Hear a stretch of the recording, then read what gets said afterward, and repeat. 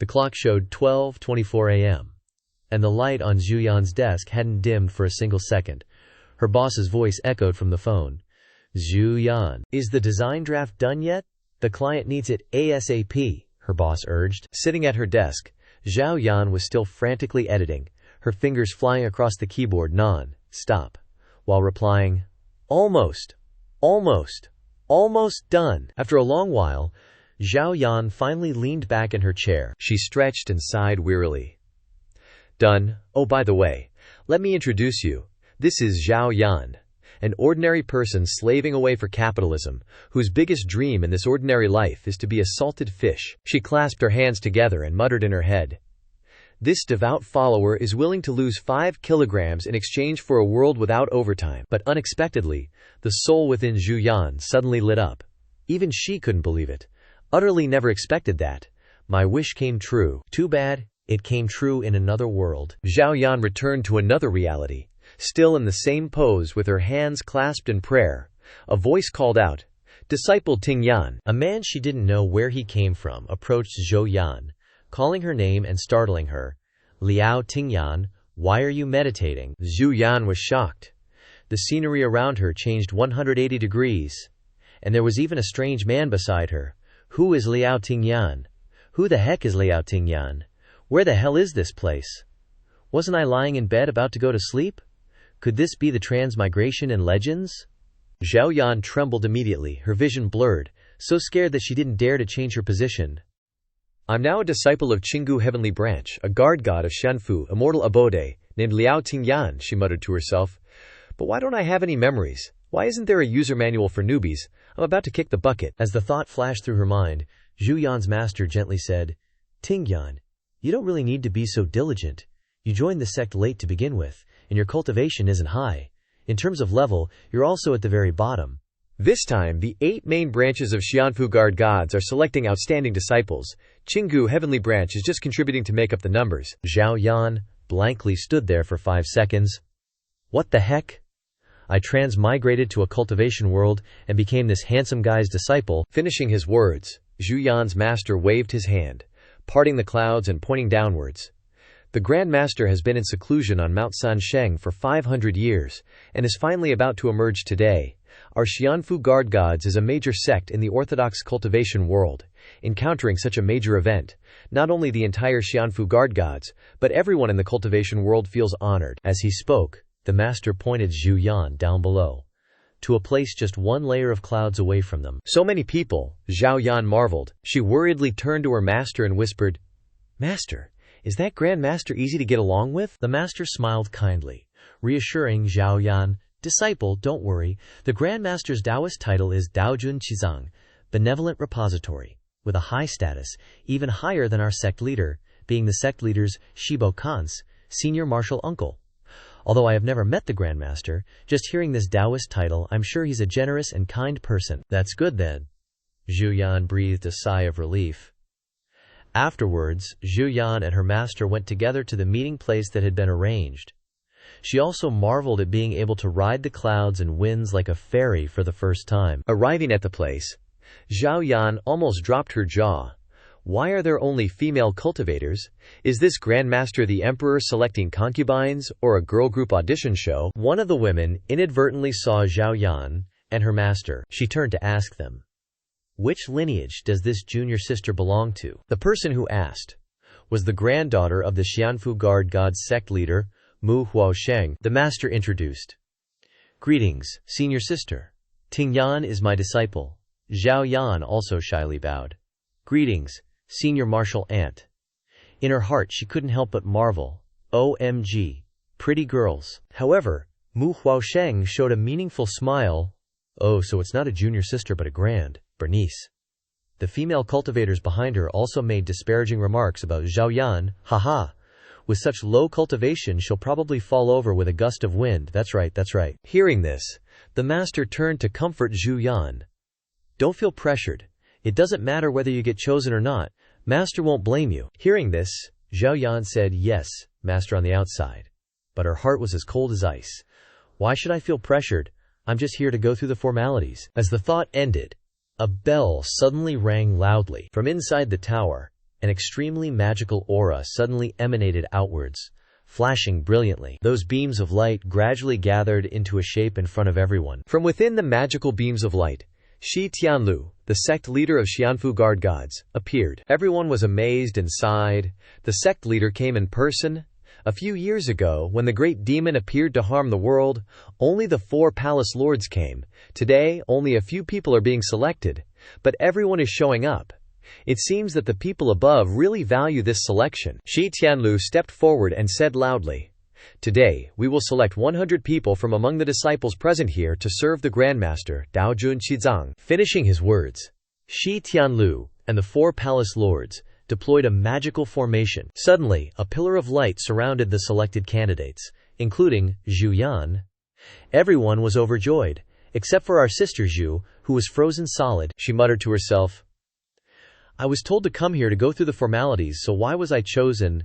I thought I wouldn't be chosen, but I got chosen in an unexpected way." With a whoosh, the pillars of light gradually sent the chosen people away. Zhao Yan desperately grabbed out, "No!" The pillars of light teleported them to the 3 Saints Mountain Palace. But the atmosphere here was super gloomy. The palace in front of them even had a murderous vibe. Zhao Yan and the other chosen candidates landed and started looking around, checking everything out. She was like, "Whoa, it really is a cultivation world. Just a little teleport, and bam, here we are." Wu Huaosheng and her crew were also among the chosen ones. She looked ahead, worried. 3 Saints Mountain has been sealed for 500 years.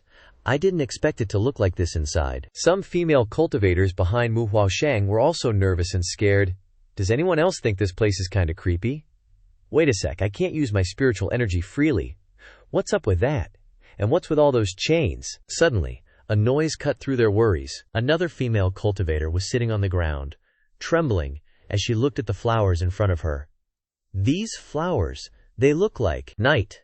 Blooming Sirius. Why are there so many night blooming Sirius here? In contrast, Zhu Yan was chill as heck. These flowers are pretty though. Why is she so scared? Once again, another noise interrupted the group. The sound came from the sky, making everyone look up. The figures of the sect leader and the palace lords appeared through the clouds in the sky. Zhu Yan marveled. This is so a cultivation world. They can even transmit sound through space. Shi Tianlu's voice echoed down below. "Once Daojun Kongzang leaves seclusion, you must figure out how to get his attention. Whoever succeeds will have good fortune waiting for them. Daojun Kongzang is no ordinary person. You must serve him wholeheartedly and absolutely not anger him, or you'll be seeing your ancestors real soon. Remember, anything related to Daojun Kongzang must be reported back to me." Zhu Yan's face turned green. She worried to herself. Something about that sentence sounds off, doesn't it? Wait, didn't they say he was a kind, high-ranking ancestor? Why does it sound like my life's in danger at any moment now? She glanced at the other female cultivators, cautiously. If the ancestor's this dangerous, why not get Buddha or someone to suppress him? What good is bringing a bunch of bone spirits, snake demons, and peacock princesses here? Are they here to help the ancestor chill out and cool down? Just as that thought crossed her mind, the palace in front of Zhao Yan burst into flames, and the atmosphere became super tense. A large, icy wind blew past everyone there. It was so sharp that Zhu Yan got a few cuts on her skin. She was pissed. "Damn it, I'm bleeding." "Grandmaster, please calm down." Shi Tianlu suddenly knelt and kowtowed, begging for forgiveness. "Grandmaster, please calm down." The group of female cultivators below also felt the pressure and knelt down. A voice boomed. "When I get out, all of you will get to eat naked chicken." This made Zhu Yan's eyes widen. She wondered, are you guys sure the one about to come out is a proper, orthodox ancestor? "Grandmaster," Shi Tianlu presented a letter. 500 years ago, not long after you went into seclusion, my master passed away from old age. Before he died, he left a letter, hoping it could be presented to you, Grandmaster." "Come in," the voice finished. Daojun Kongzang then used magic to summon Shi Tianlu inside. Outside, Mu Huaosheng's group wondered, "Are we going in or what?" Of course, we have to go in and pay our respects to the Grand Ancestor. Only Zhao Yan was a scaredy maquette. She thought, "You know what? I think I'll pass." After a long while, Shi Tianlu staggered out, holding his head. There were bruises on his face. Quote, "Definitely from getting punched," Shi Tianlu instructed. "The Grand Ancestor has come out of seclusion and doesn't like to be disturbed. The female disciples who are here to serve the Grand Ancestor will stay. Everyone else, Go home." As soon as he finished speaking, he and the palace lords disappeared. Zhao Yan's face froze. "Girl, I want to bail too." Suddenly, a creature appeared before them, hissing and startling everyone. A snake. The female disciples screamed. A red snake stood before them. One of the female disciples stepped forward, bowing nervously. "Senior, we disciples are here to pay our respects to our ancestor. The sect leader ordered us to come and attend to his daily needs." The snake turned inward and hissed a few times. "Follow me!" And with that, the snake led the group of female disciples into the palace. Along the way, Zhu Yan noticed bloodstains on the walls. She froze on the spot. Could this be the sect leader's blood from earlier? OMG, I want to go home. After a long while, the snake led them to the ancestor. "Come here." The ancestor beckoned the disciples. Each of them was fearful. Heads bowed as they greeted the ancestor. Only the stubborn Zhu Yan dared to steal a glance. Before them, the rumored merciful Tao Lord, tall and imposing, stood and began walking towards them. He even had a string of small beads wrapped around his ankle. Zhou Yan was curious. This string of tiny beads gives off such a soul-crushing feeling. At this moment, the ancestor approached a female disciple. "How audacious," he said softly. As soon as he finished speaking, a stream of blood splattered before Zhu Yan. That female disciple had just kicked the bucket. Zhu Yan's heart leaped into her throat. She screamed internally. "What the heck is going on? This is bad. This is really bad. Someone just died. I'm so scared. Someone died." However, the female disciple who had just been killed was very strange. Her face, after departing to the afterlife, gradually revealed a different appearance. Some of the others whispered, "Who is this? Isn't this junior sister Wan Ling? How did this person infiltrate here? How did no one notice?" Suddenly, the ancestor approached Zhu Yan, lifting her chin in her confusion. How audacious. Just then, Zhao Yan clearly saw the cold eyes of the ancestor known as the merciful Tao Lord, Sima Xiao. Inside, Zhao Yan was in utter panic. "Why am I being so bold? I haven't even done anything yet." Tears welled in her eyes as she was in Sima Xiao's grasp. "Oh heavens, this is so unfair, I'm gonna die, please don't kill me." Suddenly, a tremor ran through Sima Xiao, causing him to freeze. Sima Xiao withdrew his hand from Zhu Yan. She was dazed, wondering, with tears still in her eyes. "Did I just get saved?" Sima Xiao clutched his head, looking exhausted. He roared, "Get out! All of you! Get out now!" Sima Xiao chased the female disciples away. Seeing their Grandmaster lose his temper, the disciples scattered like chickens. Zhao Yan followed them out, turning back in confusion before leaving. He just lost it like that. Is this old geezer freaking nuts or something? Outside, the atmosphere was much more breathable. The mountains and rivers even looked more scenic now. Zhou Yan breathed a sigh of relief. I actually survived. They were standing outside the Three Saints Mountain Tower. Mu Huasheng stepped forward and announced to the crowd, "Everyone, since the sect leader wants us to serve Grandmaster, we have no choice but to stay here. Let's find a place to rest first." Yun Xinyue, the Cloud Clan Master's granddaughter, stepped forward from the crowd to argue, "But senior sister, it seems Grandmaster doesn't want us to serve him at all. Staying here will probably be a waste of our effort." That's right, several people chimed in.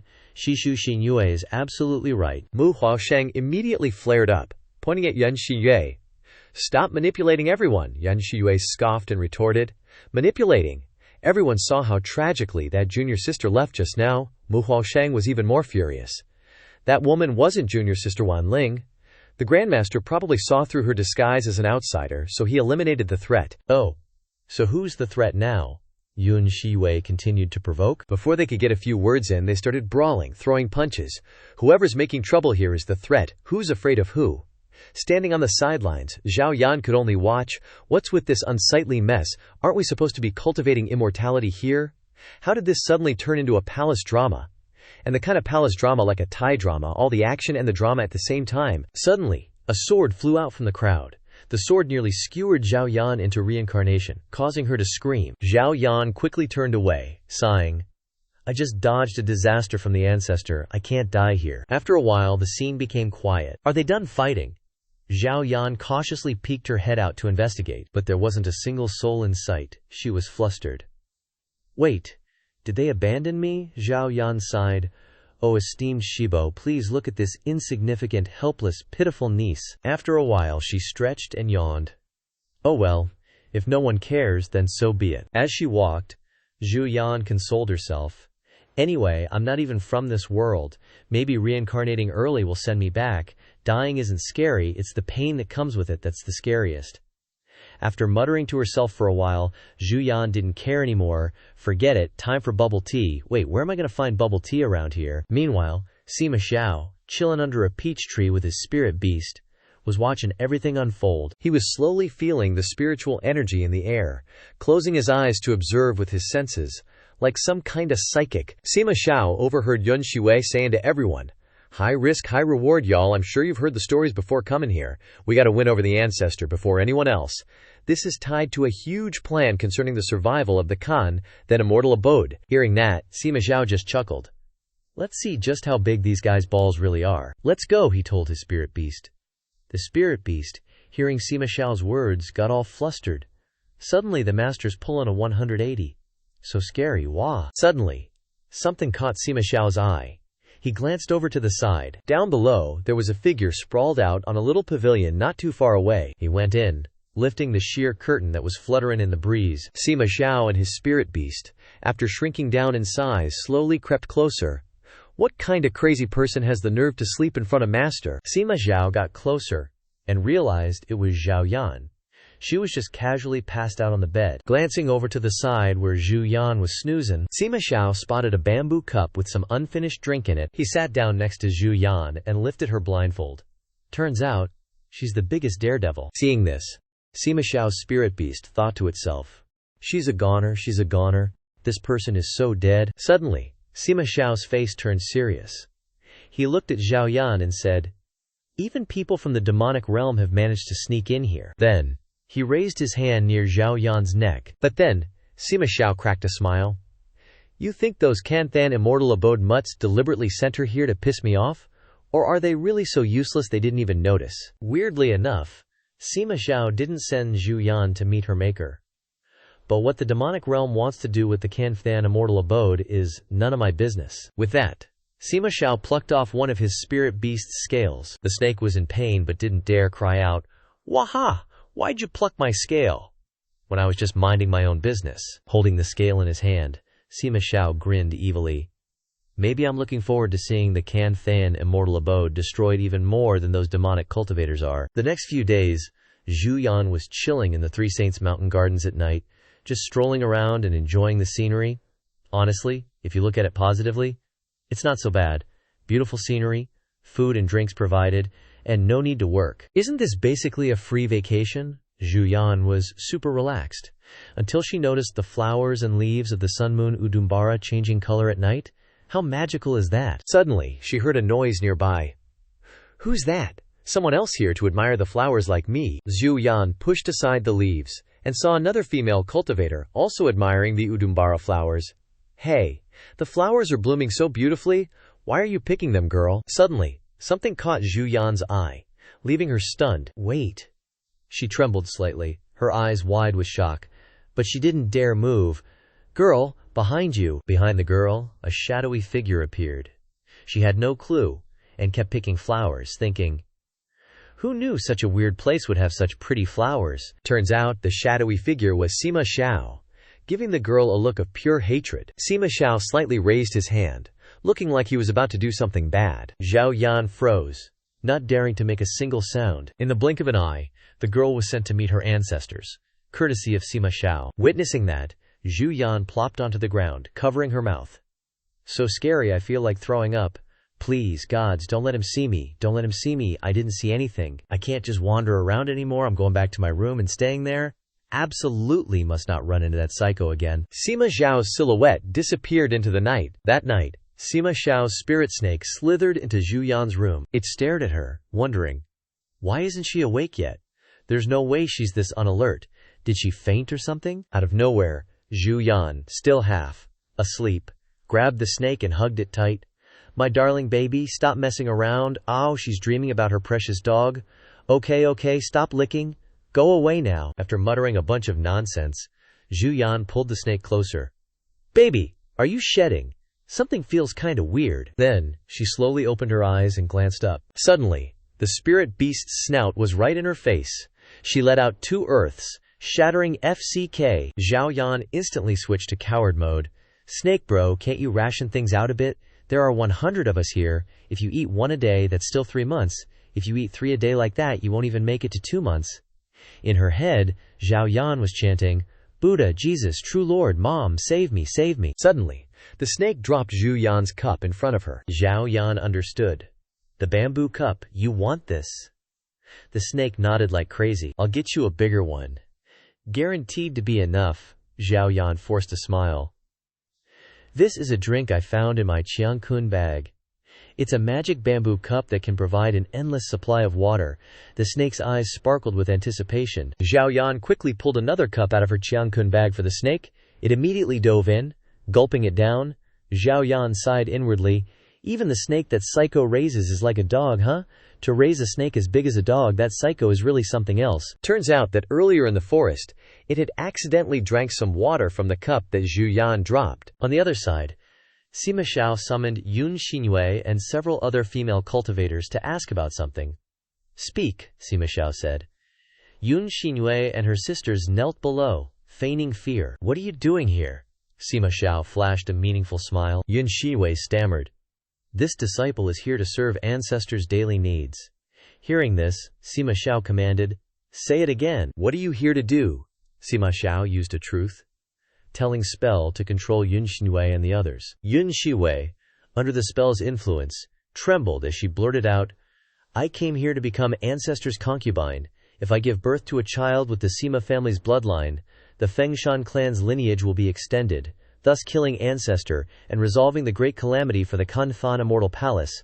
Our Yun family can then become the masters of the Kunthan Immortal Palace. Oh, Sima Xiao chuckled ominously, as if he understood everything. He then turned to the remaining 2 women. And what about you? Sima Xiao continued using his spell. They too fell under the spell, blurting out, I pretended to submit to Yun Xinyue because I wanted to wait for a chance to replace her, to seize the opportunity to open another palace for the Moa family, surpassing the Yun family. What? Yun Xinyue suddenly turned around, shocked. Sima Xiao just sneered.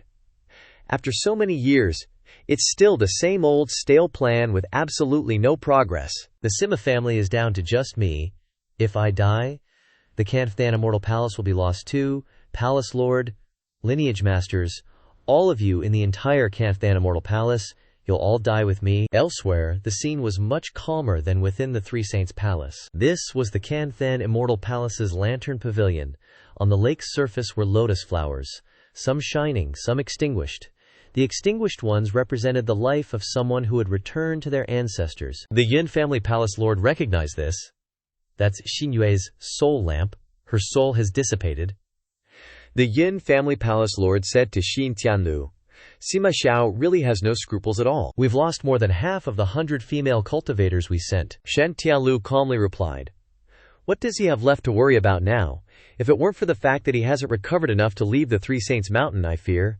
Just wait and see. These demons and ghosts. Only a few soul lamps on the lake shone brightly, not yet extinguished. On the other side, Sima Xiao's snake and Zhao Yan, having drunk their fill, were sprawled out, fast asleep. Suddenly, Zhu Yan sensed something and woke up with a jolt. A sharp stomach pain hit her, causing her to roll around, clutching her belly. Why does it hurt so much? Is it that time of the month? No, that's not it. I don't feel any blood flow. The body structure of a female immortal cultivator is so strange I only feel stomach pain, but nothing else. The snake, groggy with sleep, woke up and looked at Zhu Yan, puzzled. It was shocked to see Zhao Yan so exhausted that she couldn't even roll over. Is she a goner? A while later, at Sima Xiao's Three Saints Palace, the snake brought Zhao Yan before him, signaling, Master, quickly save her. Sima Xiao was curious. What did she do? Why do you want me to save her? Zhao Yan lay on the ground, moaning. So cold. Sima Xiao was startled and looked at Zhao Yan, confused. The Ma realm spies are really this audacious? Zhao Yan, unaware, clung to Sima Xiao, pleading, Give me a blanket. The snake outside was scared for her. She's done for.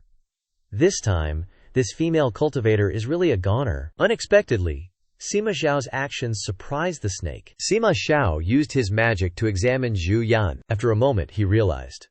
So it's the Ma realm's poison. Child's play. With that, he helped Zhu Yan up, The snake was shocked. What does Master want to do? Don't tell me he wants to use his own blood to save this female cultivator. That's exactly what he did. Sima Xiao put his finger in Zhu Yan's mouth, feeding her his blood. Suddenly, he realized something with a jolt. This woman, Zhou Yan, couldn't bite Sima Xiao's finger, so she couldn't drink his strawberry syrup. Putting Zhu Yan down, Sima Xiao scoffed. Useless human teeth can't even bite my finger. With that, Sima Xiao personally poured his blood into Zhou Yan's mouth, only he poured a lot. But Zhu Yan still showed no signs of waking up. Why isn't she awake yet? My blood can't cure such a tiny poison. Inside Zhou Yan, she felt very strange, so cold, so painful. She felt like her whole body was covered in strawberry syrup, walking on the ground. Her footsteps dragged across the ground. Finally, Zhu Yan collapsed onto the ground, unable to stand anymore. She looked around, wondering, leaving here, will I get to go home? But Sima Xiao's strawberry syrup, Fey blood, was working. His blood gradually congealed inside Zhu Yan's soul. Slowly, a warm sensation spread, soothing Zhu Yan. Why isn't it cold anymore? It doesn't even hurt, and it feels kinda good. Whatever. Outside, Zhu Yan nonchalantly pulled up the blanket and fell asleep. Finally, a good night's sleep. Both Sima Xiao and the snake froze when they saw Zhou Yan sleeping and snoring away. So, she just fell asleep, Sima Xiao mused. The demon realm went to all this trouble just to get this thing in here. No way, this woman is not simple. Sima Xiao suddenly smirked evilly. She didn't rush up to me looking for death like other idiots, and she secretly charmed that dumb snake. Maybe today's entire performance was deliberately set up by her. Not bad. Got some tricks. Layers upon layers of schemes, worthy of that beautiful face. Thinking this, Sima Xiao pinched Zhou Yan's face, making her uncomfortable. Zhou Yan woke up with a start. Oh my god. Before Zhu Yan, both the snake and Sima Xiao were staring at her. Awake. You're really ballsy. Being the ancestor of crazy chopping people, Zhou Yan once again went into beggar mode. Ancestor, spare me. She trembled, thinking to herself, this is like the second time the ancestor has said I'm ballsy. It's so unfair. If I were really ballsy, I wouldn't need to pee right now. Wah wah wah wah. Sima Xiao looked outside. What did you come here to do? Zhou Yan answered in confusion. This disciple came here to serve the Grandmaster. Hearing this, Sima Xiao glared at her with a bullet-like gaze. He used the truth-telling spell again. Answer me. What did you come here to do? Zhou Yan was unable to control herself under the spell. She blurted out honestly. I came here to adjust my rest, to relax my mood. Sima Xiao frowned. Is this human language? Looks like the demon realm spies have cultivated to the point of brain damage. Inside, Zhu Yan was freaking out. What's going on? Why did the words I wanted to say change? This kid is definitely playing tricks. This fantasy world is killing me. I didn't expect there to be a lie or truth bug too. Sima Xiao suddenly lunged forward and grabbed Zhou Yan by the neck. He didn't let Zhu Yan struggle. Those old geezers from the immortal abode are all scared of my place. Even if people from the demon realm don't have brain problems, they wouldn't dare come here to relax. Unless, you want to kill me? Zhou Yan spoke with difficulty, one word at a time. Don't. Want. To. Why don't you want to kill me? Sima Xiao pressed his face close to Zhou Yan's. She was almost out of breath, still struggling to stammer. Because, no hate, no grudge, no reason. Zhou Yan's words made Sima Xiao pause. He laughed maniacally. In this world you don't need hatred or grudges to kill someone, you don't even need a reason. For example, right now, no reason, no hate, no grudge, I want to kill you, what do you think? Held in Sima Xiao's hand, Zhou Yan wondered, is this cultivation world really this brutal? Just wanting to kill someone for no reason? However, she didn't complain at all. Still speaking with difficulty, a tearful and painful smile on her face. I think I'm okay with it, anyway. I can't beat you either, right? As soon as she said that, Sima Xiao's expression changed. Actually, inside Zhu Yan's heart, she was freaking out. X314. OMG, when will I fix this truth-telling, lying glitch? Can't someone give me a chance to beg for mercy? What if this jerk gives me one palm strike? Won't I be meeting my ancestors already? I still want to fight for a chance to live? Sima Xiao gave a sinister smile, and suddenly released his hand from Zhou Yan's neck. You want me to kill you? He pushed Zhu Yan away with both hands. But I don't want to kill you anymore. Sima Xiao stood up leisurely, while Zhou Yan lost her balance and fell to the ground, coughing laboriously a few times, thinking to herself, Huh, is this Ancestor a psycho teenager? Sima Xiao added. From now on you will serve me. Zhao Yan was startled and asked back. Me? Wah wah wah, Zhu Yan cried without even being hit. Can I refuse? Oh well, I know I can't. The snake next to her even looked happy. Hee hee, finally someone suffering with me. A few days later, several female cultivators came to Manhua with a dog-like servile attitude. Shishu, Master Uncle, I dare not go to see Shizu, Grandmaster, anymore, the female cultivator said. Manhua looked puzzled. Serving Shizu, wasn't that what you wanted at first? The female cultivator immediately knelt down and begged, I don't want to anymore, Shishu, I'm scared. Has Shizu gone crazy? Otherwise, why would he massacre the inner disciples of our sect? He can kill the Shishu and Shiji, senior sisters, so he can kill me too. Please, spare me. Mu Huaosheng's eyes were icy, glancing at the other female cultivators. Is there anyone else like her? Get lost. Mu Huaosheng waved his hand and announced, You cowardly disciples are even more timid than rabbits. You can't even withstand such a small challenge. How can you enter Shizu's eyes? With that, she went alone to Sima Xiao's palace, kneeling there, calculating in her heart. Animet. I am the one chosen by the sect leader, unlike those ordinary mortals. Only I know that Shizu is of the Phoenix Mountain bloodline, know the taboo of his birth, know the tragedy he initially encountered. I understand Shizu better than anyone else. Even Yun Shiwei is gone. Only I am still alive and well. It can be seen that Shizu has some regard for me. Thinking so, Mu Huaosheng said loudly, Disciple has come to serve Shizu. Please, accept me. Nearby, Zhu Yan saw this scene, admiring Mu Huaosheng in her heart. Wow, this female cultivator is so brave. I only wish to stay far, far away. But this sister is actively approaching that moody ancestor. What kind of mental fortitude is that? No wonder people are leaders. I'm still far from realizing that. Suddenly, Mu Huaosheng noticed Zhao Yan's appearance. She casually asked, You're still not dead. This sentence made Zhao Yan freeze.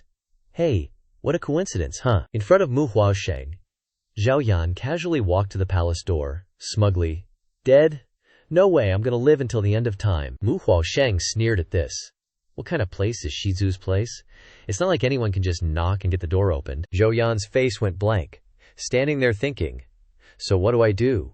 The ancestor told me to come in. The employee ID doesn't allow me. The door is forbidden. I can't get in. Isn't the only way to knock. As soon as she thought that, the door immediately opened. So smart, I haven't even knocked yet. Seeing this scene, Mu Huaosheng's eyes and mouth widened in shock. She angrily stood up, about to go in. I am the one favored by Shizu. What is she relying on? If she can get in, I also. Suddenly, a sound rang out. And in an instant, a spray of fresh blood splattered. Zhao Yan turned her head in shock, seeing that Mu Huaosheng had been killed. She was bewildered. She's dead. The palace door slammed shut accordingly. Zhao Yan lost her balance and almost fell backwards. Unexpectedly, she bumped into Sima Xiao, who was standing right there. He casually replied to her, Dead. Sima Xiao stroked Zhu Yan's cheek. He pulled her close, asking with a sinister smile on his face, Do you know why I killed her? Sima Xiao explained to Zhu Yan. Those people I killed before, most of them had stupid and greedy thoughts. They were so annoying, so I killed them. Especially Yun Yue. The things she said proved it. She wanted to become my Grandmaster's concubine and give birth to a child with the Sima family bloodline.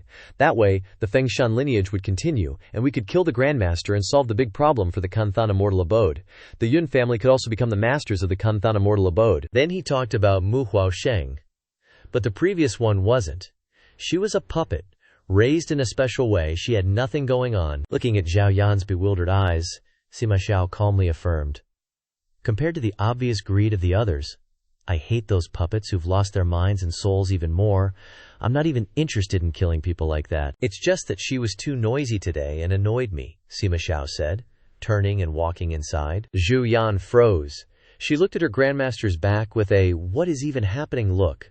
Why is Grandmaster telling me this stuff, and personally bringing me upstairs, and talking so nicely?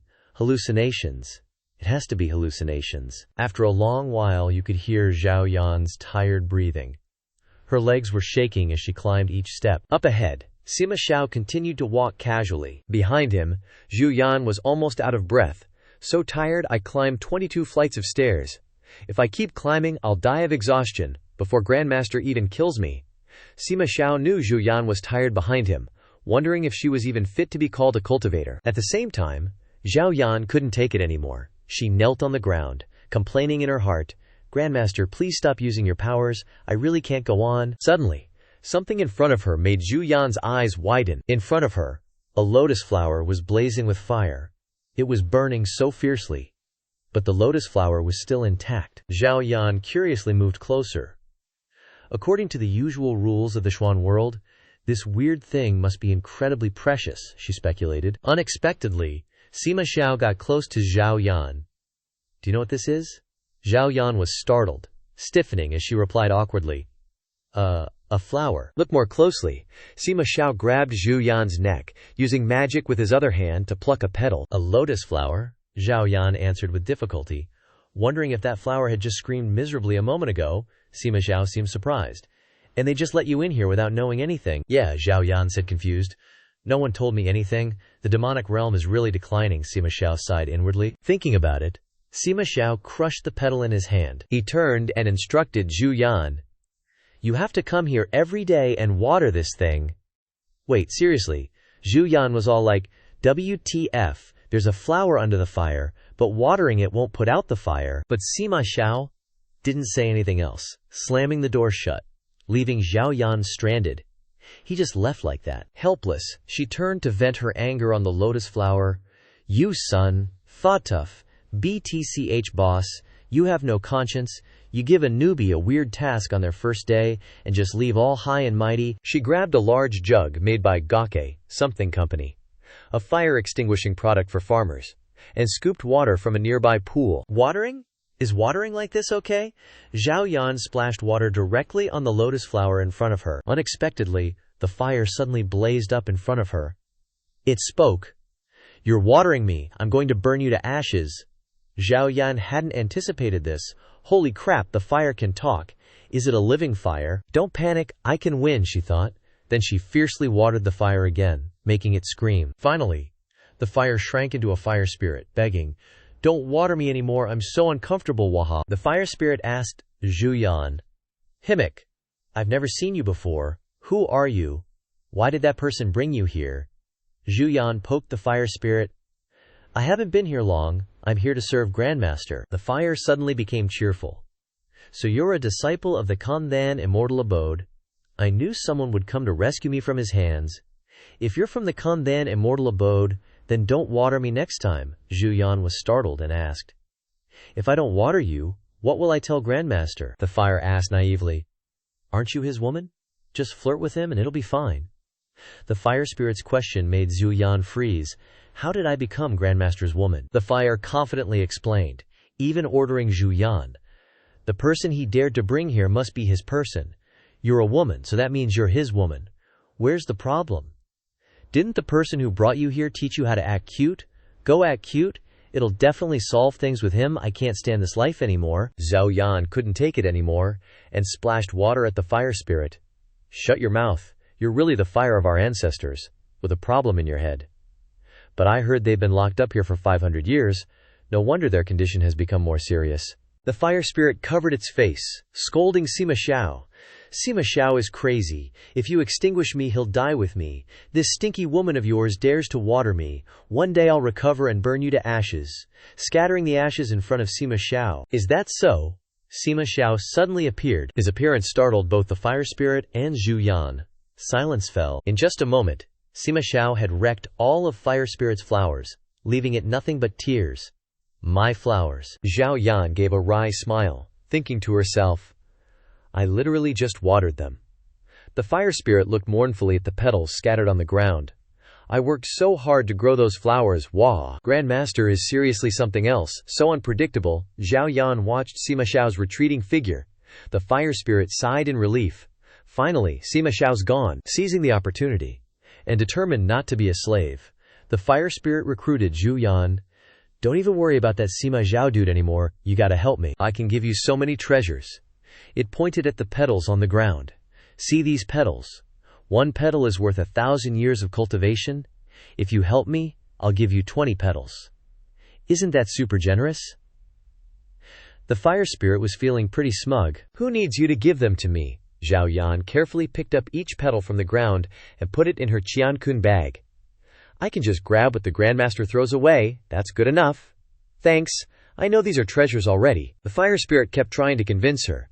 If you help me, I'll give you even more. Besides Sima Zhao, only I can pick the lotus petals. Even so, Zhao Yan only focused on picking up the fallen petals. Nah, no thanks. She thought to herself, 1,000 years of cultivation. What if I use it carelessly and just kick the bucket? These tricks are all over the novels. After picking up all the petals, Zhu Yan closed her bag, wondering, watering duty's done. I should be good to take a nap now, right? Seeing that it couldn't convince her, the fire spirit got angry and scolded Zhu Yan. Such a huge benefit right in front of you, and you just want to sleep. You're such an idiot. Suddenly, someone sprayed water on the fire spirit, making it scream. It turned out to be Sima Xiao's spirit beast. The fire spirit saw it and cursed, "You snake dog, that woman already watered me. Why are you still watering me?" However, the fire spirit's words were completely ignored. Zhu Yan took a bamboo cup out of her Qiankun bag and asked the snake, "Thirsty again?" A moment later, Zhao Yan brought a huge basin of water for the spirit beast, who seemed super excited. "All the water in this bamboo tube is for you, bro. Just drink it slowly." Seeing that it couldn't persuade them, the fire spirit's heart ached and tears streamed down its face. "Wahala, this is so unfair. You guys listen to Sima Xiao so much you'll never get a peaceful death." Zhao Yan sat next to the snake, musing. Feels just like raising a dog. She turned to the snake and asked, "Hey buddy, if you're also a flower waterer, do you know when we get off work?" The snake raised its head and pointed in one direction. Then, it led Zhu Yan away. Following you, Zhu Yan was excited. Knew that a long-time employee is more trustworthy than a scumbag boss. Following a long-time employee can't go wrong. Zhao Yan was led by the snake to a room. The atmosphere inside was gloomy, and there was a curtain in front. "Hey bro, I asked you when we get off work, why are you bringing me to the bathhouse? Does that mean we go shower right after we're done?" "But it's so cold in here." Zhao Yan stepped inside, rubbing her arms. Who would come here to take a bath? Suddenly, she was shocked, and her face turned red. This is the Grandmaster's bathtub. In front of her, Sima Xiao was soaking in the water, and through the curtain and a few sprigs of white flowers, his exquisite body was revealed. Zhao Yan shyly covered her face. "Oh no, I saw the 2 nips on Grandmaster's chest. Am I gonna get silenced?" She hurriedly pulled on Snake Bro, wanting to run away. "Let's go, quick!" Getting caught peeping at Grandmaster taking a bath is punishable by death. This scheming snake, is he trying to screw over a colleague? "You're too heavy." Suddenly, Sima Xiao called out, "Come here!" Zhao Yan felt like she'd been struck by lightning. "My life ends here." She hurriedly begged Sima Xiao, "Grandmaster, please forgive me. I didn't know this was your bathtub. I already watered the flowers, maybe." She hesitated, looking at Sima Xiao, who was facing her silently, and hadn't replied. In fear, Zhu Yan asked softly, "Can I get off work yet?" "Get off work?" These 2 words made Sima Xiao feel a little confused. Seeing that Sima Xiao didn't answer, Zhao Yan's whole body trembled.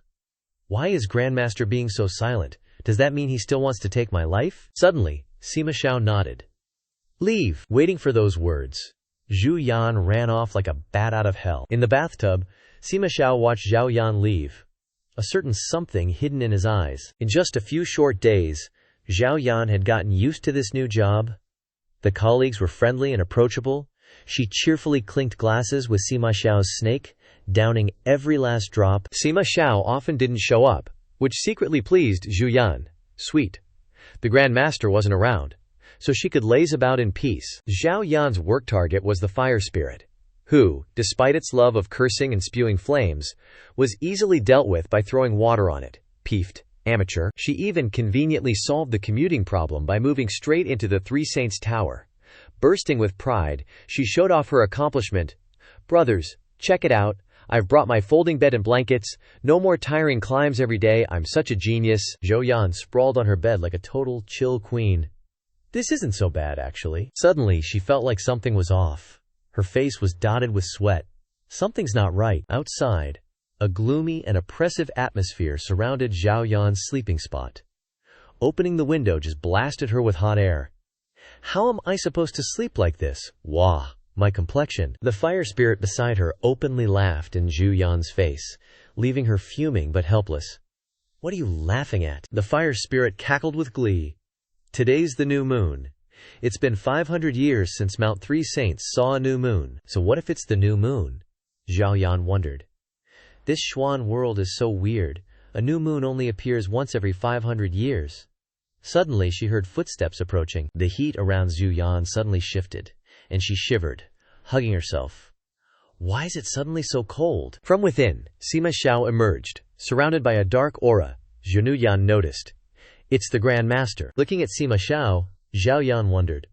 What kind of artsy-fartsy stuff is he up to now? Sima Xiao approached the blood blossom and reached out, absorbing its fiery energy. Instantly, Sima Xiao was enveloped in a rich aura of blood energy. Watching this, Zhao Yan was wary.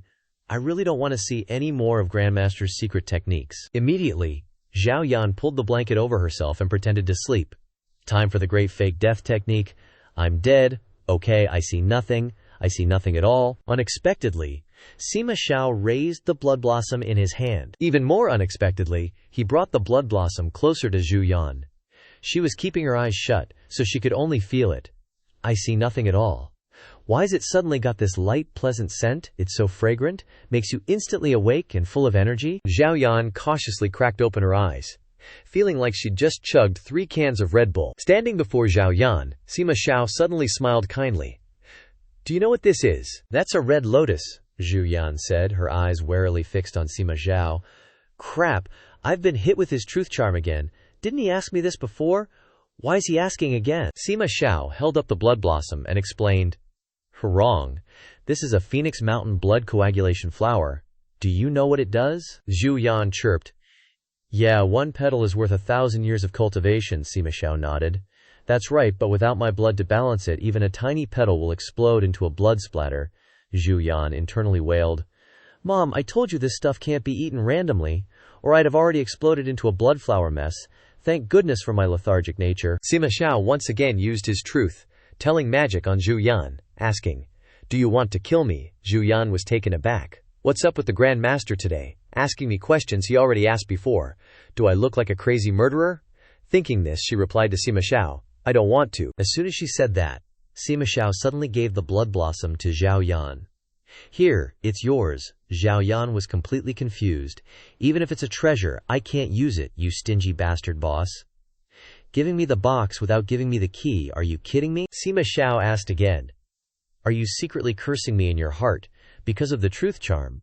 Zhao Yan truthfully nodded, yeah. Hearing this, Sima Xiao didn't get angry, he just laughed heartily. This gesture made Zhao Yan jump. The boss is unusually nice tonight, and he's laughing like that. But that laugh is creepy AF. Suddenly, Sima Xiao lunged forward and grabbed Zhao Yan by the throat. You think I'm being nice today, don't you? Guess why? The blood coagulation flower suddenly started to fall. Sima Xiao spoke a shocking sentence. Because I'm about to croak, Zhao Yan was crying inside, thinking about her own memorial tablet after kicking the bucket, so she's about to die, huh? Suddenly, Sima Xiao released his hand from Zhao Yan's neck, catching her off guard. Aya, isn't he trying to kill me? Another unexpected thing happened. Several figures flashed before Zhu Yan's eyes, and she blurted out, Holy SHT, kill. Out of nowhere, a group of cultivators wielding swords charged fiercely to attack Sima Xiao. Sima Xiao glared, his attitude serious. Want to leave this world early, huh? The leading female cultivator was sent flying into the wall with just one blow. A surging magical power emanated from Sima Xiao, and the murderous aura he released was terrifying to behold. Severely injured, the female cultivator still struggled to speak. How can this be? Weren't we told that you are at your weakest during the new moon? Sima Xiao confirmed. That's right, I've been locked up here for 500 years, my cultivation is suppressed, and I'm tortured every day. The first new moon night is indeed when I'm at my weakest. The blood coagulation flower suddenly flew out of Zhu Yan's hand. Sima Xiao took it, a knowing smile on his face. If you don't make a move now, there won't be another chance after tonight. Zhao Yan, upon hearing this, exclaimed, This is the first time I've seen someone openly reveal their weakness to those who want to kill them. This old geezer either has a screw loose or is looking for a place to die. Without further ado, the female cultivator jumped up and launched a series of attacks at Sima Xiao, some of which nearly hit our Ms. Zhao, who was just trying to chill. She was terrified inside. Didn't they say you can't use spiritual power here? How can these people fight so outrageously? Even I'm getting caught in the crossfire for no reason. Sima Xiao calmly continued to use the coagulating power of the blood flower. With just a snap of his fingers, all the moves the female cultivator unleashed were reversed and stabbed back at her, severely injuring her. Sima Xiao also used that move to attack the surrounding cultivators, not letting anyone survive. The female cultivator resentfully said to Sima Xiao, "You weren't fundamentally injured in your primordial spirit, nor were you affected by the new moon. You deliberately lured us to attack. I even thought you hadn't noticed us, but it turns out you knew all along. It's a pity I was just a pawn doing someone else's dirty work." Sima Xiao once again offered the blood coagulation flower to Zhao Yan, replying, "You're wrong. My primordial spirit is indeed injured, and today is the day I'm at my weakest. Wanting to kill me, this is indeed a once Parian Fippergium opportunity. It's just that. Even if I'm this weak, you guys are still very weak." As he spoke, Sima Xiao was drooling strawberry syrup like crazy. Zhao Yan was speechless. "Grandpa, boss, when you say those shocking words, you're drooling syrup from the corner of your mouth." "But even Ancestor is getting hurt." Sima Xiao wiped the blood from his mouth. "Back then it seems I killed all the elders and the master of the immortal god pavilion. Now someone like you wants to kill me. You're seriously overestimating yourself." The female cultivator struggled to stand up, holding her sword. "This is my master's sword, the Moonbloom sword, the inherited sword of our Moonbloom sect to this day. You killed my master back then, I must avenge this grudge. The entire degenerate Sima family is on this Feng Mountain. We severed ties long ago." Finishing her words, she slashed towards Sima Xiao. Zhao Yan, standing on the sidelines, could also feel the tension. "The strong wind and blinding light, I can't even open my eyes. Is this what a fight looks like? It's so scary." Suddenly, there was a hand on Zhu Yan's back. She was startled and turned around. In front of her, Ancestor was chanting an incantation to reflect the female cultivator's attack. HMPH Sima Xiao, even if his primordial spirit is severely injured, he won't admit defeat. Zhao Yan could only hug her head and tremble. "So scary. I just want to live in peace." A whooshing sound rang out. Zhao Yan felt like the atmosphere had become quiet again. "Ancestor." She stood up and called out to Sima Xiao. He was in front of her, clutching his chest with difficulty. "Ancestor, are you all right?" Zhao Yan rushed to Sima Xiao's side, worried. "No way. Is boss this badly injured?" Suddenly, the female cultivator lying on the ground shouted at Zhu Yan, "Liao Ting Yan, I recognize you. You are a disciple of Qingjiu Tian. Your master has to call me Grand Aunt. Sima Xiao no longer has the strength to resist. Kill him quickly. If you kill him, our Moonbloom sect will be your backing in the future. As long as you mix Sima Xiao's blood with the moon coagulation flower of Feng Mountain, you can immediately possess profound cultivation. Then, use my Moonbloom sword to take out his heart and place it in the Bitan over there, and he will die completely." Zhao Yan looked around in confusion. She was still trying to figure out what the heck the cultivator was talking about. Ancestor doesn't seem to be doing too well. Just then, Sima Xiao suddenly fell to the floor, unconscious. Zhao Yan was terrified. Did Ancestor just kick the bucket? Sima Xiao, not quite dead yet, smiled faintly at Zhao Yan. "That's right. Come, kill me. Go on, kill me," Sima Xiao said. Zhao Yan was like, "WTF, what's this Ancestor on about? You uncomfortable or something?" Sima Xiao was still pointing at his chest. But Zhao Yan's attention was drawn to the wood planks behind him. "I get it," she thought. "He's lying there rubbing his back raw. Must be super annoying. Looks like I gotta put in a little elbow grease," Zhou Yan muttered, frowning thoughtfully. Just when everyone thought she was gonna off Sima Xiao, she used all her strength to hoist him up. Then, she placed Sima Xiao on the bed. He looked completely bewildered. Zhao Yan said sweetly, "Ancestor, is that a little better? Just gotta make do for now. I'll get you a new bed later." The other cultivator, ignored by Zhao Yan, exploded. "Liao Tingyan, what are you doing? Kill him now. He's a demon lord. If he doesn't die today, more people will die later. You're playing with fire. You'll regret this." Zhu Yan plugged her ears, blocking out the noise. She thought, "I've lived for over 20 years, and I've never even killed a chicken. You think a few words are gonna make me kill someone? No way. I'm just an innocent bystander watching the show, not getting involved in this world's squabbles." Then she looked at the Ancestor lying next to her. "Why does everyone want to kill people?" she wondered. "This world has nothing to do with me. These people have nothing to do with me. Why should I listen to that woman?" "And Sima Xiao and I have no grudges," she reasoned. "I'm not going to kill him. It's simple. Why make it complicated?" "Liao Tingyan," Sima Xiao suddenly said. Zhao Yan replied, "Ancestor." She immediately rushed over and patted Sima Xiao a few times, asking anxiously, Are you okay? Got any last words? If the boss goes down, I gotta rethink my career path. Sima Xiao promptly coughed up blood right in front of Zhao Yan. She jumped back, thinking, okay, yeah, he's definitely not doing well. Zhu Yan panicked. I'm guessing there's some kind of magic healing potion around here somewhere. Where is it? Should I go look? Suddenly, Sima Xiao seemed to realize something. He unexpectedly pulled Zhu Yan close to him. The next second, Sima Xiao scooped Zhao Yan up and flew into the air, catching her completely off guard. Below, for some unknown reason, a massive explosion erupted right after they took off. Now far away from the blast, Zhao Yan was still stunned. What the heck just happened? So much has happened tonight. Was all that weakness just an act? Sima Xiao looked at Zhu Yan with a knowing smile. Don't worry, he said, I wasn't going to let you die. He raised his hand. In his palm, a roaring flame blazed. So you can't kick the bucket, Sima Xiao said, flicking his wrist. The flame spread across Mount Sansheng, merging with the chains. The others, on Mount Sansheng, blocked off, shouted anxiously. This fire's blocking the way, we can't get out. Why can Sima Xiao still move around? Are we trapped? One guy named Tian Jiang was there. He hastily pleaded with Sima Xiao, Tao Lord from Tibet. This is all a misunderstanding. We of the Celestial Branch have no intention of disrespecting you. Seeing that Sima Xiao's anger hadn't subsided, Tian Jiang pointed at an old man nearby. It was him. He was the one who played tricks. The old man didn't bother denying it. So what? Don't let him fool you. He's clearly on his last breath. If we join forces tonight, we can definitely take him down. Sima Xiao said casually. Which palace's trash are you? After locking me up for 500 years, I've forgotten everything. Beside him, Zhao Yan sighed. Even at a time like this, he's still making enemies. Truly an ancestor, I am impressed. Sima Xiao sneered at the people before him. Didn't I tell you?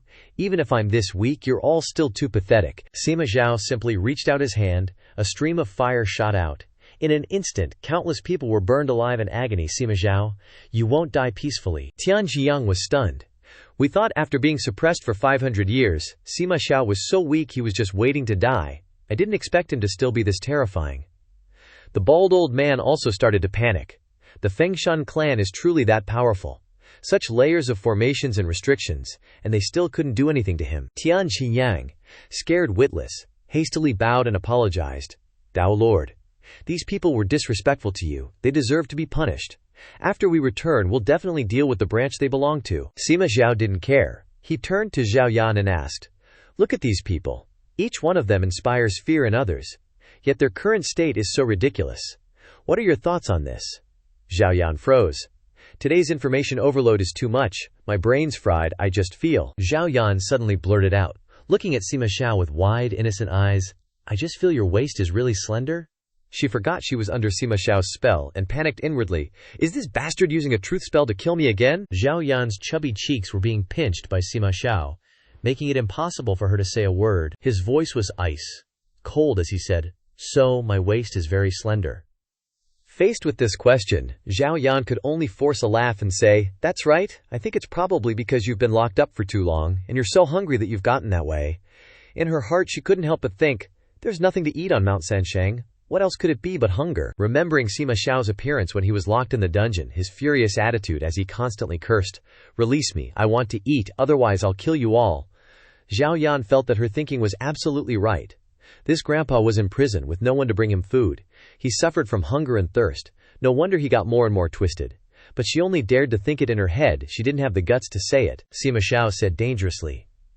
You're right. The suffering I've encountered. His hand reached out and touched Zhu Yan's hair, causing her to blankly think, what did I say? He pulled her small body into his embrace, and his sinister tone continued. I should demand it all back, one by one. Zhao Yan panicked after hearing this.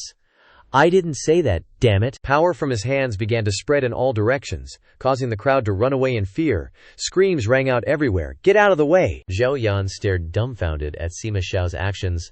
What does he want to do now? His eyes were filled with murderous intent as he coldly asked the crowd, did I let you leave? A bald man recognized Sima Xiao's actions. This is bad. He's trying to break the formation. Inside the formation, ghostly spirits gradually approached. Enveloping the two of them at the center, Zhu Yan asked worriedly, what are these? Sima Xiao explained to her. The 8 great palaces set up this grand formation back in the day, and the later generations of the Sect Master maintain it. Zhao Yan finally understood. So the group of women that Ancestor killed before weren't killed randomly. The man beside her began to emit thick, murderous aura. I've tolerated these eyesore seals for too long. Streams of demonic power, like dark, sharp points, were constantly approaching them. Sima Zhao held Zhao Yan tightly in his arms. The sturdy iron chains also began to crack, making clanging sounds. Then, each link broke apart. The crowd outside couldn't believe what they were seeing. He can actually rely on his own strength to break the formation. The bald man was extremely worried. We're dead. We're really dead. The seal has been broken.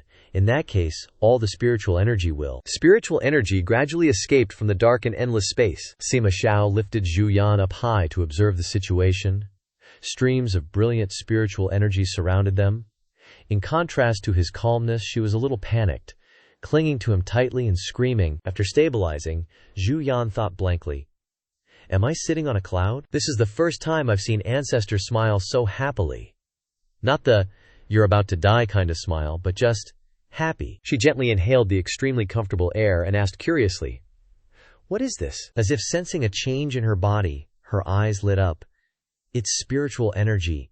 Just one breath and I feel like even a cultivation noob like me is leveling up like crazy. At the beginning, we put a lot of efforts into setting up a grand formation to cut off spiritual energy on Mount Sansheng, and also taking the opportunity to swap the dragon for the phoenix. As a result, the spiritual energy was diverted to all parts of the Carinus Majora star territory. That's how we got a prosperous Carinus Majora star territory for 500 years. Now, Sima Xiao has destroyed everything, they thought in fear. Sima Xiao has escaped from confinement for more than 500 years. He will definitely not spare us. What should we do? At this moment, Xin Ganyan quickly stepped forward and saluted Sima Xiao. This humble one is Xin Ganyan, paying respect to Tao Lord Zizang. Now that you see Mount Sansheng has been destroyed like this, how about temporarily moving to White Deer Domain to stay for a while and waiting until Mount Sansheng is completely repaired? Then we will invite you back here. Shi Ganyan's flattering attitude made Zhu Yan curse in her heart. This bastard, he's sucking up to Ancestor faster than I am. Shameless, Shi Ganyan is afraid that Ancestor will get angry and kill a few more people, so he separated himself first, huh? As expected of the Sect Master, he's full of schemes. Sima Xiao heard him introduce himself and suddenly asked, your surname is Shi. Is Shi Tianlu related to you? Sect Ganyan replied respectfully. Sect Master Shi Tianlu is this humble one's uncle. Is this beside Tao Lord your wife? She must be frightened too. How about coming to White Deer Domain together to recuperate? Zhao Yan saw that he had misunderstood her identity, and quickly waved her hand to explain. No, she thought in confusion. Wife. How did I become his wife? Sima Xiao touched her shoulder, causing her to startle and say, whoa. Sweat poured down like rain on Zhu Yan's pretty face. She kept thinking, boss, what are you doing again? He's calling things randomly. It's not like I want that. While Sima Xiao was pinching Zhu Yan's cheeks with interest, she became even more frightened. If you want to chop me or kill me, just say so, boss. Just repeating this action, are you petting a cat? Shi Ganyan saw how intimate the two of them were and guessed, this woman is really not simple. She can make the Tyrant Ancestor bring her along the way, and even show affection in front of everyone. Others were also very puzzled. This female disciple looks very ordinary and has nothing special. Why does Sima Xiao like her? Sima Xiao doesn't care about women. The sun must be rising in the west. The cultivation world is about to have an alliance with the demon realm. Absolutely impossible. Faced with the curious gazes of the crowd below, Sima Xiao began to take action. He flicked his fingers lightly.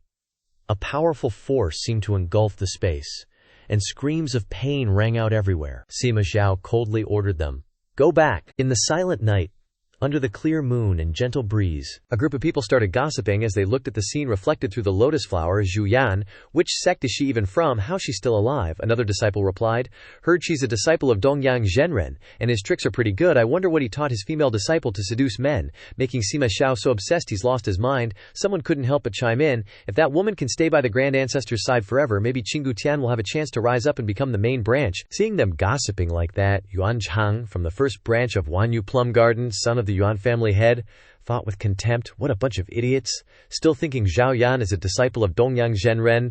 Can't you figure out that I arranged it all? Don't even think about it. Qinggu Tian is too small, time to participate in something as big as serving Sima Zhao. What I hold in my hand right now is an advantage that nobody else has. A woman who makes Sima Zhao look at her differently. As long as the GU poison on Zhao Yan's body isn't cured, she can only follow my arrangements. Even Sima Zhao can't save her. Xin Tianlu stood high above, calmly telling the others, "All right, this isn't a small matter. We need to investigate it thoroughly." He transmitted his voice to Shi Genyan. Genyan, there's a female disciple named Zhu Yan whose soul lamp hasn't gone out from beginning to end. Do you know what's going on? Shi Genyan reported. Uncle Master, I was also very surprised about this. It seems that female disciple is very much favored by Dao Lord Xingkang, who protects her at all times. It's a pity we don't know the reason. Shi Tianlu snorted softly after hearing this information. Streams of spiritual energy emanated from his hand. Perhaps this is our opportunity. The spiritual energy seeped through the lotus flowers in the lake, gently reflecting the image of Sima Zhao. Zhao Yan, sitting on a makeshift hammock in the cave, asked softly, "Hey buddy, what is the boss doing?" She thought to herself, "It's not some special ritual after killing someone, is it?" The phenomenon before her made her deeply suspicious of life. The weird ritual is getting bigger again. Strange streams of qi are emanating from the lotus flower, as if brightening the entire lake surface. Looking at the blooming lotus flower emitting mystical streams of energy, Zhao Yan excitedly asked, "Is the ritual over? Did a new one grow? So this precious lotus flower grows like this? Thinking about it, isn't our own ancestor the biggest treasure?" But she wasn't excited for long. She sighed, her expression weary. "No can do. All night it's been assassinations and breaking formations. Can't even get a good night's sleep. Once I close my eyes, my whole body will..." Her body started to give way. Sima Zhao, seeing that Zhu Yan's mental state wasn't good, softly called out, "Zhu Yan," but there was no response from her. This situation left Sima Zhao helpless. She fell asleep again. Zhou Yan had fallen into a peaceful sleep. Seeing her sleeping so soundly, Sima Zhao couldn't help but reach out and gently touch her smooth face. His eyes were full of tenderness. Zhu Yan was in Sima Zhao's arms, and they both fell into a rare, peaceful sleep. But at this moment, she kept talking in her sleep. "Such a slim waist. Want to eat meat." The lotus flower in the lake emitted a bright light. The light was so dazzling that Zhu Yan woke up groggily. Seeing Sima Zhao sleeping in her arms surprised her greatly. In her heart she panicked and thought, "What is this? What is going on here?" Her whole body became stiff, and her hands were still maintaining the action of holding Sima Zhao in her arms. Contrary to the peacefulness outside, Zhou Yan's heart was in chaos. "No way, I'm about to suffocate. I just took a nap, and I've been brought to bed by someone. The homicidal Grand Ancestor is lying next to me. What am I supposed to do? I'm waiting, also, very anxious." Suddenly, his face stuck close to hers, making her very embarrassed. Finally, Zhu Yan decided not to think too much, and hugged the man in her arms, gently patting him. "Whatever. There's nothing I can't face. If there is, I'll sleep on it and talk about it later." Zhao Yan peacefully went back to sleep, and would figure things out later. The lotus flower under the lake continued to emit abundant spiritual energy, until the sky turned a fiery red at sunset. Zhao Yan finally woke up from her peaceful nap, looked at the empty space beside her and wondered, "Did Shizu leave already? He said a nap would solve everything, didn't he?" "All done, huh?" she thought, stepping out of the cave barefoot. Feeling the freshness at the cave entrance made her feel amazing. The spiritual energy here ain't bad either, huh? Not only does it let people sleep naturally until they wake up, but it also makes me feel ridiculously pretty. Zhao Yan was feeling herself like a salted fish in water, all puffed up. Seeing Zhao Yan like that, the fire spirit couldn't help but manifest and scold. "Useless trash, all of you are useless. Those grandsons of the immortal abode guards, such a good opportunity yesterday, and they still couldn't take care of Sima Zhao." The fire spirit's attitude made her even more hesitant. What the heck is this fire dude's stance anyway? One minute it's saying if it's in trouble, Sima Zhao won't be okay either since they have a symbiotic relationship, and the next it wants someone to kill Sima Zhao ASAP. Looking down at Sima Zhao's back, Shizu is down there, huh? As if sensing Zhao Yan's gaze, Sima Zhao turned around to look at her. He raised his hand, gently waved, and commanded, "Come here." Seeing that Sima Zhao had noticed her so quickly, Zhao Yan panicked and pressed herself against the edge of the cave.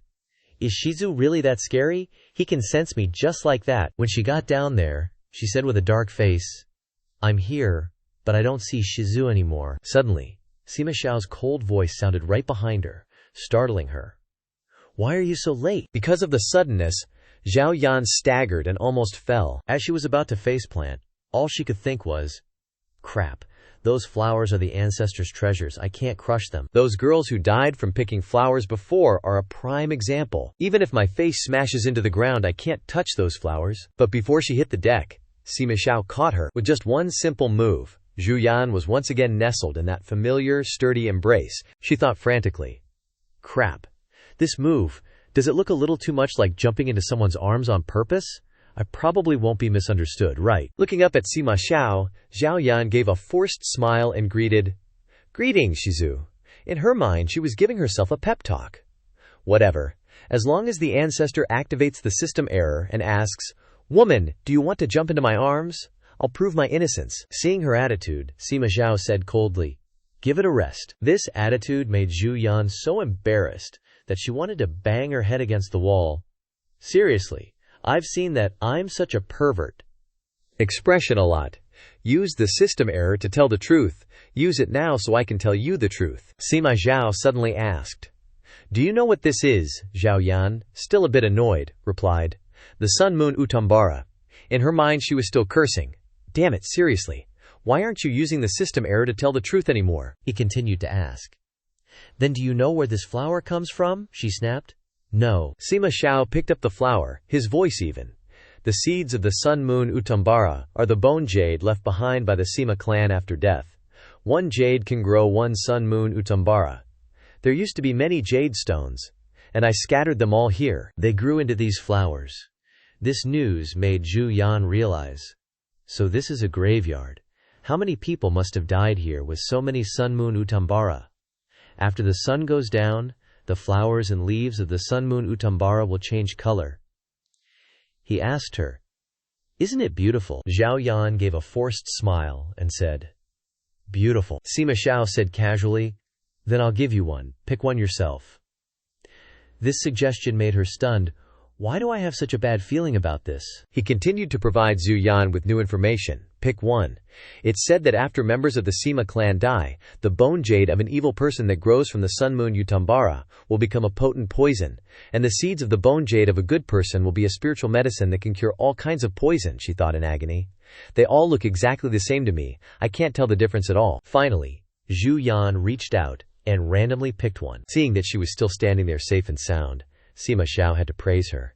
Seeing that you're still standing here, the flower you picked must be a spiritual medicine. How lucky, Zhao Yan replied a little distractedly. Really? Seemed like she wasn't doing too well, and her voice was getting weak. Well, that's good. The Utambara flower fell from Zhao Yan's hand. She closed her eyes wearily and collapsed into Sima Xiao's arms. Seeing that she wasn't moving, he quickly called out, Zhu Yan. Zhao Yan, after being poisoned, kept muttering, It hurts. It hurts so much. Little did she know whose memory this was. This pain was a gazillion times worse than her own. The girl in the memory desperately screamed, No! Let me go! She was dragged away by someone, begging him non-stop. He's my brother! I can't! But the guy coldly lectured her. Sima, you and him have the responsibility to bear children and continue the bloodline of Mount Feng? What about my brother? The Sima family's bloodline must remain pure. You and your brother are the last two of the Sima family, so don't be stubborn. As Sima collapsed to the ground, someone approached. She looked up at him, her eyes filled with fear. Not my brother, but her brother still did that thing to his younger sister. The girl could only grit her teeth and bear it. Afterwards, they had a baby boy. That boy was Sima Xiao. The newly awakened boy immediately called for his mom. A rattle drum jingled in his ears, soothing the little one. Sima gently asked, Zhao Har, are you awake? Another memory flashed, quote, The two of them were hugging in a sea of fire. Screams echoed in her ears. The Sima family has gone mad. He suddenly went crazy, burned down more than half the place. He committed suicide. Sima was stunned upon hearing this. A group of people threatened Sima. Your brother, that lover of yours, betrayed the responsibility of the Sima family. An unforgivable crime. You must bear a daughter with Sima Xiao. Sima hugged the crying child tightly, almost lifeless. Finally, she made the difficult decision to strangle her son. Sima Xiao pleaded desperately, I don't want to. The group kept ordering Sima. Once Sima Xiao is a little older, you must quickly mate with him to bear a child.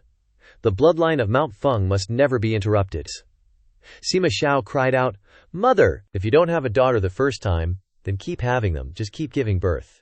You're used to it anyway." Right, Sima Xiao was gradually running out of strength. As a mother, she couldn't bring herself to lay a hand on her son. Sima Xiao stared blankly at the scene before him. Even though he was young, he had to witness his mother commit suicide right in front of him, Sima said with a pained heart. "My son, let everything end here." He sensed the imminent departure. "Mother?" His call was unanswered, and only his heartbreaking scream echoed through space. "Sima, no." The lotus flower was ablaze. Zhao Yan suddenly woke up from the dream. She found it too dark around her.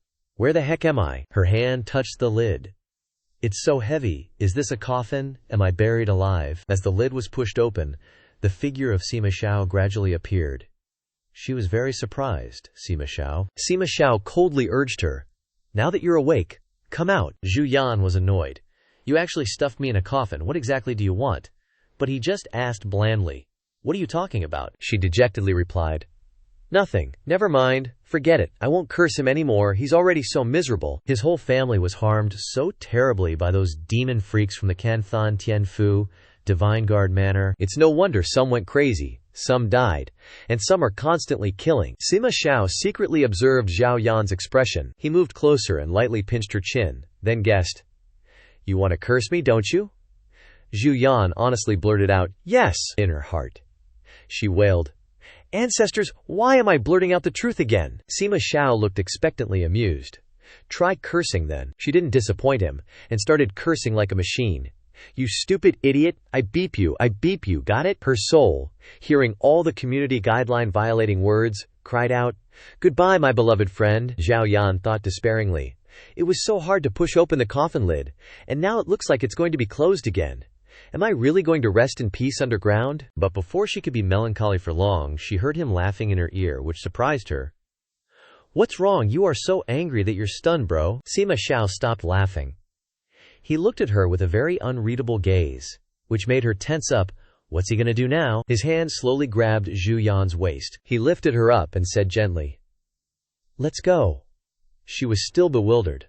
"Huh." Sima Xiao carried her away. Zhao Yan asked curiously, "Where are we going, Ancestor?" The two of them rode off on the giant black snake. Meanwhile, she took the opportunity to pry information from Sima Xiao. "Why did my Shizu, Grandmaster, suddenly faint?" He explained succinctly. "You touched a poisonous flower." Zhu Yan paled and broke out in a cold sweat. "Poisonous? But didn't you say only evil people make poisonous flowers bloom?" He replied, "That was just me lying to you, O2. How can a person be purely good or purely evil? And how can a single flower decide?" She understood. "Oh, okay." He continued, "Before death, if the mood is calm and happy, a spirit flower will form on the bone. Before death, if there is resentment and suffering, a poison flower will form." Zhu Yan repeated softly, "Resentment and suffering." She thought to herself, "The flower I picked must be the spirit flower that grew from his mother's bone essence." Her pain was so strong that even I was affected, giving me a terrible headache. He must be suffering a lot too. But, all things considered, I still have to thank him for saving me this time. But she realized, thank him for what? Wasn't I poisoned because of him in the first place? Thinking that, she started punching Sima Xiao relentlessly in her imagination. Zhao Yan was so angry that she was fuming, constantly patting her chest. "I'm so pissed." But her patting hand stopped. "Wait, why do I feel like my chest is like 2 sizes bigger? This heavy feeling is really full. It feels really good. No wonder when I lay down, I felt so oppressed in my chest." Sima Xiao noticed her silence and asked curiously, "What's wrong? What are you thinking about?" Zhao Yan blurted out, "I think my chest suddenly got bigger." She also thought, "Not just my chest. My legs are longer too, I think. And the skin on my hands seems fairer and shinier. I really am beautiful enough to shine." Seeing Zhao Yan cupping her breasts with both hands, Sima Xiao was stunned. "Breasts, huh?" He reached out and squeezed her breast, making her blush with embarrassment. "It's just 2 pieces of meat. What good is being so big?" Zhu Yan ordered the owner of the hand that was kneading her breast. "Take your hand down before you say that." But he refused, so she calculated. If that's the case, I can't take a loss. An eye for an eye, a touch for a touch. She also reached out and touched Sima Xiao's butt. His expression immediately darkened, causing Zhao Yan to retract her hand. "Mom, his eyes are so scary, save me." Her hand was suddenly grabbed. Zhao Yan stuttered in fear, pleading, "Ancestor, it hurts." In her heart she panicked. "Damn, he's 9 out of 10 going to break my wrist. Emergency situation, I have to save myself immediately." The way she saved herself was to grab his hand and place it on her breast. "Please calm down, here, please. If you like it, feel free to touch it as you please." Zhao Yan even added, "Why don't you give it a try? It feels exceptionally good, you know." In her heart she smugly thought, a girl with a full and soft bosom, who wouldn't like that? It's just dealing with a berserker. It's totally not a problem. Even Sima Zhao couldn't understand it. Strange, everyone else dies the moment I have the slightest intention to kill, so why is she able to soothe my anger and bloodlust time and time again? Zhao Yan sighed in relief as she observed him. That expression, great. He's probably calmed down now. Suddenly, he grabbed her hand tightly, his other arm wrapped around her waist, forcefully pulling Zhao Yan into his embrace. Zhao Yan felt a sudden jolt. Her heart pounded non-stop. Wait, what's going on here? She was surprised. Wait, what's going on here? Just then, a group of people entered and greeted them. "Greetings, Grandmaster," Shi Tianlu reported to them. "Grandmaster in this. Madam, please feel free to stay at White Deer Cliff. Everything has been prepared meticulously." In everyone's eyes, Zhao Yan was the woman who had captivated the Grandmaster. Zhu Yan felt indignant in her heart. "I told you, I'm not any madam." Xin Tianlu became even more certain. Seeing the Grandmaster holding her so tightly, he must have taken a liking to this female disciple. He added, "If you have any other requests, please let us know. We will definitely do our best." The disciple beside him chimed in. "The sect leader is absolutely right." Sima Xiao coldly ordered them to leave. "Get out."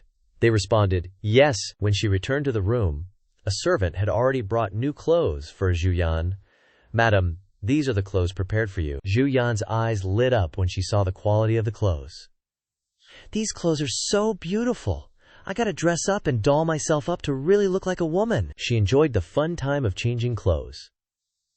"Oh my gosh, suddenly having the beautiful body of a great beauty, I feel like I can live another 100 years. It feels so good to be a great beauty." While she was changing, Sima Xiao burst through the door, causing her to scream. Zhu Yan awkwardly covered herself. "Wait, why am I covering myself? This damned ancestor. Does he not have a ding-dong?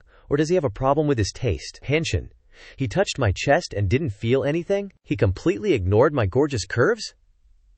Sima Xiao didn't care at all, and dragged her straight out of the room. "Follow me!" She was also very curious. "Where do you want to go?" Who's calmly. "I've already said it. When I go out, everyone must die. Now of course we're going to kill people." Zhao Yan wasn't very interested in this. "Sorry, I'll take my leave." Sima Xiao asked darkly, "You don't want to go?" Zhao Yan blurted out, "I don't want to."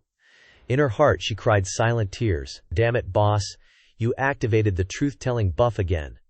Sima Xiao threatened her, "If you don't go, I'll kill you first." To protect her little life, Zhao Yan changed clothes in a hurry.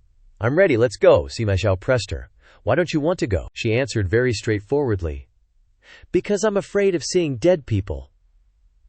Sima Xiao supported his forehead helplessly and wondered, what the heck? Did the demon realm send a spy who's afraid of corpses? Zhao Yan put on a defeated look and left with Sima Xiao.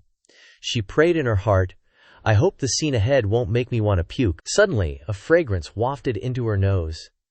"Is that the smell of meat? Oh man, it's been so long since I've had meat." There was faint music from the forest, and someone shouted, "Senior brother, bottoms up," she guessed. "Bottoms up, wait, could it be a banquet?" A low-level disciple who had never met Sima Zhao stopped them. "Halt! Which hall are you disciples from? How dare you barge into Heavenly Senior Brother's flower banquet? Get lost." Sima Xiao released his murderous aura again. Zhao Yan sighed inwardly. Crap. She covered her face in fear. The ancestor came to kill people in the first place. This blind little brat ran over to provoke him. Is he tired of living? She heard a miserable cry for mercy in her ear. I knew it, the scream is so tragic. But she realized something was wrong, and opened her eyes to see what was happening. Wait, can the dead still beg for mercy? She saw Sima Xiao dunking the guy upside down into the water next to them, while the other disciples kept trying to persuade him. Slow down, Hidden Blade Lord. Zhao Yan was completely confused. What's going on? Sima Xiao said coldly.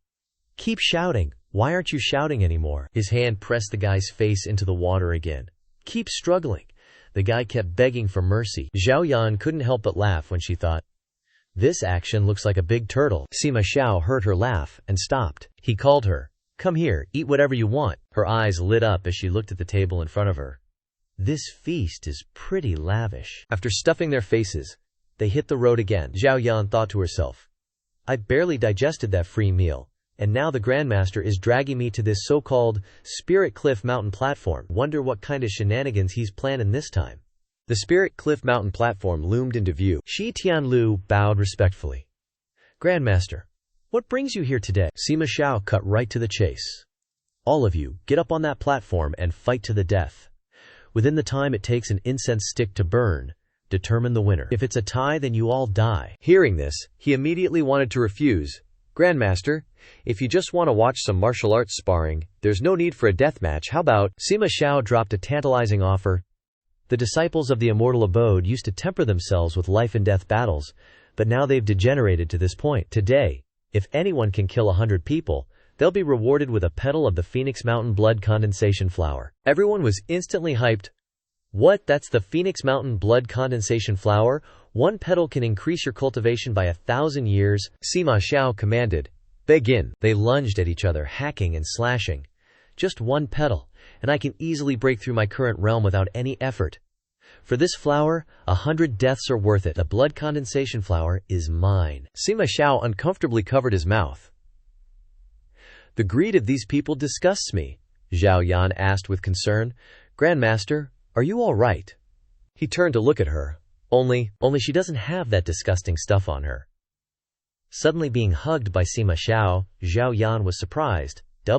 What's wrong? She voiced her inner doubts. Grandmaster, it seems like they all want that flower, but doesn't that flower require the blood of someone to be used? Sima Xiao explained with a cold laugh. Not my blood, but the blood of the Phoenix Mountain clan. The flesh and blood of the Sima clan are all spirit medicine. Even though I'm the only one left, with so many years of accumulation, they definitely still have some usable flesh and blood on hand. Zhao Yan finally realized. So, isn't that? Sima Xiao confirmed her thoughts. Just eating people. In this world, where isn't there people eating people? The crowd continued their relentless slaughter. The blood condensation flower is mine. Anyone who gets in my way must die. Zhu Yan also felt nauseous. Yuan Cheng, seeing them hugging in the chaos, plotted secretly. I didn't expect the From Depths Dao Lord to actually be infatuated with a woman. Looks like I need to quickly win him over, in case anything happens later. He smirked. It's time we met. After the deathmatch ended, the two of them returned to their private courtyard. Night had fallen. Zhu Yan rushed to her beloved bed. Every day is more tiring than fighting. My precious bed, only you can save me from this misery. Suddenly, she saw something placed in the middle. Huh, what's this? It's so pretty. Like a love letter. The letter read, Tonight, at Zai hour, beneath the white deer cliff, beside the azure indigo flower, don't come and don't leave. Zhu Yan was confused. This is too vague. Could it be that the original owner's secret lover set up a secret date? She burned the letter immediately after. Not going. I'm not the original owner. It would be weird to go. The letter was burned to ashes. The content within gradually burned away, but she couldn't fall asleep because of the encroaching coldness. It's so cold. Why is it so cold? When she clearly saw the person lying next to her, she understood. Damn it, no wonder it's so cold. It turned out to be Sima Xiao, the mobile air conditioner. There are so many rooms and beds at White Deer Cliff. Why does he have to crawl into my bed? Could it be that he wants to sleep with me? No way. But he's as cold as a dead person. Zhu Yan reached out to touch Sima Xiao. Isn't he really dead? Phew. Luckily, even though he's cold, he still has a heartbeat. He's not dead. And his chest muscles are still soft. Henboffed. If that's the case, I can rest easy and sleep. However, Sima Xiao woke up. Do you plan to just sleep like that? He startled her. Grandmaster, you're awake? He repeated the question. I'm here. How can you still sleep? She invited him. How about you share the blanket too? Sima Xiao frowned. Is that the point? Zhao Yan was blank. Unbeknownst to her, blood flowed from the corner of her mouth. Then what is the point? She immediately fell into Sima Xiao's arms, clutching her stomach. My stomach, it hurts. Zhao Yan gasped. It hurts so much. Sima Xiao checked her over and thought to himself, the demonic realm's methods aren't as weak as I thought. Isn't she supposed to be a spy from the demonic realm? Why does she keep getting backfired like this? He slit his own wrist to use his blood to detoxify Zhu Yan. As the blood dripped into her mouth, Sima Xiao urged, drink. But the corners of her mouth remained tightly shut. Sima Xiao thought in annoyance, can't get it in. I really want to dislocate her jaw already. He had no choice but to use the manual method of mouth, mouth transmission, grumbling in his heart. So troublesome. I used to just kill people. Since when did I start saving them? Why do I even have to save her? How weird. Zhao Yan finally started to react gradually. Sima Xiao felt too hot. This woman's cultivation is too low to withstand my blood. Saving someone is even harder than killing them. Can't handle it. If that's the case, then just eat a few more Fengshan blood coagulation flowers to increase your cultivation. That way, you'll naturally be able to withstand my blood. A day had passed. Zhao Yan woke up with a start, utterly stunned. Didn't I have a stomachache and vomit blood last night? Why do I feel so full of energy now?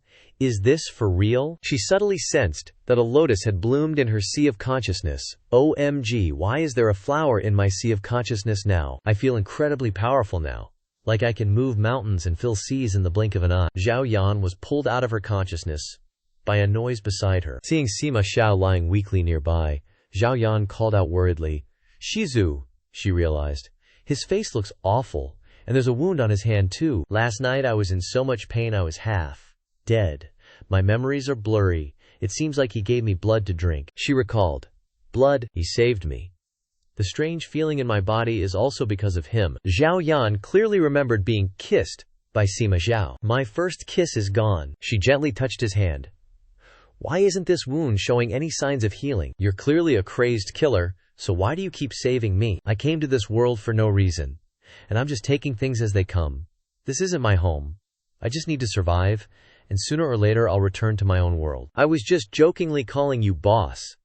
Actually, I was just living life passively. But you've saved me time and time again. How can I continue to ignore it? She remembered that the original owner had a leaf from Qinggu Heavenly Vine, which was very useful for treating injuries. The leaf fell onto Sima Xiao's wound. Sensing the change, Zhao Yan exclaimed joyfully, It worked! The first thing Sima Xiao said to her after waking up was, My constitution is special. Wounds don't heal easily. She asked happily, Shizu, you're awake. He asked coldly, How much of my blood did you drink? Do you even know? Zhao Yan only noticed it now. She hadn't paid attention before, but now that he said it, she realized. Seeing her covering her mouth like that, Sima Xiao threatened her. If you dare throw up, I'll kill you. Outside, a maidservant's voice rang out. Dao Jun, Madame, breakfast is ready. Zhao Yan hurriedly opened the door and asked, What's for breakfast today? She thought to herself. Let's quickly eat something tasty, otherwise I'll keep feeling like my mouth is full of blood. A snack was served. Along with a letter, Zhao Yan cursed inwardly. Damn it, this thing again. The letter read, At the hour of Zai, under the White Deer Cliff. If you don't arrive on time, your identity will be exposed, and you won't live past 3 days. Zhou Yan, after reading, questioned. This is bad. Do I have another identity? I'm done for. If Shizu finds out, will he chop me on the spot? Just then, Sima Xiao snatched the letter away. He ordered her, Go meet them. So this dude sees Zhu Yan finally show up at their meeting spot, and goes all cold.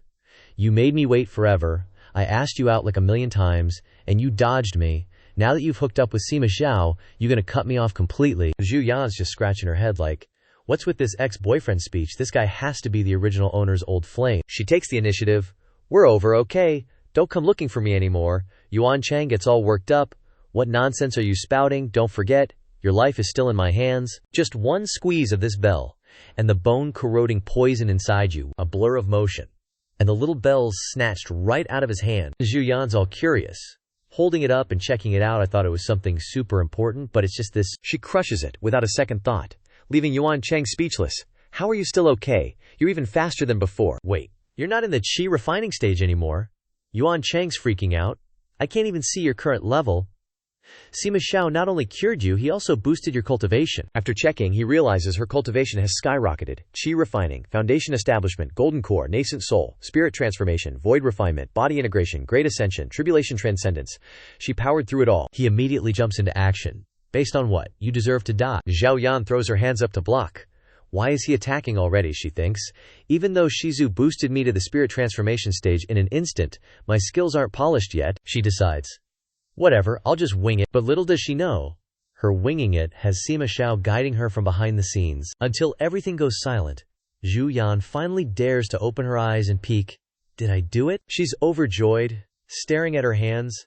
Am I really that strong? Sima Xiao walks up and immediately starts criticizing. You're such a fake spirit transformation cultivator. You couldn't even beat a nascent soul. Zhu Yan's shocked to see him. Shizu. So he really was watching me. Yuan Chang can't believe what he's seeing. Zhu Yan, you betrayed me because you love Sima Xiao. You're a spy from the demon realm, and you actually love Sima Xiao. How ridiculous. He's so cold he'll kill you sooner or later. Sima Xiao starts gathering energy in his hand. Seeing the killing intent rolling off of him, Yuan Chang knows he's done for. Sima Xiao says coldly. How amusing. A blast of power shoots straight at Yuan Chang. Zhao Yan's panicking. I'm dead. Shizu knows everything. Wait, am I next? His gloomy voice echoed. You're a demon realm spy. Tell me, should I kill you or not? She muttered. If you kill me now, wouldn't saving me yesterday be pointless? He coldly retorted. What did you say? Speak up. She replied. I said, you shouldn't kill me, Sima Xiao exclaimed with interest. Why? Zhu Yan quickly made up an excuse. Because I've abandoned the darkness and followed the light. I'm on Master's side now. He thought he misheard. I'm the light. She hurriedly corrected. Ah no, I mean abandoned the light and followed the darkness. My bad. He asked her. So, you don't want to leave me? She firmly replied. I don't want to. Zhao Yan thought to herself. Wait a minute, why did I say, I don't want to? Could it be that my depraved life has eroded me to this extent? Sima Xiao complained. You were useless just now, you couldn't even handle a Yuan Ying stage cultivator, Zhao Yan embarrassedly admitted. Yeah, I thought so too, I'm definitely not as good as Master. In her heart she was unwilling, PSH. I only became a Huashan stage cultivator a day ago, who can immediately be proficient in fighting. Sima Xiao pulled her closer. It's alright, you'll get used to it after killing a few more people, Zhu Yan quickly objected. I don't want to kill people, he coldly asked. What if I force you to kill? Zhao Yan stammered. Then you kill me. Sima Xiao stared at her. You think I really wouldn't dare to kill you? He waved his hand towards a distant courtyard. Zhu Yan didn't understand what he was planning. Sima Xiao led her into that courtyard. She was still curious. What is this place? He replied. Flying pavilion. Everyone inside was also surprised. What was that just now? It felt like the flying pavilion was shaking. The sky gradually darkened. Sima Xiao led Zhao Yan upstairs. Everyone who saw them gasped. Look, it's the Daogju. A second later, everyone in the flying pavilion was blown away. Sima Xiao reminded her. Stay here and reflect on yourself. You're not allowed to come out until you've finished reflecting. Zhu Yan was locked inside the room, dazed. Master just threw everyone out. Reflect. Just me. So that means, the boss is gone, I get a day off. Zhao Yan looked up at the night sky and sighed. Wow, the moonlight is seriously gorgeous. She wished every day could be this awesome, just chilling alone in bed. Like, ultimate bliss. Sunlight streamed through the window, rudely waking Zhu Yan up. Oog, already morning, she wondered. Then a voice popped up. All you do is sleep. Zhao Yan jumped, realizing her Shifu, Sima Xiao, was lying next to her. What are you even doing? She asked. As she reached out to touch his hand, she freaked out, realizing she'd been turned into something. What the heck are these claws? Turns out it was Sima Xiao's doing. Zhao Yan grilled him. Is this your great deed? Why did you turn me into this? Change me back, pronto. Sima Xiao picked her up, chuckling. It's not like I wanted to turn you into this. You wanted it yourself. I gave you a few illusion pills. They turn you into the image that leaves the deepest impression on your heart. Zhu Yan was bummed about being a river otter. She scolded Sima Xiao. Are you nuts? Why'd you randomly feed me that stuff? Sima Xiao laughed. Yep, a river otter indeed. Zhu Yan begged him to change her back. Sima Xiao was like, chill out, let's get out of here first. With that, Sima Xiao whisked her away from the pavilion. Zhu Yan was bewildered. Where are we going now? He just smirked. We're gonna find someone. A while later, Sima Xiao brought Zhu Yan to a place called the Yan Manor, inside a city. Guards stood watch outside the manor. From inside, a voice boomed. You unfilial son. You finally decided to come back. The Yan family head scolded Sima Xiao for wasting time in trashy places. You'd be better off staying home and popping out a few kids. Sima Xiao didn't give a hoot about the Yan family head's nagging. He just calmly asked about a little girl's whereabouts. The Yan family head freaked, realizing the guy in front of him wasn't his son. Who the heck are you? He demanded. Sima Xiao replied coolly. I'm your ancestor, Zhao Yan. Thought he might be telling the truth, since they'd already hit up a brothel looking for Yan Gongzi before coming to the manor. Zhao Yan was getting scared. Sima Xiao was seriously pissed, and she didn't dare ask why. The old man didn't seem keen to answer, so Sima Xiao used his power to make him spill the beans. Where's the girl? Where did you send her? The old man blurted. We sent her to Mount Baifeng. Messengers are coming to pick her up in 2 days. We can't get close, we can only stay outside. Sima Xiao was pleased with the answer.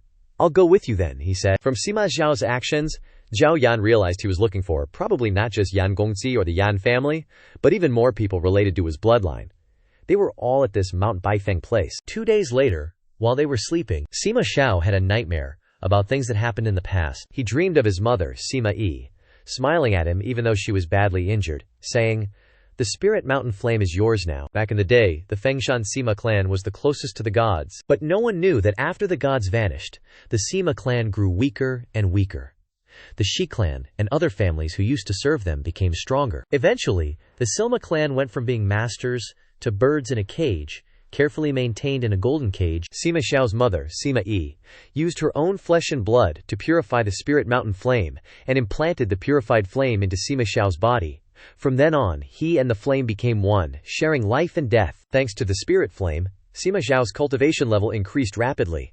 The Shi clan and others had to be wary of him because of the flame. They tried everything to please and win over Sima Xiao, but they didn't know he could easily see through their hearts. The lies, the greed, the fear, all kinds of malice. It disgusts me. His mother, Sima Yi, had once wanted to kill him, but at the last moment, she softened, gave up, and passed on to him only gentleness, love, and cherishment. Droplets of water fell, bringing a warm feeling. Zhu Yan wondered, it's been morning for ages, Shifu, why are you still asleep? Sima Xiao woke up and realized Zhao Yan was splashing water on his face to wake him up. Sima Xiao felt a bit tired and said, I just had a dream. Zhao Yan was surprised.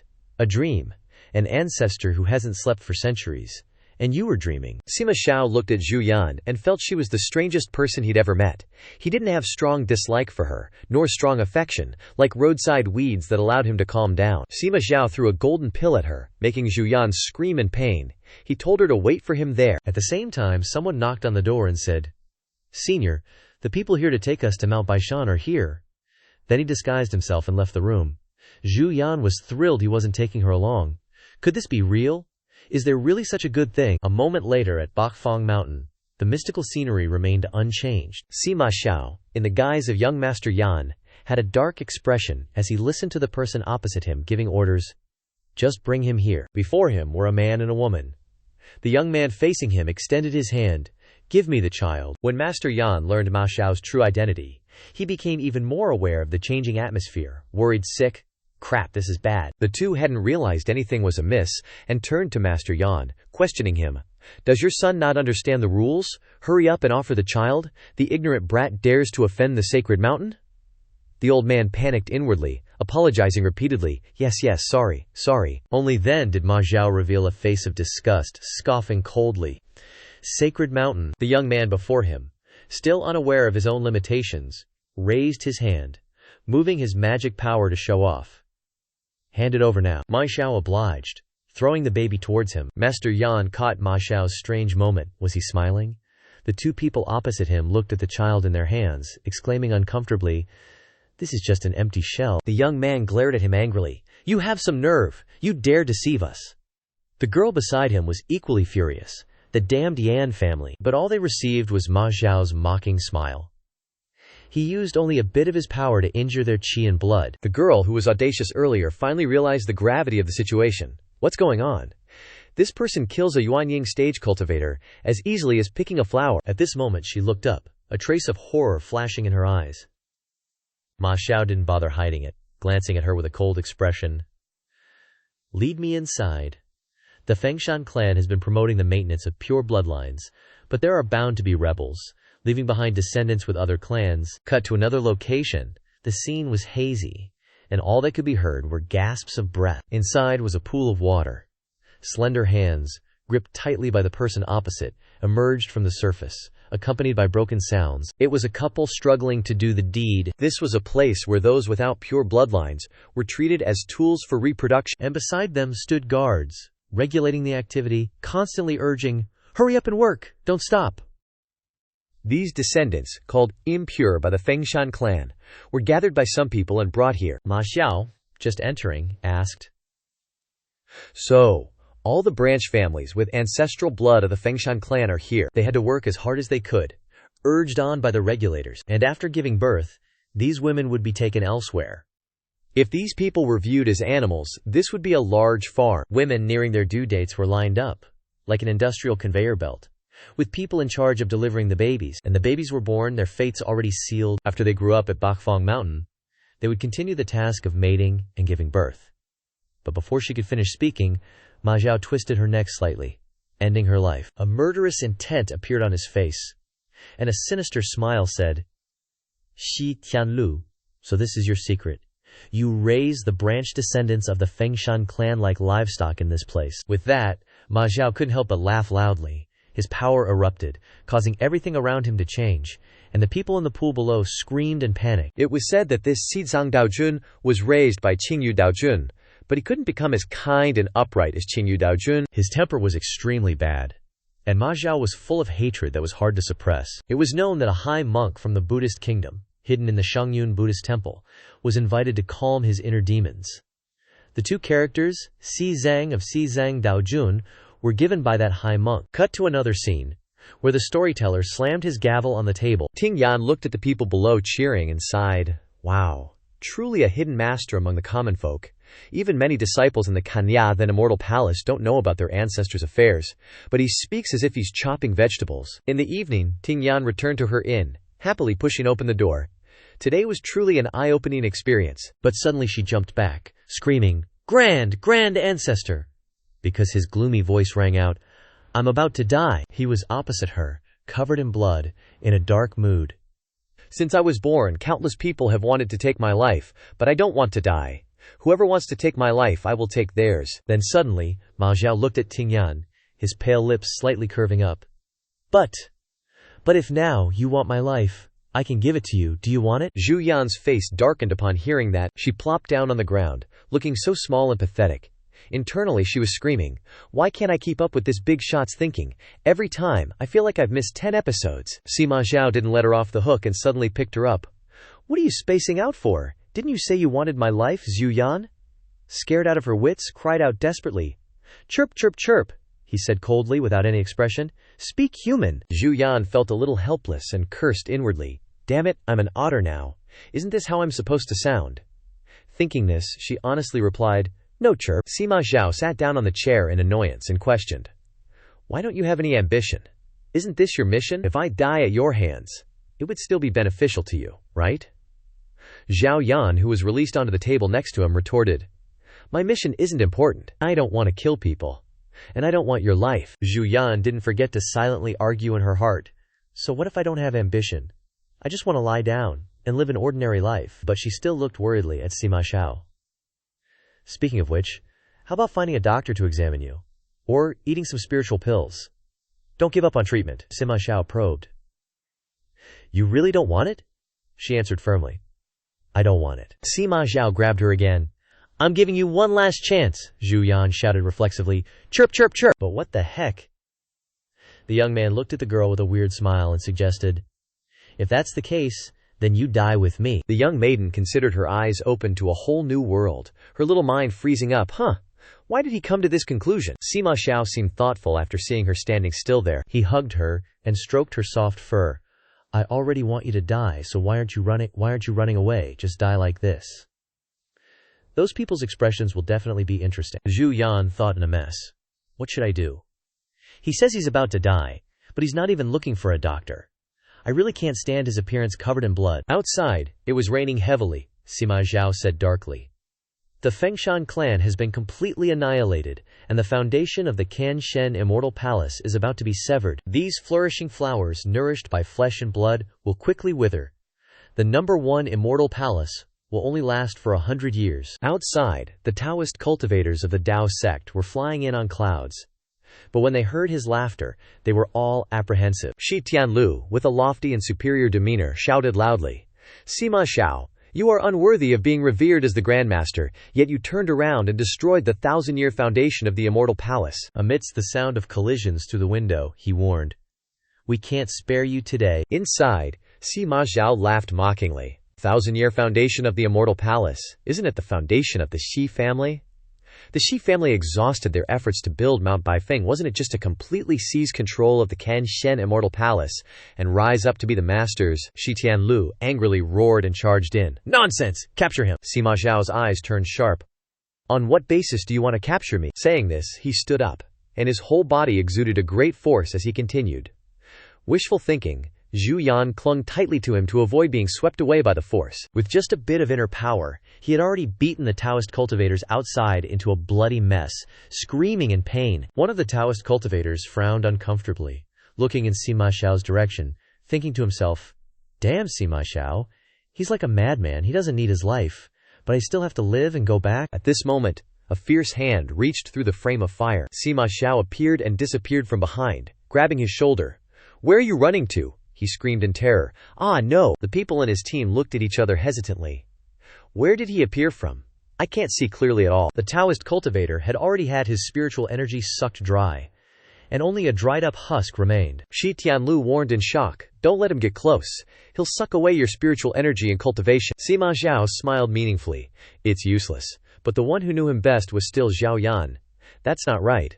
Grandmaster looks like he has the upper hand, but he's actually already exhausted." She worriedly clung to Sima Xiao, looking at his body that was about to collapse. He looked at Zhu Yan at this moment. "Are you scared? What's there to be afraid of? Maybe what you're really afraid of is facing that bunch of dogs." She shook her head upon hearing this.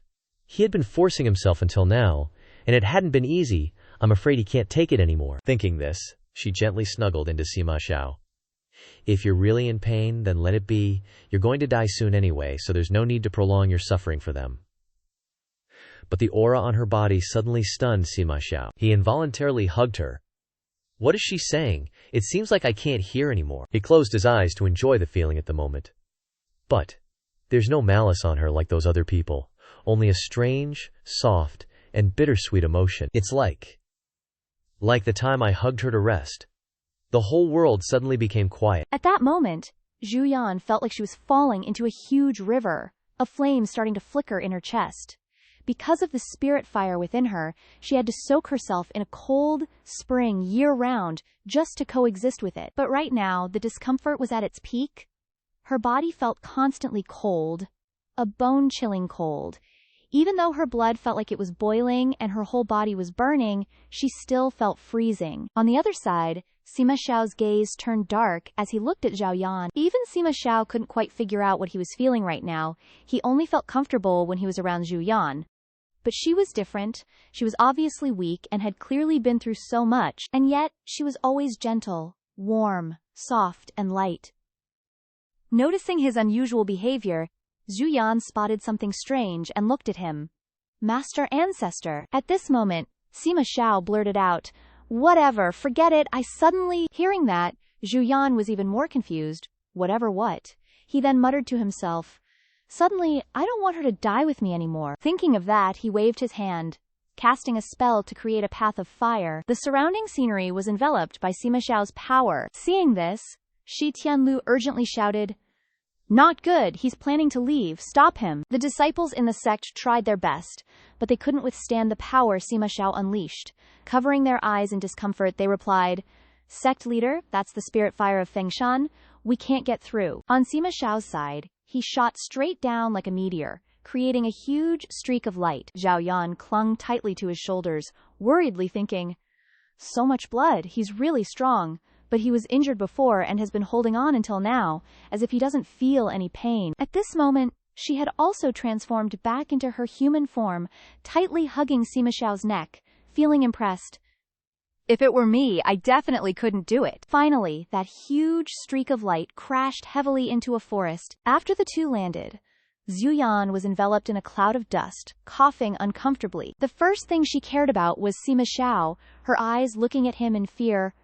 Master, are you all right? A black snake appeared next to them, making a sound that caught Zhu Yan's attention. She happily stood up and walked towards it. Snake bro, why are you here? Sima Xiao then spoke softly. I told it to come. Zhao Yan turned back to look at him in surprise. Huh. The black snake quickly crawled towards Sima Xiao, lovingly nuzzling his neck. He gently stroked it and said, You go with this idiot. Get lost, you stupid snake. I'm not going to kill you anymore. You don't even know how to run away. Hearing that, Zhu Yan just stood there silently looking at him. Then, she immediately ran off in the other direction, but it was to push the black snake aside and pull Sima Xiao up.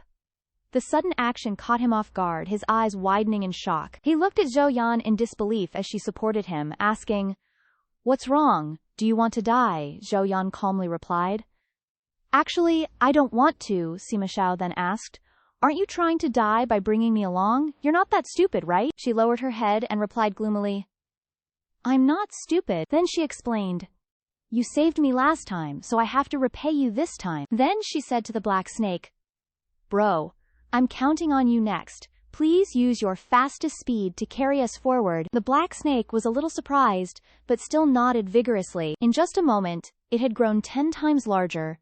Zhu Yan supported Sima Xiao, lost in thought. If it was just me, it wouldn't matter if I died, but since there's another ancestor here, I have to try a little harder. Her eyes filled with determination, affirming to herself, Gotta run. After settling down on the black snake, Zhu Yan looked at Sima Xiao and asked, Master Ancestor, where should we run to now to be safe? He immediately replied, Nowhere is safe. If you guys don't leave, they'll catch up and kill you later, and I'll kill them to avenge you. Hearing that, Zhu Yan was speechless. Your logic is, surprisingly reasonable. It's really useless to reason with a crazy person, but the person who said he would avenge Zhou Yan couldn't hold on any longer and fell onto her, scaring Zhou Yan. Master Ancestor, wake up. Suddenly, a beam of bright light shone directly into her eyes. Ahead was a Buddhist monk. Zhou Yan was a little scared. We've wandered into someone else's territory, the monk calmly asked. Since the two of you are destined to come here, why not stay? That master was like water skimming across a lake. His feet stepped on the water's surface, sending droplets flying. Zhao Yan, riding on the black snake, stared at the master. Clearly, the little snake wasn't a fan. Ding Nian worriedly supported Zhao Yan, while he cautiously blurted out, Bald-headed monk. Then he warned Ding Nian, fall back. Hearing this, she was surprised and thought, could it be that this ancestor has a strong will to survive when facing danger, and immediately regains his vitality? He can even stand up. Thinking this, she anxiously said, Don't push yourself. He stubbornly remained on guard. Did you come to kill me, or save me? The master opposite, radiating light, said with clear eyes, Amitabha. Whether to kill or save depends on the female benefactor. Suddenly being addressed, Ding Nian pointed at herself, startled. Then, looking at Zhu Yan beside her, she hesitated and whispered, Grand Ancestor, what does that mean? But before she could hear an answer, Zhu Yan collapsed. At this point, Ding Nian's little heart screamed, He's clearly exhausted. Why is he still forcing himself to stand? The master on the other side calmly smiled and looked at her. It seems his injuries are indeed serious. Even so, he can still control himself. Female benefactor, please follow this humble monk. I have a small favor to ask. A thought popped into Ding Nian's head. This eminent monk seems to know our ancestor. Could he be the great monk who gave our ancestor the Dharma name, Si Zhang, back then? A moment later, inside the wooden house, the master recounted. Many years ago, this humble monk had the chance to meet Zhu Yan once. At that time, he showed extraordinary wisdom and deep thoughts, and Zhao Yan had been bandaged and was lying quietly on the bed. The master added, This humble monk gave him the Dharma name, Si Zhang, hoping he would be compassionate towards all living beings and hide the killing intent within his heart. But this humble monk once saw in the divination that he would use his body to disrupt the entire cultivation world. He will destroy the Kanth gods, slaughter mortals, turn fertile land into scorched earth, transform paradises into hells, and cause the extinction of living beings, committing sins that reach the heavens. But this string of prayer beads is originally a seal, and also a spiritual medicine. Hearing this, Ding Nian was shocked and frightened.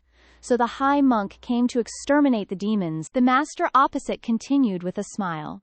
But everything has a turning point. In that bloody future, this old monk saw a glimmer of hope. This humble monk left a Buddhist bead, both to suppress the killing intent and to help clear the mind. When the killing heart arises, there will be boundless pain. But this wooden string is both a seal and a spiritual medicine. Only someone destined to untie the Buddhist beads can save him from this life and death tribulation, Ding Nian asked, confused. A fated person. As if realizing something, she pointed at herself and asked, startled, Master, are you saying that I am the fated person? He smiled with satisfaction and replied, That's right. Zhu Yan then glared at Sima Xiao, resentfully saying, This destined person theory is totally a transmigrator's standard.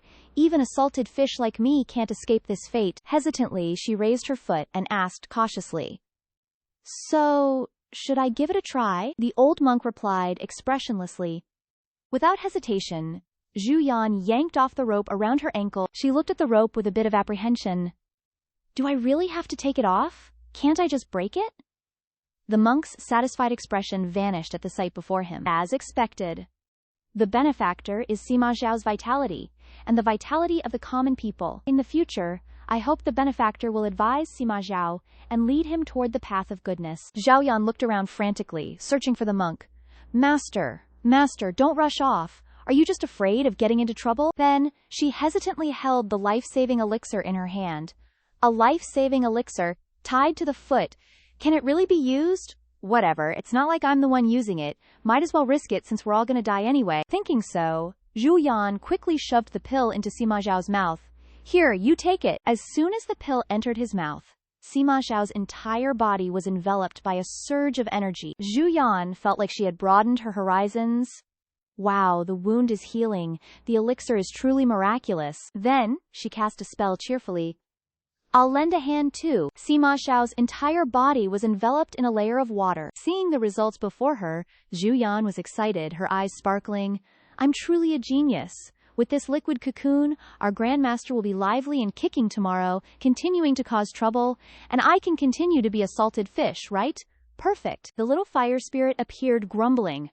What are you standing there for? This guy's about to die. Zhu Yan asked, confused. What nonsense are you talking about? Grandmaster already took the elixir. It explained impatiently. What do you understand? This medicine only treats external injuries. Sima Xiao wanted to perish together, and even his divine soul was almost burnt clean. Now his spiritual palace is in chaos, and his divine consciousness is dissipating. Saying that, it shouted loudly. He's dying. Hearing that, Zhu Yan asked worriedly. Then what should I do? It replied calmly. You enter his spiritual palace and piece his soul back together. Zhu Yan exclaimed, startled. Don't joke around. I may be a noob, but I know that the spiritual palace is a cultivator's most private place. Grandmaster's cultivation is much higher than mine. How can I just enter it? The picky little fire spirit pointed and said, Just try it. Doesn't he like you a lot? Maybe you can get in. Zhu Yan touched her chin hesitantly. Where do you think he likes me? It replied impatiently. I don't care where he likes you. Stop wasting time and go in, charge. Zhao Yan looked at Sima Zhao with despair. Oh God, we're really dead this time. Thinking that, she still gently held his face and kissed him. The spiritual palace is like the door to the mind, and everyone's is different. For someone with deep defenses and heavy killing intent, the spiritual palace must be full of danger. For example, Sima Xiao's. Inside the consciousness, Sima Xiao's figure appeared. She fell into the consciousness and shouted in disbelief. Ah! Why could I get in so easily? Ting Yan landed softly on the ground. Her expression turned sour as she took in the surroundings. Oh my God. How could his spiritual domain be so dilapidated? Seriously, the scenery around here shows absolutely no signs of life. Suddenly, Ting Yan noticed something else. Can I really save him, huh? She exclaimed in disbelief. Holy crap, are these all fragments of his soul? She reached out, trying to gather each piece of the spirit. No, don't disappear. Even if I don't know what to do, I at least have to collect these soul fragments. Suddenly, one of the soul fragments tried to pull her in. A look of incredulous surprise flashed in Ting Yan's eyes. Her whole body felt like it was suspended in mid-air. At this moment, it was as if Sima Xiao had completely enveloped her, her small body experiencing indescribable sensations. This is so strange. Why do I feel both melancholic and numb? No, why is my whole body so weak? Tingyan felt like she was wrapped in thousands of fine threads, her cheeks already flushed red. Not just one, but two figures of Sima Xiao appeared. Both teasing Tingyan's small body, she felt her legs go weak and had a slight headache. She tried to use the last of her reason to shake her head back and forth, trying to regain her senses. No, I have to concentrate. Tingyan finally dispelled the illusion. Calm down, calm down. As expected, it's not easy to break into someone else's domain. Suddenly, a new illusion appeared before her eyes. Tingyan hugged the soul fragments in her arms, determined. Since I'm here, I have to finish what I started. I can't leave empty-handed. The scene before her became clearer. She could see a private mansion. She tentatively took her first steps inside. Tingyan carefully observed her surroundings, her expression changing noticeably. I'm done for. This place is a total wreck. She seemed to notice something changing. Her eyes suddenly widened. Before her was a large, ominous red jade in the middle of the room. She exclaimed with joy. Found it, Tingyan said with a little trepidation. This doesn't look good at all. She hugged Sima Xiao's soul fragments tightly, whispering to herself with determination.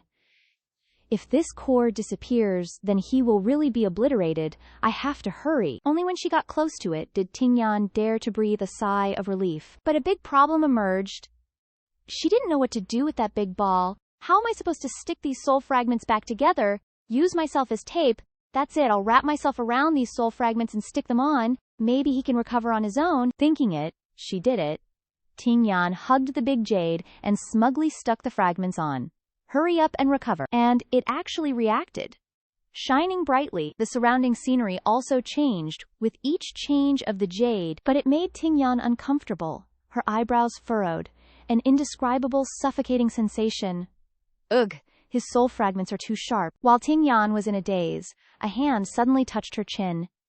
Even though there's no attack, why do I still feel pain? Not knowing if it was an illusion or reality, Sima Xiao kissed her lips. This sensation made Tingyan feel more comfortable. Why, besides pain, does it also feel more pleasant, and cool too? Suddenly her eyes widened. No way, could this be what cultivators call soul union? Which is also what legends call. In the scene before her, she could only hear ambiguous sounds and heavy breathing. At this moment she screamed in her heart in dismay.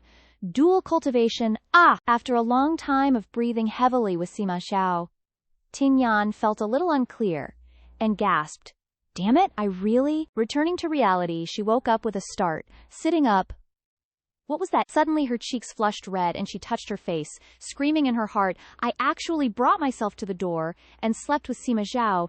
Does this count as sleeping? I'm doomed. If he wakes up, will he immediately obliterate my soul? Little Fire appeared at the right time and asked cheerfully.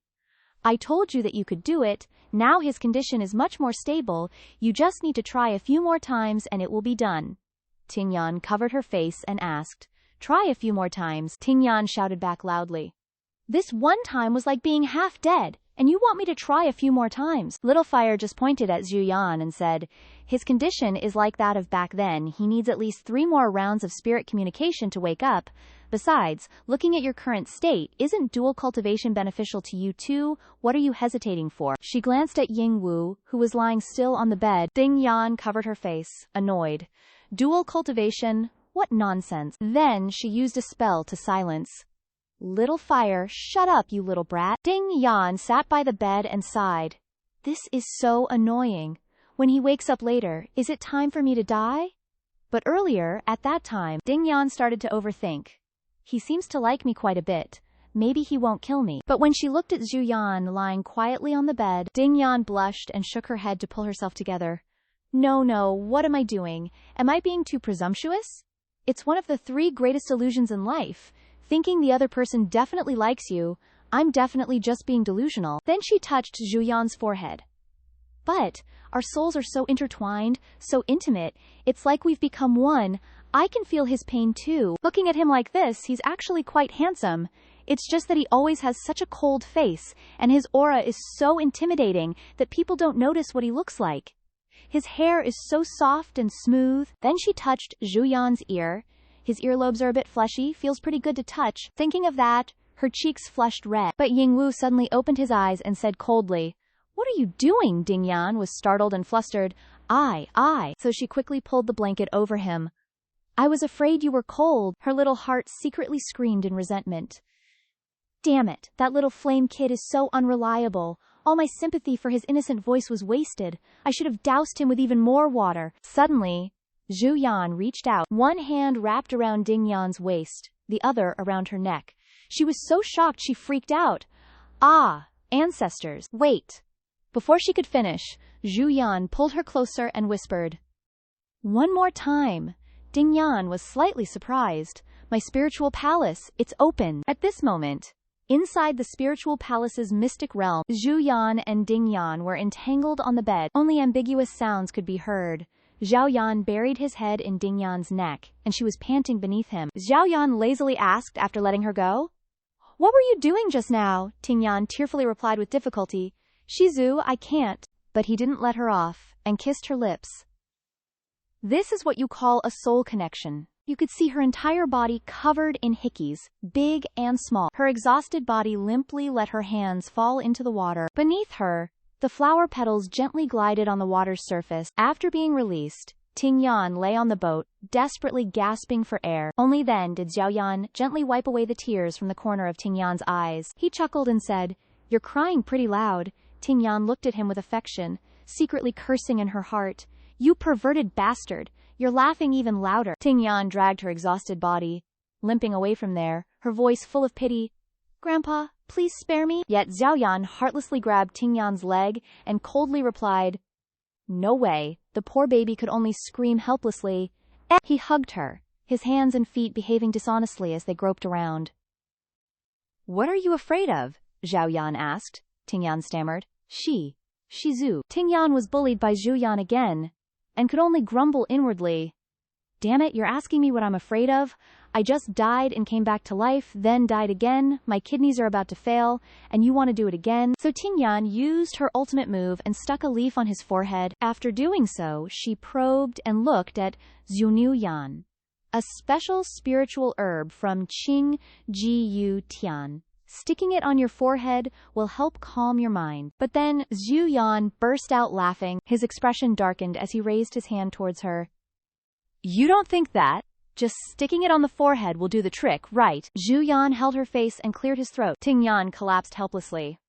Whatever, just destroy me. If you want to be burned to ashes, then come get me. Zhu Yan, of course, wasn't afraid, and placed his hand next to her. He said with a teasing tone, You think that if you do this, I won't make a move. At this moment, Sima Xiao touched Zhou Yan's cheeks, making her so scared she couldn't even speak. Ancestor, ancestor. Zhou Yan's tiny heart was beating uncontrollably as she fearfully scrambled away. Help. Help. Before leaving, she didn't forget to point back and mutter a curse, You pig trotter. Once outside, Zhou Yan asked the little snake. At this rate, I'd rather just finish the deed in one go. At least I'd get a break halfway. Damn, what kind of transaction is this? With absolutely no room to think or rest. The little snake shook its head vigorously. Seeing this, she asked helplessly, Not done yet. Zhou Yan then noticed the scenery across from them, her face full of bewilderment. Is this place about to disappear? The colors around are fading. This lake and wooden house, is this a miniature world created by that high monk? Sima Xiao, appearing out of nowhere, said, That's right, there's only one more day before this place vanishes. Zhou Yan jumped, startled, turning back, Ancestor. Then he looked at the little snake and said, Let's go.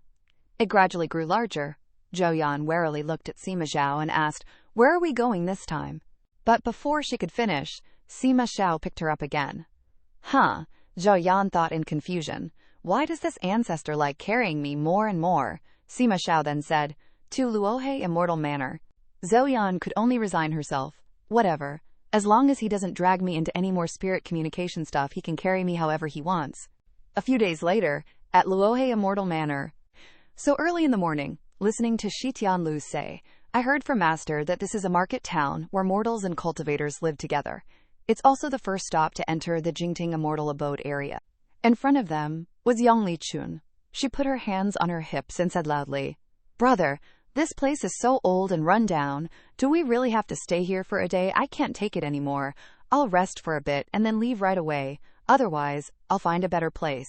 Yang Yiqiu, across from her, calmly replied, When you're out, the conditions naturally won't be as good as at home. Just try to endure it a little longer. Zhou Yan revealed, we've been following these two siblings for a while now. The younger sister is named Yang Lichun, and the older brother is named Yang Yiqiu. They are the children of the Mu family's eldest daughter who married out, and the young lord of the Yeyu Palace. I don't know why Master is following them, she said, clicking her tongue. Such a luxurious house, and she calls it run down. Truly a spoiled second-generation immortal. Li Chan then grabbed Yiqiu's hand and added, Brother, what do you think the academy in the Jingting Immortal Abode will be like? Is it better than the Chengju Academy we went to before? Yiqiu calmly replied, How can they compare? Mother already said, if we become disciples of the Jingting Immortal Abode, we'll be highly regarded wherever we go. Maybe even the Yeyu Palace will have to rely on us. You know I'm definitely better than those illegitimate children. At that time, the Yeyu Palace will be ours. Zhou Yan was stunned watching this. Your cultivation world really has palace intrigue everywhere, huh? Sima Xiao stroked his chin and said, How does it look to use their identities? Sima Xiao then waved his hand forward, and the two of them turned into two little quails. Suddenly, two little quails appeared. Zhou Yan jumped in shock, not understanding why she had turned into Li Chun. What the heck is going on? Sima Xiao picked up the two little quails and laughed. Little sister, here, have these to play with. Zhou Yan, seeing this, was speechless as she looked at him. Ancestor, what weird game are you playing again? The next day, outside the hall, only later did I understand that we were pretending to be the young master and young lady of the Yeyu Palace, and he brought us to the Chen Academy in the Jingting Immortal Abode. Thanks to that identity, we avoided the Shi family's pursuit and quietly infiltrated the Jingting Immortal Abode. Ting Yan and Ma Xiao were dozing off, heads leaned against each other in the carriage, totally oblivious to the little snakes sneaking over to their lovey-dovey pigeons, lol. Ting Yan then drifted right into dreamland. In her dream, she saw Ma Xiao walking down the stairs, which made her wonder, wait a sec, is this Grandpa's memories? Ma Xiao's image became clearer and clearer, right? I've been in his spiritual domain before, touched his soul. That's why I'm catching glimpses of these faded memories and feeling his feels, OMG. In that dream, Ma Xiao just seemed so alone. It was a loneliness that was kind of suffocating, you know. Suddenly, Ting Yan felt like she was plummeting into the deep sea, super uncomfortable.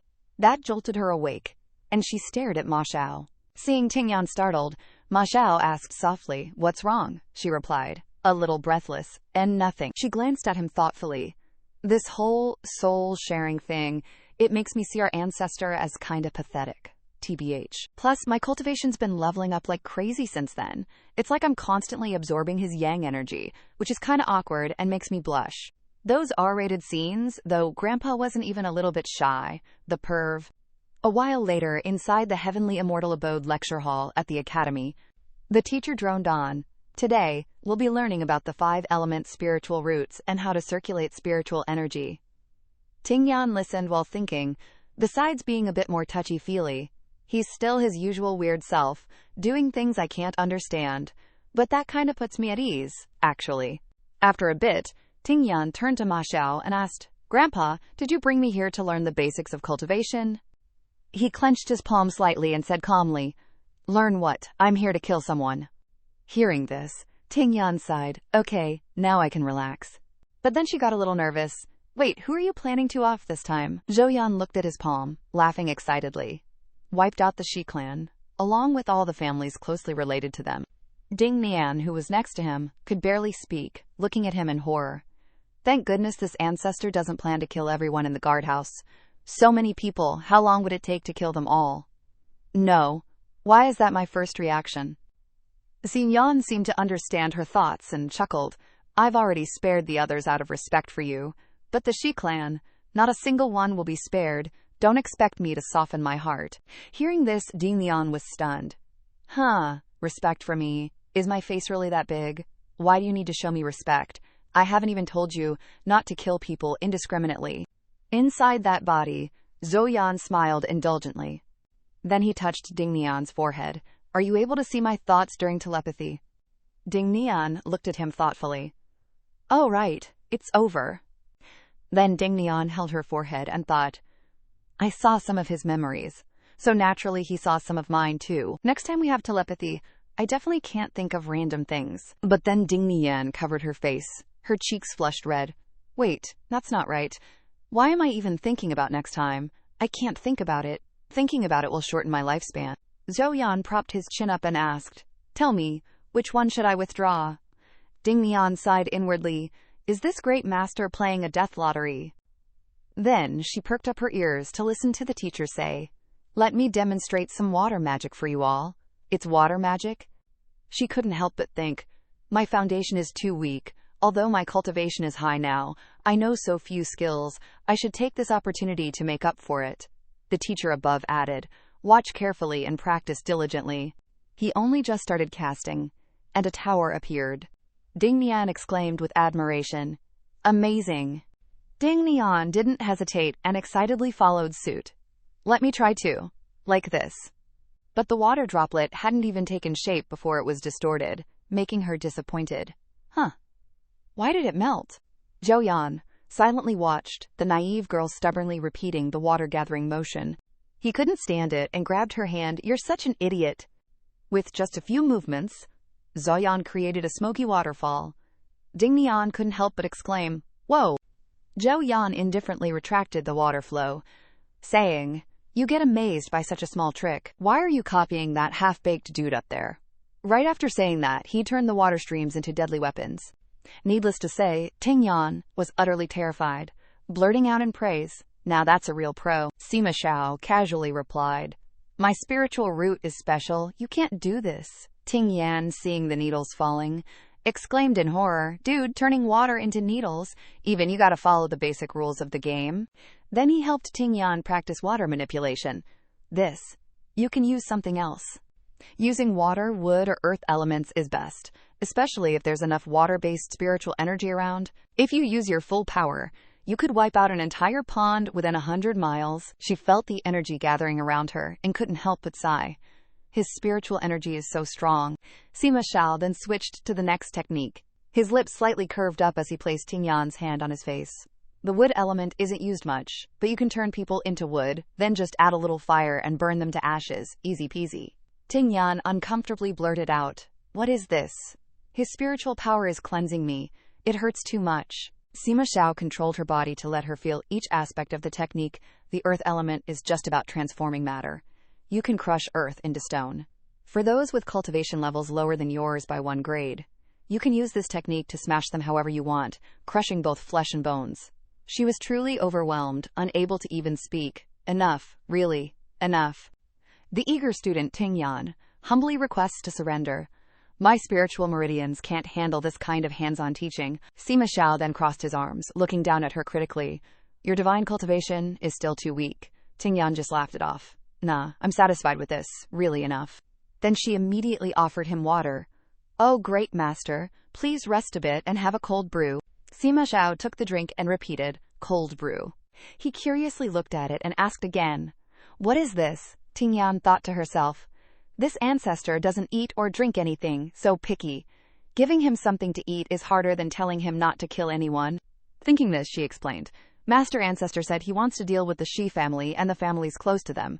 But how does Master Ancestor know which families are close to them? Sima Xiao put the cold brew down on the table and replied, Didn't they already tell me? The 100-person deathmatch at the Lingyan Mountain platform? See who they sacrifice? See how those families are linked? All the relationships, clear as day. Hearing this, Ting Yan secretly admired him. I thought he was really going crazy. Who knew he had a hidden purpose? Meanwhile, the little black snake took the opportunity to gulp down the entire cold brew. Sima Xiao said again, Come here, draw. She looked at the creatures in front of her, hesitant. Here. Sima Xiao looked at her with amusement. Whoever you draw, I'll kill them first. Sima Xiao looked at her with interest. Whoever you draw, I'll kill that person first. Ting Yan nervously grabbed the innocent little snake that was just drinking water, stammering, Be back up, let this idiot do it. The little snake conveniently chose a ball. Sima Xiao caught it. A small smirk playing on his lips. The Qi family. That look on his face scared Ting Yan so much she broke out in a cold sweat. Ancestor, do you have any idea that your smile is giving off major supervillain vibes? The next day, everyone at the academy headed to class again. Ting Yan, still half asleep, let out a huge yawn. Where did that ancestor of mine go? He didn't come back all night. Ting Yan rushed to her desk to sneak in a quick nap. Don't tell me he actually went off to murder someone, leaving me here to suffer through school all by myself. But just then, someone walked up to her. Seeing him sit down next to her, she jumped. Holy crap, who is this guy? You scared the hell out of me. He looked over and introduced himself. My name is Qilu Ocean. You must be the Yongling Chun of the Yeyu Palace, right? Where's your big brother? Hearing this, Ting Yan sighed as she recalled. Qi. Yesterday, little Blackie picked a small ball, and I'm pretty sure it had the character Qi on it. At that thought, her eyes filled with pity. It's over. He's probably a dead man. Oh, the humanity. Seeing her stare at him, Luotian grew smug. She's staring at me so intently. Looks like I've got a shot. The young man, Luotian, grew even bolder, grabbing her hand. Our Qi family and the Moose family have always been on great terms. Just call me Big Brother Qi and I'll take good care of you. Ting Yan shivered at his words. So damn cringy. But for some reason, Luotian suddenly leaped up, screaming in pain, while Ting Yan innocently whistled and looked the other way. Turns out, her mischievous little hand hadn't been behaving itself. He momentarily panicked, recalling the sensation. What was that? My butt? It's both painful and cold. Qi Luotian, standing in the middle of class, clutching his butt and screaming his head off, finally angered the teacher. Qi Luotian, what do you think you're doing? Such insolence! Get outside now! The rest of the class erupted in laughter. Oh my god, did Qi Luotian just pee his pants? Haha. Ting Yan sat there, thinking smugly. That safety pin trick I learned from Sima Zhou yesterday really works like a charm. The teacher's voice turned stern. All of you, quiet down. Today we will discuss divine souls and spirit abodes. A person's spirit abode is their most secret place. Even for dual cultivation partners, it's not easy to enter one another's. You are all young. Do not do such things with others for a moment's pleasure. Hearing that, Ting Yan suddenly felt a pang of guilt and covered her face. Wait a minute, if that's the case, then aren't Sima Xiao and I basically bad kids who've already tasted the forbidden fruit? The more she thought about it, the guiltier she felt, shaking her head frantically. Ah, the shame! This is so humiliating. Cut to a different scene at the Jinghua Pavilion, where everyone was having a meal. Ting Yan was no exception, looking utterly bored as she sighed. Becoming Yongling Chun means I have to socialize too. At least the food here is pretty good. But before she could even take a single bite, Yuan Rongshu, Qi Luotian's cousin, stood before her and aggressively demanded, You're the one who humiliated my cousin, aren't you? Ting Yan instantly activated her salted fish skill. Level 1. What? I don't know what you're talking about. It wasn't me. I didn't do anything. Who's your cousin, anyway? Rongshu's friend stepped forward to continue the tirade. Still trying to deny it. Your spiritual root is crap anyway. You can't even cultivate properly here. You might as well find a Dalio partner to leech off of. Zhu Yan activated her salted fish skill level 2. That's right, you're absolutely right. You're so eloquent, so logical. She even clapped to show her appreciation. Rong Shui's other friend chimed in. I think you came here today to find a Dao partner, right? Too bad everyone here's background is way above yours. You better know your place. Zhou Yan immediately flashed a smile and activated salted fish skill level 3. Whatever. Up to you, I'm fine with anything. Yes, I think so too. You make a good point. The three of them were speechless, feeling increasingly frustrated. Unbelievable. Someone can be this shameless. Unable to get a rise out of Zhu Yan, the three beauties huffed off in anger. Rongshu fumed. Wasn't Ling Chun supposed to be impulsive and easily angered? Why is she like a statue now, not reacting to anything? What the heck? Meanwhile, Zhu Yan happily enjoyed her snacks in the back. This sweet soup is really good. Discussions at the next table caught Zhu Yan's attention. Did you guys hear about the big incident in the inner sanctum recently? Could it be related to that Grandmaster? Zhu Yan thought suspiciously. They're talking about Sima Xiao. I knew it. Our ancestors caused such a ruckus, killing so many high-ranking Earth immortals, yet everything in the Jingxiao Gengchen region acted like nothing happened. Finally, someone's bringing it up. The table next door added, Rumor has it, the Grandmaster flew into a rage and killed a lot of people, all because his favorite female disciple whispered sweet nothings in his ear. The sect leader even had to cover it up. Now the Grandmaster is in secluded cultivation on Bai Lu Cliff, not coming out. Zhu Yan calmly refuted in her head, Idiots, that's fake news. The higher-ups are definitely trying to maintain stability by concealing the truth. However, the gossip grew even more heated. Before, we thought the Jingxiao Gangchen region would become even stronger when the Grandmaster came out of seclusion, but now it seems like having him around might not be a good thing. The other person retorted. That's wrong! The Grandmaster's cultivation is extremely high, and he's the only descendant of the Sima clan. It's normal for him to be a little eccentric. He deserves to be a respected senior and role model for us. If I had the chance, I'd give my life for the Grandmaster. Zhao Yan chewed on her sweet soup while listening to the juicy gossip. Want to follow Sima Xiao that much, huh? Too bad this ancestor doesn't have his eyes on anyone, though it kinda seems like he thinks you guys and the entire Jingxiao Gangchen region are trash.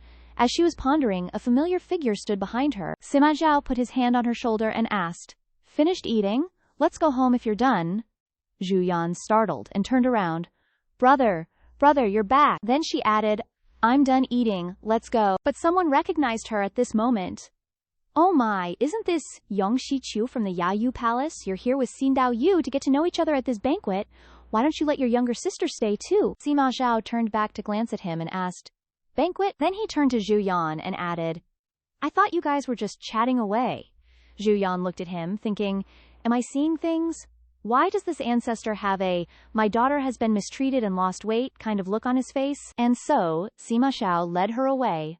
On the way, he asked with concern, Do you like this place? She replied. It's okay, the food is better than in the academy, he added. With your current cultivation, you don't really need to eat these things, she replied naively. Oh, I eat these things purely because I'm craving them. Then Zhu Yan handed the bowl to Sima Xiao. Actually, you should also try different kinds of delicious food. It's very helpful to keep you in a good mood. Saying this, she secretly assessed, This ancestor's life is too pitiful and boring. If a person can't even sleep and eat well, then life has no meaning anymore. Thinking of this, she took a big bite and mumbled, Try it, it's really good. It was a little difficult to hear because of the food in her mouth. She urged again, Have a taste. Sima Xiao's eyes remained fixed on her, and then he directly kissed her lips. One could say it was eating indirectly. The sudden action made Zhu Yan's little heart jump wildly. Even her eating utensils fell to the ground. The scene of the two of them kissing just had to be seen by Luo Tian. He was so pissed he immediately ducked behind a pillar. This Yunxi Yue, I haven't even had a chance to woo her, and someone's already snatched her up. Who is that guy next to her? Over there, Sima Xiao finally pulled away from her lips after a long while, complaining in a low voice. What's so good about this flavor anyway? Yunxi Yue angrily pushed him away. And you still ate it. Sima Xiao leaned back and lightly licked his thin lips. At the same time, Luo Tian walked over and asked, Shi Yue, my dear Muimei. He pretended to be natural, asking, What are you doing here? Weren't you at the flower banquet with someone else? Then he looked at Sima Xiao and added, And who's this? Yunxi Yue calmly replied, This is my Gege, Wei Yu Thu. Hearing that, he was completely stunned, his heart screaming, Incest! These depraved lovebirds are committing incest. Sima Xiao just scoffed coldly at that confession. Then he directly grabbed Yunxi Yue's hand and left. If you have nothing to do, scram. Yunxi Yue was confused, recalling Luo Tian's expression from just now. Why did he look like he's constipated? As the two left, he watched their figures, muttering with a cold expression. Disgusting. That night, inside Sima Xiao's room, Yunxi Yue asked, Master, what is this? He sat not far from her and replied, Just went to take care of something, saw this book, and brought it back. Yunxi Yue looked at the book with a doubtful expression. What book is so important that Master had to specifically bring it back? But as soon as she opened the book, her eyes widened in amazement. Whoa! But then she looked at him in shock. Heaven and earth, black and yellow, 4 stages of techniques. And there are 5 elements, and 12 kinds of special mutated spiritual roots. Saying that, she fearfully closed the book. A total of 10,000, 5,000 articles. The entire cultivation world, every magic that can be named is recorded here. This terrifying spiritual book, and you just casually brought it back. What the heck did you go and do? Thinking that, her face turned pale, imagining Sima Xiao being taken away in shackles. Wait, does that mean tomorrow there will be a curfew everywhere, hunting down thieves, and then they'll find us? At this time, Sima Xiao spoke up. Haven't I killed enough people? You're not afraid being by my side, but you're afraid of holding a book. Hearing that, Yunxi Yue nodded in agreement. True, that makes sense. Then she resolutely clenched her fist and added, I love studying. From now on, I'll learn 50 new words every day. Ah, no. Learn 15 magic techniques. Zhu Yan, on the side, held his teacup, propping his chin, and looked at her. No, you do want it. You're clearly screaming no in your head. Ting Yan raised an eyebrow in surprise. If you knew, why did you give me that huge stack of homework? But then she curiously approached him and asked, Ancestor, how do you know what I'm thinking? Can you read minds? Sima Xiao calmly replied, I can't read minds. He then touched her cheek and said softly, But when you're emotional, I sometimes hear what you're thinking. I can only hear yours. Ting Yan grimaced, her face pinched. Why only me? Her tiny heart clutched her head, screaming in protest. Is this also a consequence of soul sharing? Ugh, I knew it. You can't just sleep with a big shot all willy-nilly. There's a price to pay. Sima Xiao then leaned close to her ear. I can hear everything in your head. If you keep being noisy, there will be soul sharing. Hearing this, Ting Yan stuttered, repeating, soul sharing. In Liu Tingyan's imagination, she was being ravaged by this ancestor until she was breathless and covered in red marks. Imagining that scene, Tingyan immediately put her hands together in front of her chest and chanted loudly, Amitabha, no sharing, all is emptiness. Sima Xiao couldn't help but burst out laughing at her words. The scene was like a little chick being chased by a big snake that just wanted to devour her. The next morning, in class, Tingyan leaned close to Sima Xiao, puzzled, and asked, Ancestor, it's so weird. Why is everyone avoiding us? They're looking at us really strangely too. Sima Xiao used a barrier spell around them and replied, You don't have to whisper, they can't hear you. Tingyan pouted, confused, and looked around.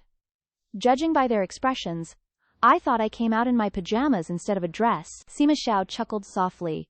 Want to know? Just take a look. She quickly gave him a thumbs up and praised, Big shot, you're the best. Luo Tian, over there, looked at them with disdain and speculated, I saw it with my own eyes, it can't be fake.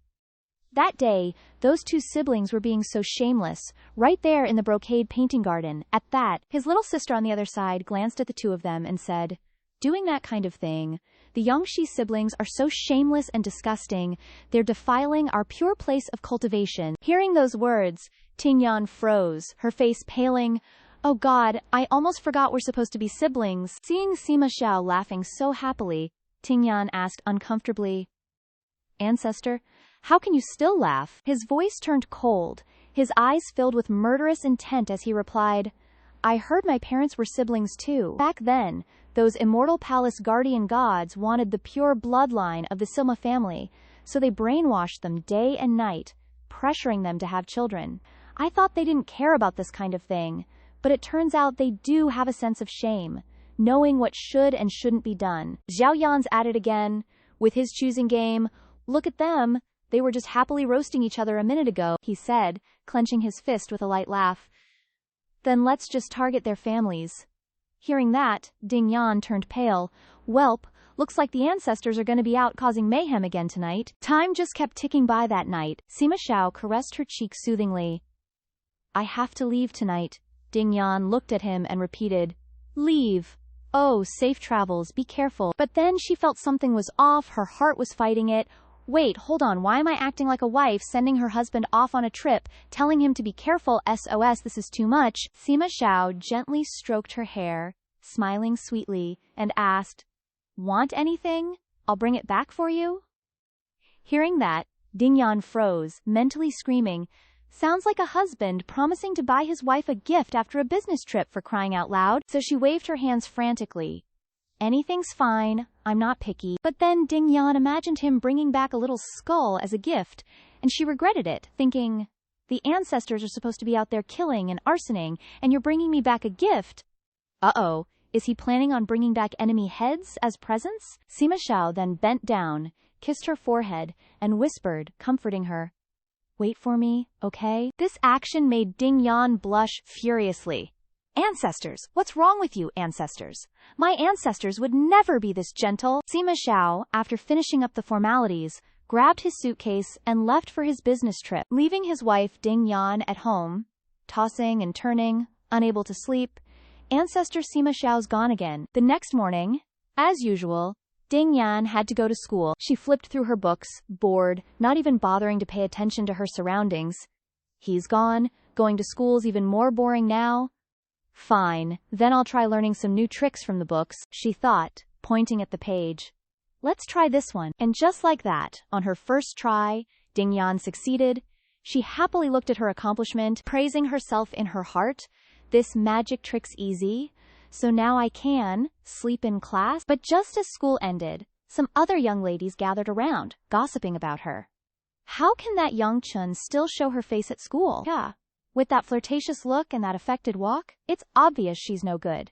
Need you even ask? Ding Yan, on the side, secretly cast a spell on them, her face full of amusement. After school, I'll practice on these blabbermouths. The beauties over there started to bicker. One stepped on the other's foot.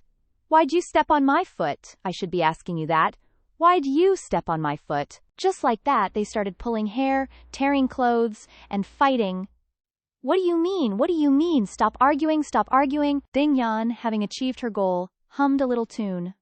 Fight well, fight harder. Cut to a different scene a few days later. While Ting Yan was sound asleep, she suddenly rubbed her eyes and woke up. Zhao Yan, who knows how long he'd been there, was sitting next to the bed, gently stroking Ting Yan's head. She let out a sigh of relief. You're back. Zhu Yan held out a mirror to her. Here, take it. She instantly woke up fully. This is a mirror. But when she tried to look at herself, she couldn't see her reflection. Ting Yan was a bit confused. She looked it over. This mirror had two sides, both equally blurry. Logically, the treasure brought back by the ancestors shouldn't be this simple, right? So she shyly asked, Dadji, how do you use this? Zhu Yan chuckled softly. You don't even know this? As long as you have spiritual energy, even if the two mirrors are separated by 10,000 miles, you can see what's happening on the other side. Ting Yan asked in disbelief.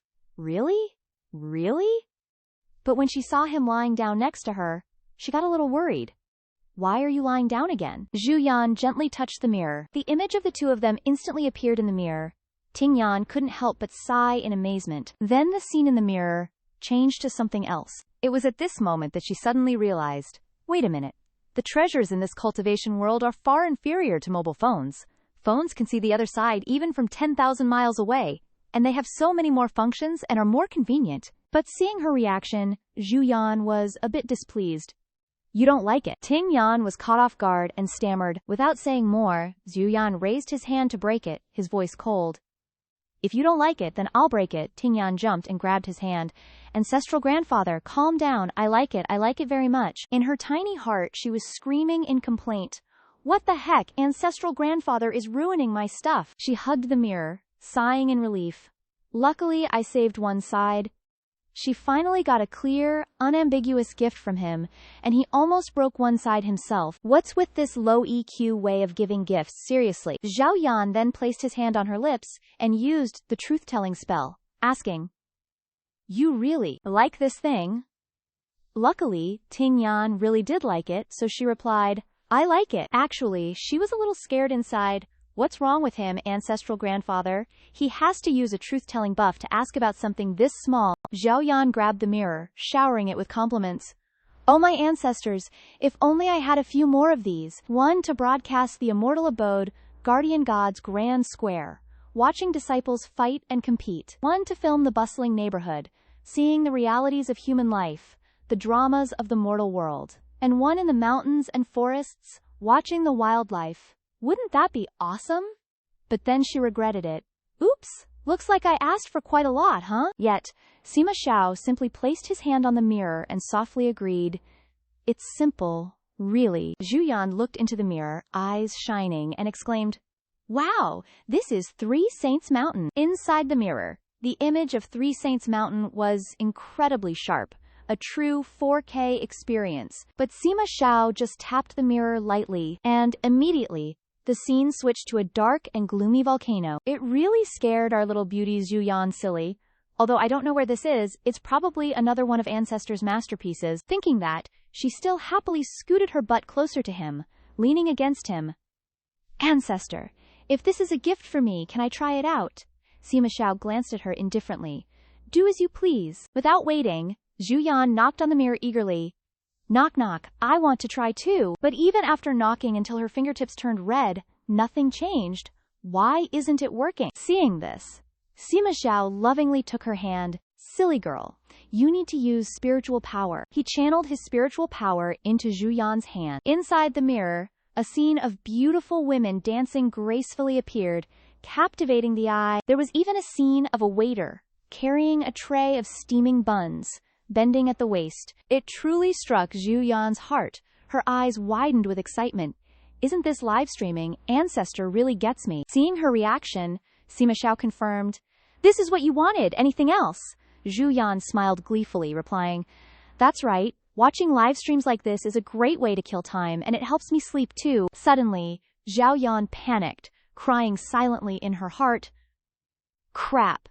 Seeing how Ancestor indulges me in everything, isn't this about to turn into a domineering Ancestor falls in love with a little demon consort drama? The drama Domineering Ancestor Falls in Love with a Little Demon Consort is now airing, enthusiastically calling on the masses to come and enjoy the show. But how could Zhu Yan let that happen? She quickly changed the subject. Ancestor, aren't you going out? Are all your tasks done? Sima Xiao replied, "Not yet. Let them live a little longer." Then he gently cupped her face. "Do you like excitement?" Zhu Yan hesitated. I do. Although that's what she said, she was secretly dancing inside. Could it be that Ancestor has realized something and plans to take me somewhere lively for a date? Hee, I'm kind of looking forward to it. My heart's pounding. Sima Xiao revealed a dark expression and said in a deep voice, "In a while, the immortal abode guardian gods will be incredibly lively. When that time comes, I'll take you to see the most exciting moment the immortal abode has had in 10,000 years." Zhu Yan was secretly tearing up, looking at the unpredictable person in front of her. Just say you're a domineering CEO, don't suddenly go all dark and twisted on me. Before you know it, Sima Xiao is out causing trouble again. It's almost a new season, and Jiao Yan, accompanied by her maid and guards from Yonglichun, went out to buy clothes at the Yunyi brocade shop. The owner greeted them enthusiastically. "These are the newly arrived flower brocades this month. The patterns on this type of brocade are no ordinary stuff, you know. This flower is called the Sun Moon Udumbara. It's totally extraordinary." Zhu Yan was super intrigued and secretly exclaimed, "Whoa, even the Sun Moon Udumbara is a fabric pattern now." Zhu Yan picked up a piece of fabric and praised, "It's really beautiful, but the shape of the flower seems a bit off, kinda wrong." The owner added, "This Sun Moon Udumbara design is a flower that grows alongside the Sima clan, so hardly anyone has ever seen its true form. Only my Yunyi shop has this pattern, and it's a bestseller every year." Zhu Yan didn't argue and just cheerfully said, "I'll take it. And that nebula gauze next to it too." But then, a young miss from Yuezihi Palace, Yue Chu Hui, butted in. "Hold it right there. Who dares snatch something I've already chosen?" Zhou Yan looked at her, puzzled. Why does this girl look so familiar? Oh, I remember. It's the owner of the Bai Yanfei Pavilion. Last time we went there, she was the loudest one. Back then, Shizu took me to watch the show, and she spotted us and pointed, shouting, "Look, it's the Ancestors." But now, she's acting all high and mighty with her maids, bossing everyone around. "I hear you're people from the Yayu Palace? HMPH, such a small Yayu Palace. Even if your palace master or old ancestor came here, they'd have to be polite to this young miss. Do you even know who this young miss is? My mother is from the Gong Yuizihi." Zhu Yan's maid couldn't stand it and retorted, "Let's be reasonable, okay? First come, first served. Why should we give it up? Your Yayu Palace is going too far." Those two ignored her and sneered. "Bullying people too much, huh? We're already being nice by not making you kneel. Look at your own status. You think you're worthy of being compared to the Gong Yue Zihi." Zhu Yan, on the other hand, was confused and muttered to herself, "Ugh, it's just some fabric. Why is everyone making such a fuss?" Thinking this, she shoved the fabric towards Chu Hui. "If you want it, I'll give it to you." After that, she grabbed her maid's hand and quickly ran away. "There are too many of them. It's best to retreat." Chu Hui, instead of being happy, shouted loudly, "Did I say you could leave? Someone, grab her for me." Chu Hui's maids were surprisingly efficient. The moment the order was given, they were already blocking Zhu Yan's path. Seeing the two of them, Zhao Yan hesitated. "Whoa, seriously? Even the guards are nascent soul cultivators who've been through hundreds of battles. Looks like Not only can I not win, but if I make a move, it might expose my and Shizun's identities. At this moment, the black snake slithered out from her clothes and asked, "Hiss, what's going on? I want in too." Chu Hui saw it and was instantly filled with fear. That thing? Why does it look like a demon lord's pet snake from Tibet? How does she have a snake like that? Thinking this, Chu Hui brazenly pointed at Xiao Yan and ordered, "Leave that snake behind and I'll spare your life. Don't let me see you again. Go get her." The two maids acknowledged the order and drew their swords, rushing towards her. "Oh crap, you dare snatch the Ancestor's snake. Are you guys tired of living?" At the Canthan Immortal Estate, Ling Mountain. Within the estate, there are 9 Ling Mountains in total. Each one is occupied by the Xing family, and the mountains are overflowing with spiritual energy that cultivators crave. However, no one in the Xia family knows that the constant surging spiritual energy has formed a complex network of spiritual energy conduits thousands of feet deep beneath the Ling Mountains. Drip, drip, drip. A drop touches Sima Xiao's blood-stained hand. It is these conduits that have converged to form spiritual pools, the most vital heart of each Ling Mountain. At this moment, Sima Xiao chuckled softly. The spiritual pool of the secondary peak is complete. He left directly. The dark fire has been lit, waiting for the day the east wind arrives. His face was cold as he stepped outside. In front of the cave, several people from the Canthan Immortal Estate were already waiting. Upon seeing Sima Xiao, they bowed respectfully. "Grandmaster," he glanced at the person next to him. "Go."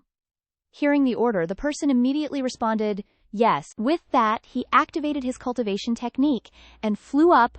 "I want to see a grand show, and the abandoned members of the Xing family will be the kindling." The Canthan Immortal Estate's roots run too deep to be easily uprooted, but what if I ignite a fire right in the heart of the tree? Thinking of this, he smirked. "Burn it all, burn it clean, purify it all." A moment later, he returned to the pavilion and called out without waiting, "Liu Tingyan." He looked towards the bed, seemingly annoyed. "Where is she?"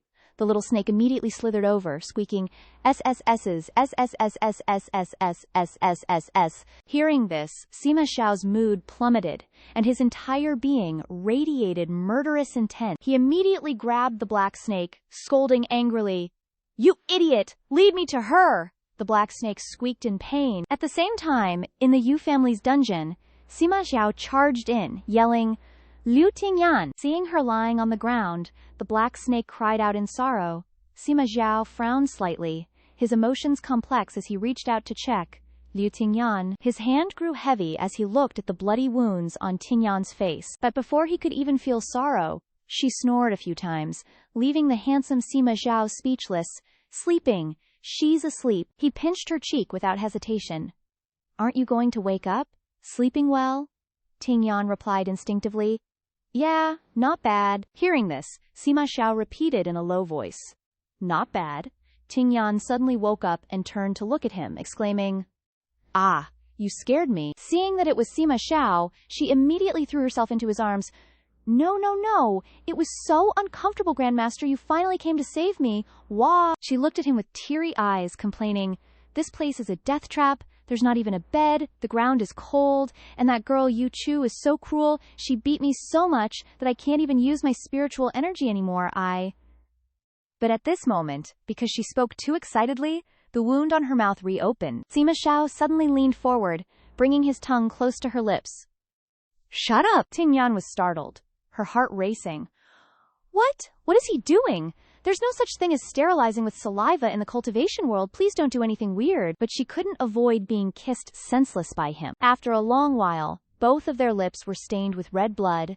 Sima Zhao said curtly, "Let's go," Tingyan asked in confusion. "Go? Go where?" she suddenly asked, startled. "Are we going to kill someone again?" Sima Xiao said darkly, his voice full of murderous intent. "Or what?" Hearing this, she was left helpless. "Why is he even angrier after kissing me?" she thought to herself, and then comforted, Grandmaster, calm down first." He then picked her up. "Be quiet, or else." Tingyan awkwardly grabbed his shoulders. "Please don't." Sima Xiao looked at her with murderous intent, warning, "I'll kill you too. Dying in my hands is better than dying in the hands of others." Tingyan, of course, didn't dare to open her mouth. This Ancestor is having another episode. There's no reasoning with him. It's best to try to survive first. In the blink of an eye, Sima Xiao had already carried Dingyan out of the concubine's palace. Needless to say what happened behind them. Total chaos with smoke and flames everywhere. Anyone involved got a one-way ticket to see their ancestors, like ASAP. Ding Yan clung tightly to his neck, feeling super queasy and covering her mouth. Ugh, this bloody smell is making me want to hurl. Just how many people did our forefather off? I seriously can't even look. Wah. Scene changed to a quiet room in the Yun family's residence. Yun Chu-hui suddenly caught a whiff of blood and jolted awake. Furious, she yanked back the curtains and snapped, "How dare you? Who allowed you to barge into my Yun Chu's palace?" But when she saw Sima Xiao, she kind of froze. "You!" Chu-hui then gasped, thrilled.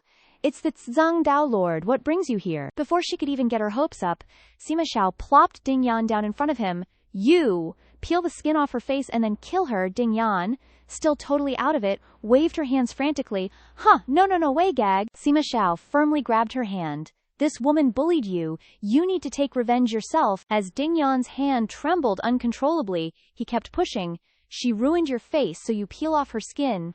She had people beat you, so you break all her bones and meridians. She made you suffer, so you make her die in agony." Peel. Seeing that she was about to lose the battle, she cried out, "I can't do it." Just as the sharp ice spear was about to reach Chu Hui's face, she screamed in terror.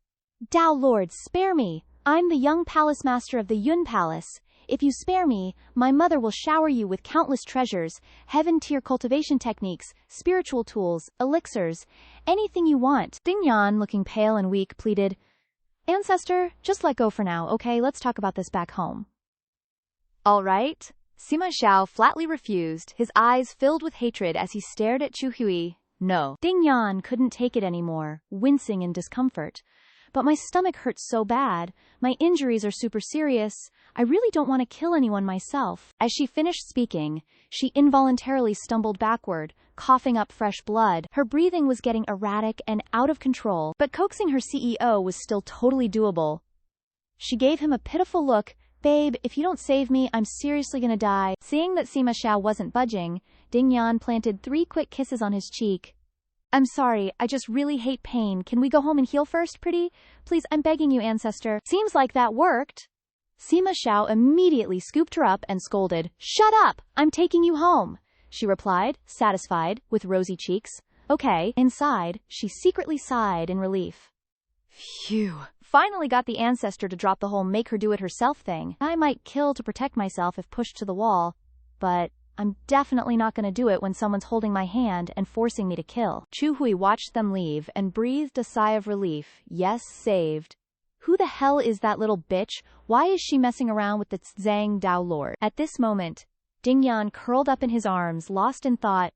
I still haven't gotten used to this world, but I can't use my standards to interfere with Sima Xiao either. Even though Sima Xiao was leaving, he didn't forget to glare back at Chu Hui, and there she was, thinking she finally caught his eye, waving like crazy, all excited. But before she could even finish her high, that icy glare of his sliced her in half, sending her straight to the afterlife before she could even blink. Ouch! A bit later, Sima Xiao got Ting Yan back to her room to rest. Inside, she was totally buzzing, showering him with praise. "Sifu is seriously amazing. My tummy feels so much better." Ting Yan, lying on the bed, watched him gently rub her stomach and said shyly, "Before, there was this thunder-type cultivator who whipped me and stuffed lightning spiritual power into the wound. It hurt so bad I almost passed out." Sima Xiao, without a hint of emotion, responded, "If only I knew." A dark, ominous aura started swirling around Sima Xiao as he emphasized each word. "I'll make them suffer a fate worse than death." Ting Yan, hearing that, froze up. "Worse than death, dude. Please don't get all horror movie on me. I'm gonna hurl." Sima Xiao pinched her cheeks, making her look at him intently. "Scared?" She nonchalantly replied, "Nope." He raised an eyebrow, suspicious. "Still not scared. You deserve a little punishment." She jolted, stiff as a board. "Punishment? Like what?" At the same time, Sima Xiao's hand reached for her chest. In her mind, she was screaming, "Crap, did I pick the wrong answer?" But then, Sima Xiao gently took off her outer robe. Only then did she realize what was going on, and her cheeks flushed red. She mentally sighed in relief. "Oh, that's the punishment. You could have said so. I was freaking out." Sima Xiao saw her lying there, unmoving, and teased. "You don't seem to have any intention of resisting." Ting Yan blinked at him, all innocent. "Huh, if you're requesting it, I guess I could give it a shot." And just like that, Ting Yan started rolling left and right, putting on a grade A actress performance, shouting dramatically, "Aya, stop! Please have mercy!" Sima Xiao, losing patience, stopped her. "Don't move." Then, out of nowhere, he kissed her, and Ting Yan gripped the blanket tightly. Her breathing got heavier, and she felt a strange sensation. What is this? With Sima Xiao's every move, she felt more and more uncomfortable, like her body was on fire, shaking all over. Ting Yan choked out, "You? Do all you Sima clan guys make women suffer like this? I'm gonna burn to death." Wah! The Sima clan has Phoenix Mountain spirit blood, which carries the aura of spirit fire, causing immense pain to outsiders. If Liu Tingyan hadn't drunk his blood before, she definitely wouldn't be able to withstand the burning sensation of the spirit fire today. Sima Xiao softly kissed her forehead, comforting her. "Don't be scared. I'm here. No one will hurt you." He lovingly stroked her chin. "Cry for me. Don't hold it in. You can't make me hurt like that again." But before they could get all lovey-dovey for even 3 seconds, Sima Xiao's face turned cold, and he warned, "If there's a next time, I'll kill you." At this moment, Shi Tianlu spoke up.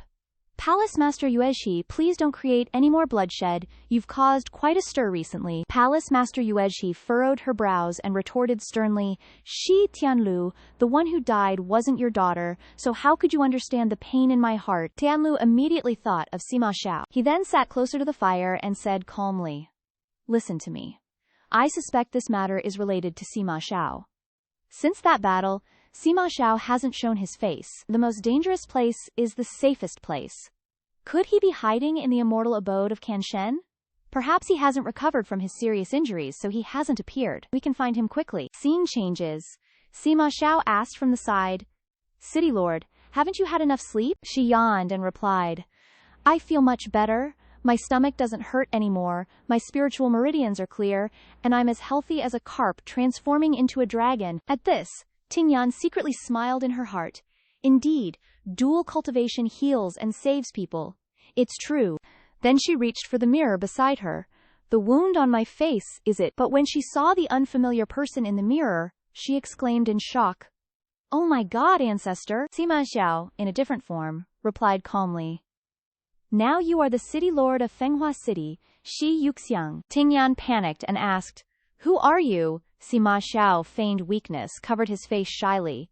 "The gigolo that Shi Yuxiang is keeping." Tingyan, seeing that expression, unhesitatingly gave a thumbs up and praised, "Big boss, you really know how to advance and retreat." Then she stood up and asked further, "What exactly is going on? Where are the Yongling Chun siblings?" Sima Xiao replied calmly, "The Yongling Chun siblings have returned to their original identities. They won't remember what happened during this time.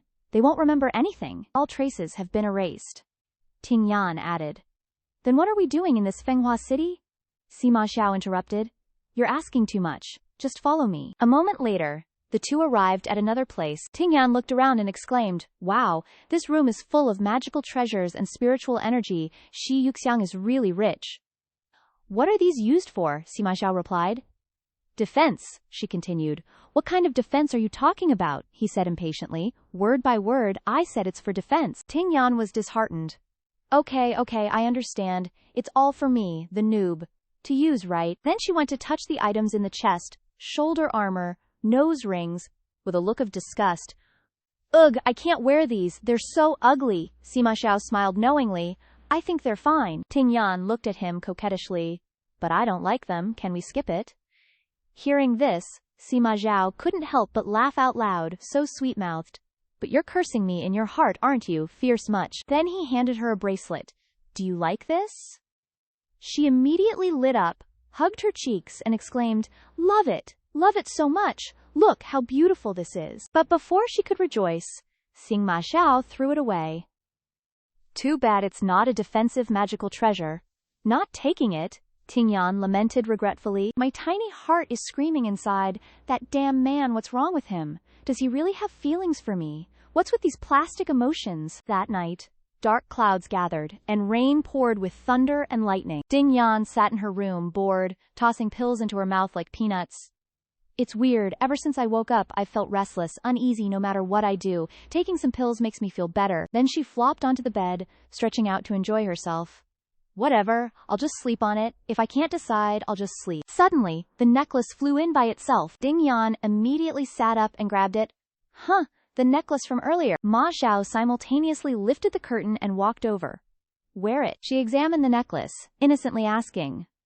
But didn't you say this wasn't a defensive magic item? Ding Yan suddenly raised her eyebrows. Wait, how did this necklace become a defensive magic item? Ma Xiao took the necklace. What's the big deal? I refined several defensive magic items into it, Ding Yan suspiciously asked.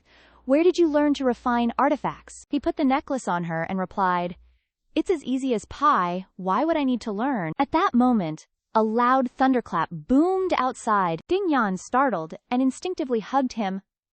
Ah, Grandmaster, why do I feel so anxious when I hear thunder? I wasn't like this before. Ma Xiao looked at her with amusement. You're probably about to break through, that's why there's a lightning tribulation. She thoughtfully replied. So that's it. It seems I really am about to break through. It's all because the ancestors forced me to increase my cultivation and even made me drink the blood of the frozen phoenix. I've broken through so many times, but I've never encountered a lightning tribulation. It's been smooth sailing all the way. I don't have any experience. This is the first time. So the ancestors prepared this defensive armor for me to block the lightning tribulation. Thinking of this, she grabbed Ma Xiao's arm. I'm not going to be the first incarnation to be struck dead, because I can't withstand the lightning tribulation, am I? Ma Xiao immediately hugged her. No way. His gaze was deep and unreadable as he stated clearly. If I don't let you die, you won't die. Switching to another scene, Ting Yan stands on a cliff, looking thoughtful. Thunder rumbles in the valley. It's the secret realm of the Kanshen immortal abode. This place is shielded by celestial beings, able to ward off most lightning tribulations. It's a perk for disciples of the Sima family. Each time they break through, they can come to Thunder Valley to avoid lightning strikes. A few days ago, Sima Zhou brought a long-tailed hamster and gave her instructions. Take this, I won't accompany you anymore. Ting Yan was taken aback. Ancestor, I'm going to transcend tribulation, not going on a picnic. What are you giving me this white mouse for? Sima Zhou replied. This is Shi Yuxiang. Remembering this, she involuntarily praised, Ancestor really knows how to pick people.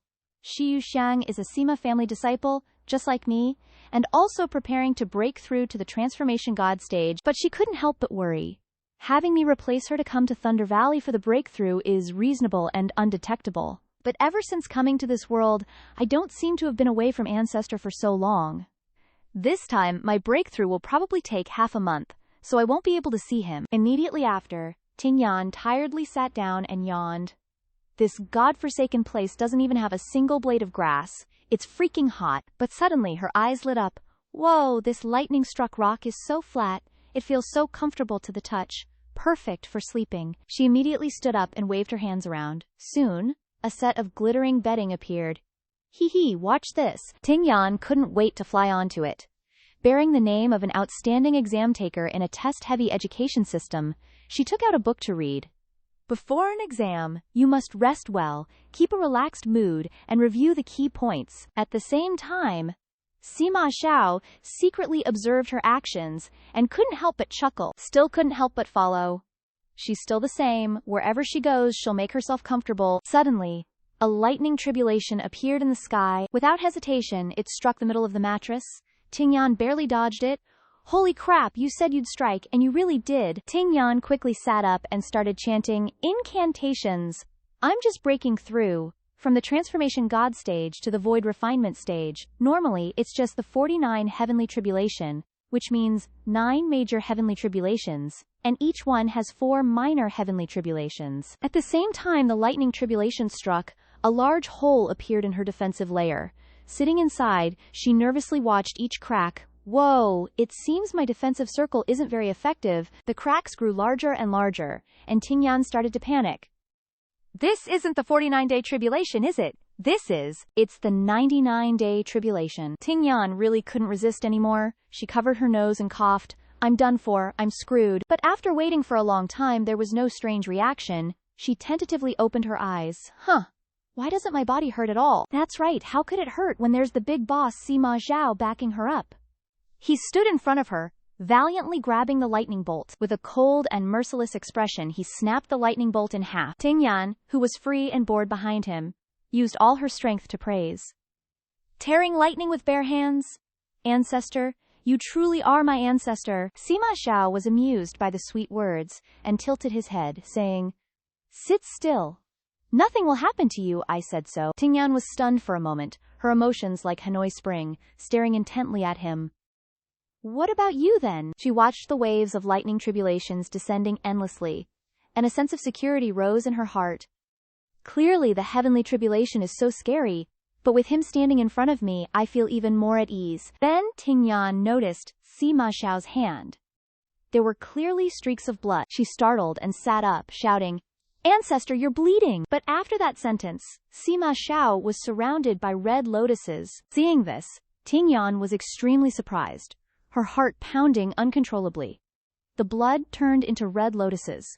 So awesome! After a while, the lightning tribulation cooled down, and she put her hands on her hips, wondering, is this the end? Sima Xiao turned around, looked at her, and waved his hand dismissively. That's all there is to it. Tingyan went over and grabbed his arm. His wound isn't good, it needs to be treated quickly. Thinking this, she stared intently at the wound on his hand.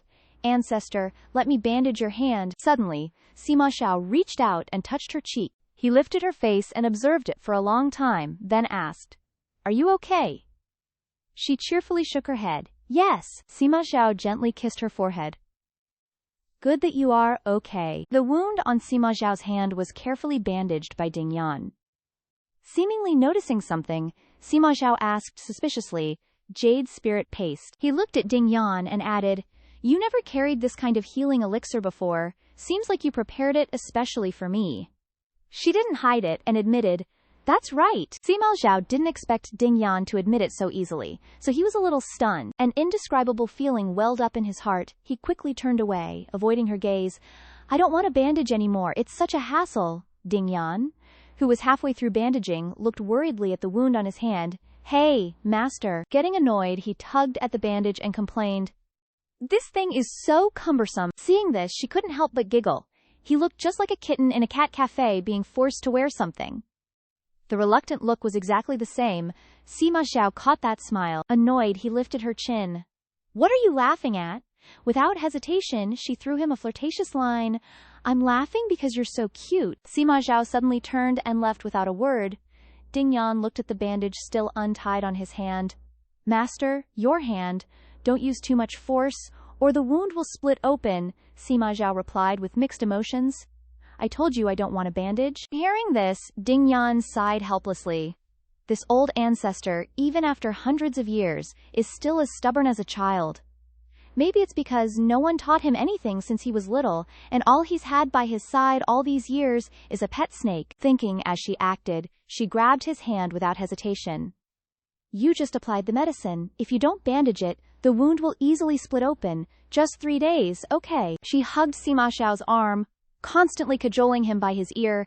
Just bandage it, please. It looks so painful. We'll take it off after the wound heals a little. But the young man Sima Xiao remained unyielding and unusually gloomy. Dingyan kept nuzzling his arm like a kitten, melting even the cold CEO. Please, I'm so worried. You know I prepared this especially for you. Wouldn't it be a waste if you didn't use it? I'm even wearing the necklace you made for me. Sima Xiao turned his face away and hesitated. Only 3 days. Got it. Hearing this, she happily looked up at him. Immediately after, she stepped back and hugged his slim-toned waist. Hee hee, I knew you'd agree. He tilted his head and retorted, you think I can't see you're deliberately acting cute? Dingyan didn't care, feeling smug in her heart. So what? What should be compromised still has to be compromised. Pillow talk really works. She looked at him again. You deliberately chose this place for me to undergo my lightning tribulation, and you even crafted such powerful defensive magic items and personally followed me. You knew all along that my lightning tribulation this time wouldn't be simple, right? Sima Xiao gently stroked Dingyan's head. Because you merged your soul with mine, you were tainted with my aura, which led to the lightning tribulation. The Sima clan is nearly extinct today, which is related to the fate of the heavenly Tao. It wants to destroy the Sima clan. It wants to kill me, she asked back in a bit of panic. But I remember it's recorded in the ancient annals that many years ago, many great immortal experts of the Sima clan ascended to become gods. So how can you say they're extinct? Sima Xiao frowned slightly, sneering in his heart. ascended to become gods, HMPH, that's just the biggest joke in the heavens and earth. In the past, every time an immortal ascended, the spiritual energy of the heavens and earth would become richer. Do you know why? It's because those immortals actually couldn't ascend to the god realm at all, but dissolved into the heavens and earth, their souls and bodies turning into pure spiritual energy to nourish this world. Suddenly, Ding Yan felt a chill down her spine. Wait, isn't this a shocking secret? He just said it like that. The thunder is getting louder. At this moment, Sima Zhao's hatred rose. This was confirmed by the last person of the Sima clan. Otherwise, why has no one dared to ascend for so many years? The Sina clan dares to blatantly scheme against the remaining members of the Sima clan, even imprisoning them and seizing their territory step by step. It's all because the Sina clan knows very well that those people of the Sima clan who once ascended to become gods can never return. Zhu Yan was so scared that her face turned pale, and she quickly covered his mouth. Okay, I get it, no need to say more. Be careful of attracting more lightning tribulations, your hand is still injured. She cut him off mid-story, leaving him a little stunned. His expression turned colder as he grabbed her hand. So what? He very naturally placed it on his chest. If it weren't for the Phoenix Mountain's spirit fire inside me, I would have ascended immediately after the lightning tribulation, turning into pure spiritual energy to nourish all things. Zhao Yan broke out in a cold sweat, inwardly sighing. So the Ancestor has already cultivated to the peak. 3 days later, she muttered as they walked. Shizu, aren't we supposed to be leaving soon? Why are we going deeper inside again? Sima Xiao wrapped his arm around her waist, pulling her closer. Grab something and leave, you're too slow. Then, carrying Zhao Yan, he flew straight up, she hugged his waist and shouted, Whoa, Shizu is so fast. Before long, the two arrived at their destination. He placed his hand on the cliff, and a green aura appeared. Zhu Yan stood beside him, feeling bored. What does he want to do now? But before she could finish her thought, the crack below suddenly burst, catching her off guard. I'm going to fall. How could she fall with President Sima Xiao by her side? He put his arm around her shoulders, reassuring her. Don't be afraid, open your eyes, you won't fall. Hearing that, she slowly opened her eyes. Looking at the surrounding scenery, she couldn't help but exclaim, Whoa, it's so beautiful. Then her eyes landed on the dazzling sphere of light beside them. What is that thing? Sima Xiao picked up the sphere and replied, That's the lightning stone. It's the heart of this valley, which can resist the lightning tribulations mostly thanks to it, Zhu Yan worriedly continued. Then, if you take it away, won't the lightning valley collapse? Sima Xiao indifferently looked at the sphere. The lightning valley was originally created by the Sima family, and the lightning stone is also a Sima family object, so what if I take it? She incredulously asked. Although this used to be your land, the Xia clan has occupied it for so long. Haven't they set up any restrictions to prevent the Sima family from entering and exiting freely? He tilted his head, looking at her with a faint smile. Of course there are, but do they work on me? In her mind, she wanted to beat Shi Tianlu to death 1,000,000 times, while scolding him relentlessly, she thought helplessly. Just with this face and that expression of the ancestors, he could piss off at least 10 members of the Xinya family. Sima Xiao then gave the sphere to her. This is a gift for you. Saying it was a gift, Zhu Yan looked at him in disbelief. Scene change. To the city lord's mansion in Fenghua City. Morning. Ting Yan sits on a chair. A sweet feeling welling up inside her.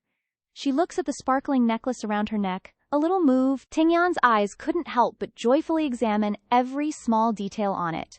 After embedding the lightning stone, it looks even more beautiful. At the same time, Ma Xiao raised the necklace on her, nodding in agreement. Later, if you encounter cultivators like Shi Tianlu and can't escape, just lie down and let him hit you. Even if the other party goes all out, it will take them half a day to break through the defense. Ting Yan tilted her head in confusion and asked, What happens after they break through the defense? Ma Xiao gently stroked her hair, his expression extremely calm as he continued, I'll be there before that. You can just keep lying there. Hearing those words, Ting Yan couldn't help but marvel at her ancestor. No wonder he's my ancestor, he's so damn cocky. But he actually has the right to be arrogant. If it's that terrifyingly insightful and ridiculously powerful, Zhang Daojun from the tunnel. He's one of a kind in heaven and earth, worthy of being the #1 person. It was several days later in the garden of the Fenghua City Lord's mansion. The atmosphere was very quiet. sunlight streaming through the leaves. Tingyan, in her persona as Shi Yuxiang, a renowned beauty obsessed with pretty boys, keeps many male companions. She's lying down, peacefully enjoying the morning sun. By the side of the lake, a man's footsteps gradually approach. These pretty boys recommend themselves as bed partners every few days, and the one chosen today is young Master Mu, Shi Yuxiang's secret lover. He hides behind a tree and softly calls out, "Xiang Xiang." As usual, young Master Mu approaches, sees Tingyan sleeping, gently strokes her cheek, and utters lewd words. "Xiang Xiang, I heard you haven't been looking for anyone lately. What's wrong? Have they all satisfied you?" As he says this, young Master Muse's hand caresses Tingyan's neck, uttering each word without hesitation, "Your slutty body." She then wakes up and sees the large hand daring to touch her mountain range, and her eyebrows furrow slightly. "What?" Tingyan reflexively throws the pretty boy away. "Who's touching me inappropriately? Get lost, get lost." Young Master Mu finally understands what it's like to fly. He chokes out her name one last time. "Xiang Xiang." Young Master Moody flies to the edge of the lake, his whole body in pain, but it seems his tribulation has only just begun. Young Master Mu looks at Tingyan with a gloomy expression, full of disgust, and yells, "You slut, what are you doing?" She doesn't know if those words angered her, but Ma Xiao looks like he wants to devour young Master Mu whole. Before anyone could even notice him, Ma Xiao grabbed him and lifted him off the ground. Young Master Mukena didn't understand what was happening and screamed in panic. Tingyan, on the other side, trembled with fear and quickly covered her face, worried that she would see an unsightly scene if she was even a little late. Will the Ancestor crush his head? No, it's too bloody. But contrary to what she thought, Ma Xiao threw young Master Mukeni towards her. He angrily turned to look at the person who dared to touch him. "Ouch! Who dares to throw this old man? You guys, are you crazy? I am." But before he could finish his sentence, Sima Xiao embraced Dingyan from behind, whispering into her ear, "Do it! Kill him!" Dingyan was terrified, breaking out in a cold sweat, passively letting him control her. "No, don't." Sima Xiao didn't hesitate, guiding her hand forward. "Kill him?" After those words, the surrounding scene was dyed a deep crimson. Dingyan's eyes widened in horror, repeatedly muttering internally, I killed someone. I killed someone." Looking at the dismembered body of young Master Mu before her, Dingyan felt a wave of nausea. Sima Xiao was born into an environment where it was kill or be killed. I won't comment on his bloodlust. But in my world, killing is wrong. The more she thought, the more she regretted it. I hate killing. I hate killing. Sima Xiao placed his hand on Dingyan's shoulder. Seeing tears streaming down her face, he spoke soothingly. "It's just killing one person. He offended you, so I wanted you to do it yourself. Why such a big reaction?" Dingyan felt uncomfortable with Sima Xiao's touch and nonchalant words. She angrily pushed his hand away. "Don't touch me. I don't want to talk to you right now." She felt stifled. Clearly, she didn't know how to face him.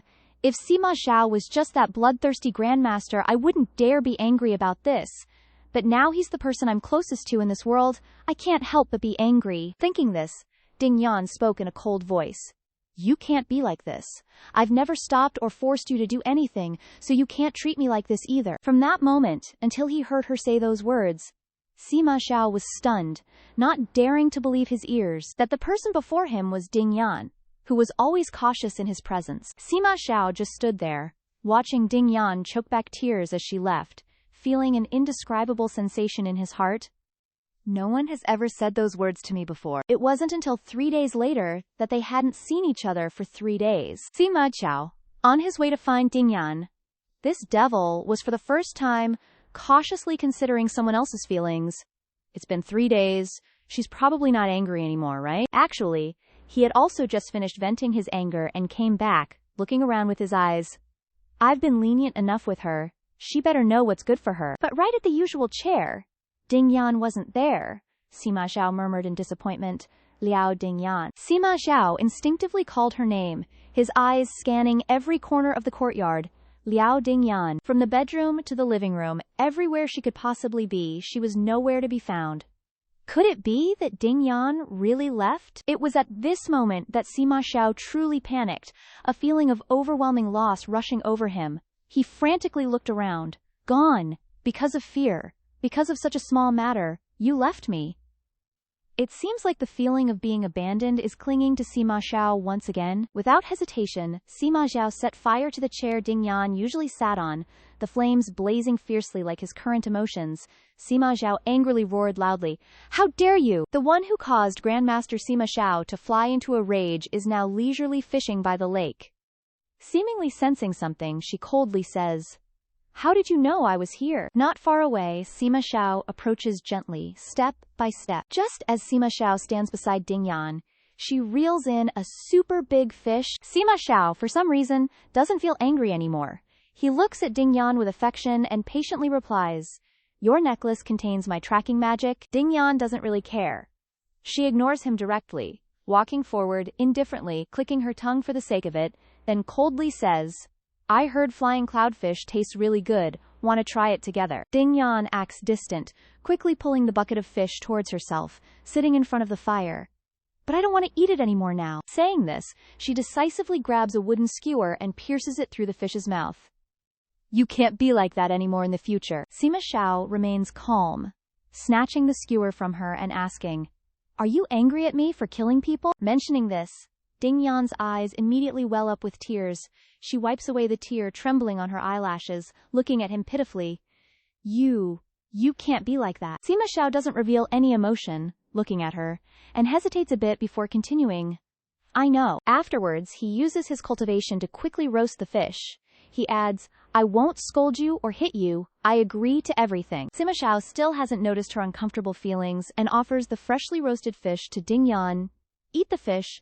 Ding Yan immediately dodges. "I don't want to eat it. I've been having nightmares these past few days." Sima Xiao suddenly pauses. "You?" A hint of rare melancholy flashes in his eyes. "I also regret her being like that." "This is the first time I've felt regret." Thinking of this, for some reason, he throws the delicious fish into the fire. Then he lunges forward and hugs Ding Yan, a kind of pain completely different from physical pain. Sima Xiao, a Grandmaster who kills without batting an eye, is now patiently comforting his little darling, telling her not to cry. Ding Yan cries even louder, she says aggrievedly. "In the future, if there's something I say I don't want to do, it really means I don't want to do it. Don't force me." Sima Xiao wipes away the tears on her eyelashes, agreeing without hesitation. "I know." He tenderly kisses the tear trembling on her cheek, gently comforting her. "Don't cry anymore." Then, he raises his finger to her forehead, starting to cast a spell. "What kind of nightmares have you been having? Let me see." Saying this, he closes his eyes, concentrating his mind, and delving deep into Ding Yan's mind. But the terrifying image she spoke of is actually a scene of slaughtering pigs.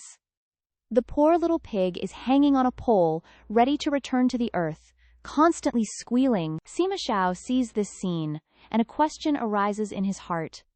In disbelief, he asks again, "Slaughtering pigs is scary?" Ding Yan raises both hands, shrugging her shoulders in response. "You don't understand. That's my childhood trauma. This has to do with seeing pig slaughter at my grandma's house when I was little. The trauma it brought is similar to seeing Sima Xiao killing people." Sima Xiao immediately suppresses a baby pig for her. He doesn't forget to advise, "Here, with this jade pillow, every dream will become a beautiful dream." Ding Yan looks at the blue shimmering pig in front of her and can't help but sigh. Is it really that amazing? Also, why is there a pig on the jade pillow? Sima Xiao stares at her blankly, full of disdain. That's a momai, a spirit that eats nightmares. In his heart, he can't help but be disgusted. Why does this woman see everything as a pig? Ding Yan was all like, "So this is what the legendary Meng Mo looks like." Ma Zhao happily explained, "The Meng Mo is practically a walking legend." Ma Zhao grabbed her hand and added, "Come on, let me show you a real legend." Before Ding Yan could react, Ma Zhao swept her up in his arms. She yelped, flustered, "Hey, easy there." Moments later, strange phenomena appeared in the Tai sky. Everyone slowly gathered, heading into the main hall, which glowed with a mysterious light. Outside, a couple holding gifts whispered, "So many gifts, we can't carry them all. PSH, this is nothing. We're the top immortal estate." I still remember the Cloud Pattern sect's gift at the Centennial ceremony last time. A single phoenix. I wonder what they'll give this year. In the distance, Ding Yan and Ma Zhao eavesdropped on the entire conversation using stealth techniques. Ding Yan asked, confused. A ceremony? Shizu? What's the ceremony for? Why is it so lively? He chuckled and explained. Every 100 years, the Kanshen Immortal Estate holds a ceremony. From the perspective of the major and minor immortal mountains and blessed lands, this year's ceremony coincides with our Kanshen Immortal Zine's Shizu's day of release from seclusion, so of course it's a big deal. He cocked his head, looking at her with utter confidence, and added, They might lie about this ceremony and say that I still need to stay in seclusion, but I've already prepared a gift for them. When the time comes, let's make as much noise as we want. Tingyan's spine tingled listening to all this. So this is what lively means. Just then, a phoenix appeared in the sky, spreading its wings and soaring. Tingyan excitedly pointed. Whoa, Shizu, is that the legend you were talking about earlier? He glanced in that direction and replied, Yeah, the descendants of the Phoenix clan are almost all dead. This is probably the only one left. Hearing this, she got even more hyped. It's super precious, right? Ma Zhao said gravely. Whether it's people or beasts, when there's only one or two left, they naturally become precious. Tingyan was speechless. I can't even argue with that, Ancestor. Ma Zhao added.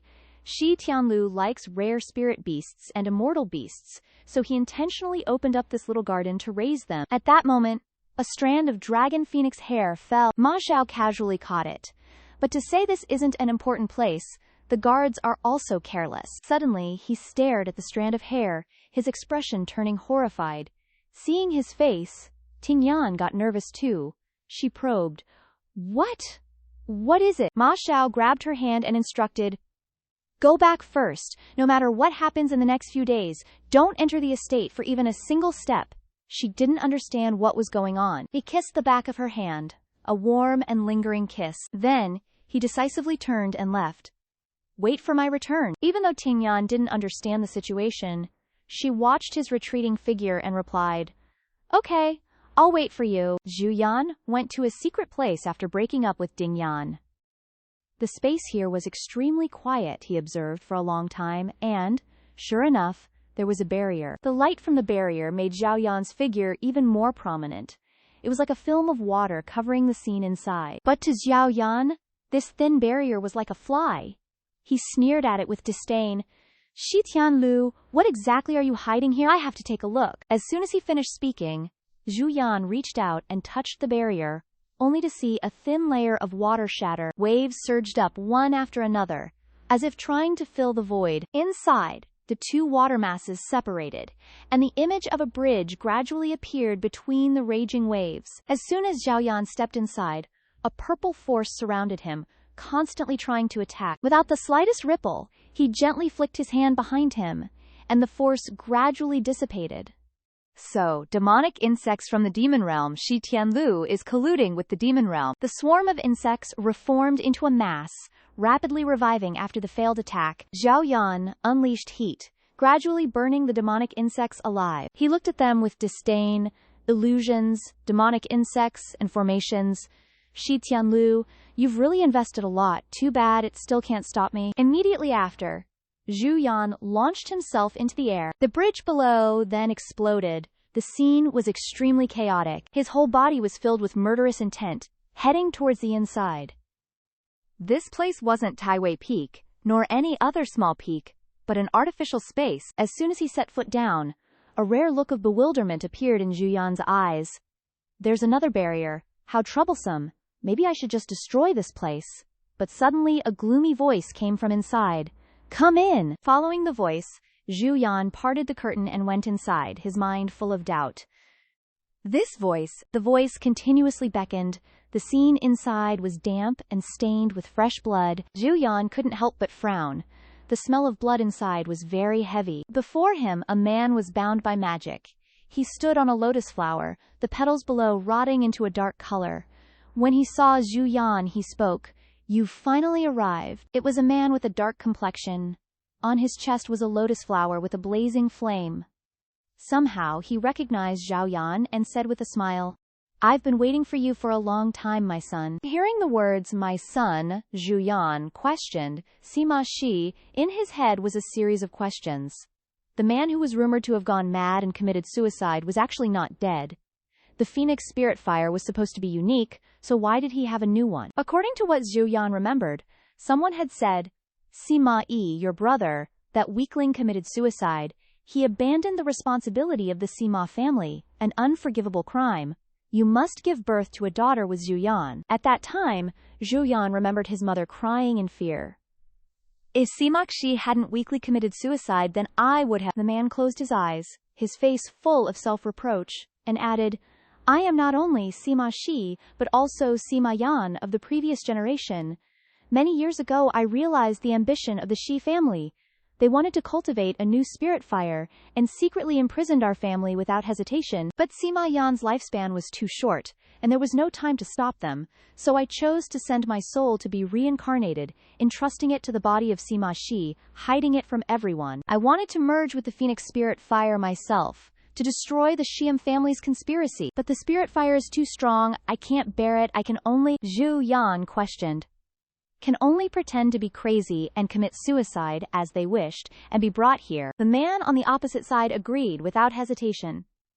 That's right, I told Air about merging with the spirit fire. He was an obedient child, and he succeeded. I've endured for so many years, just to wait for this day. Zhao Yan only looked at him in silence, unclear what he was thinking. At this point, his chest suddenly started bleeding. Suppressing the pain in his body, he said, They're coming soon. Quick, swallow the spirit fire on my body. Quickly swallow the spirit fire on my body. Zhou inwardly rejected him with disdain. What Phoenix spirit fire? What longevity? What does it have to do with me? At this moment, he seemed unable to hold on any longer, his voice becoming short and rapid. Quickly swallow the spirit fire on my body. But before he could act, someone immediately shouted loudly from behind. Zhou. It was Shi Tianlu. He gnashed his teeth in anger. If you stop now, you can still be your teacher's ancestor. Otherwise, following the threat, his subordinates surrounded the place. Zhao Yan seemed to have heard a joke and asked with interest. Otherwise, what? His eyes, without concealing his murderous intent, turned to Shi Tianlu. Are you sending me another group of people to kill for fun? Since parting ways with Sima Xiao, Tingyan had felt a nagging unease. She kept pacing back and forth, peering into the distance, a constant sense of foreboding weighing on her heart. Looking at the ancestor's complexion, she feared things weren't so simple on Azure Peak. Could something unexpected have happened to him? But as soon as the thought crossed her mind, Tingyan shook her head vigorously. What nonsense are you thinking? What level of cultivation does that man possess? Those capable of killing him probably haven't even been born yet. Only then did she manage to relax a little. She yawned and turned back to her room. All right, let's grab a snack and watch a live stream to kill time. Suddenly, Tingyan's eyes lit up. She looked toward the door. Snake bro, come quick and watch this stream with me. We got new snacks today. Yet, no matter how much she called, Snake bro didn't appear. Tingyan's eyes darted around the room, a look of suspicion on her face. Huh, where's Snake? Little black, snaky. Tingyan sensed something was amiss. An ominous premonition arose in her heart. Something's not right, something's closing in. Her gaze fell downwards, where she could see a sharp wire tightening around her, as if pushed by some unseen force. Tingyan's body flew backward, revealing her true form. Tingyan stared at the wires before her, a look of utter bewilderment on her face. Huh, where did these silk threads come from? And they broke through my formation. The silk threads crisscrossed, forming a sturdy barrier that blocked Tingyan's escape. She roared angrily. Who's playing tricks on me? Before her stood Shi Tianlu's younger sister. She cradled an ancient zither in her arms and responded softly. You truly are not Shi Yuxiang. Seeing a group of people advancing, Tingyan couldn't help but feel alarmed. So many people, and all of them have higher cultivation than me. How can I fight them? The sect leader beside Tianduni impatiently said, Is this her? What use is a woman? Tianduni chuckled softly, explaining. To make Sima Xiao go through so much effort to conceal her existence and escort her all this way, she must be of some use. My elder brother said we must bring back Liao Tingyan. Hearing her words, which sounded like something from a melodramatic drama, Tingyan felt a bit helpless. Here it comes, the classic hostage trope. Next, I'll be tied up and dragged before my ancestor, a knife held to my throat, threatening him to surrender? But she seemed to relish the feeling, her heart screaming with delight. If that's the case, then I can rest assured. As long as I can see my ancestor, I'll be fine. At this moment, Tiandu plucked a string on her zither, her face stern as she pointed at Tingyan. You dare look down on us, capture her. On the other side, Ma Zhao was still engaged in a battle with Tianlu, and one could see he was not straining himself in the least. His eyes flashed with disdain as he attacked Tianlu. How amusing, Shi Tianlu, so you were hiding your true strength. Even so, he was still struck by Ma Zhao and spat out a mouthful of blood.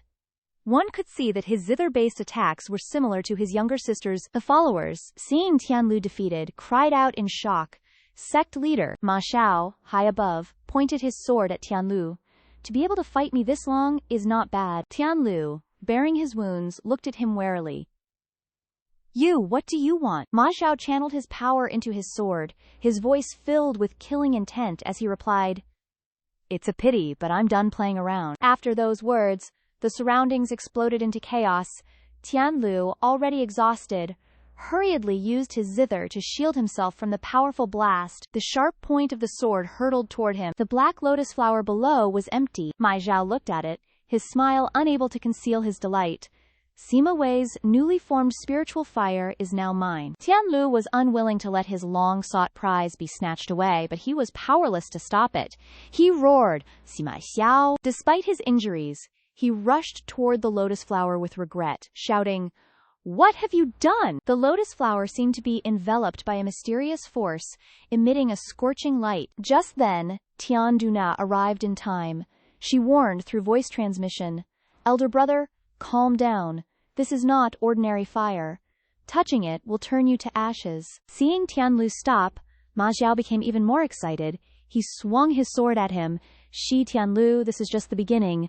The spirit mountain where your Shi clan dwells, the ancestral temple, your ancestors, even your sect leader, will soon become a sea of flames, just like this place. After those words, every corner was submerged in a sea of fire. Not even the ancestral tombs were spared. Bit by bit, Ma Zhao seemed intent on burning everything to ash with spiritual fire. Seeing the scene before him, Tianlu's body involuntarily trembled.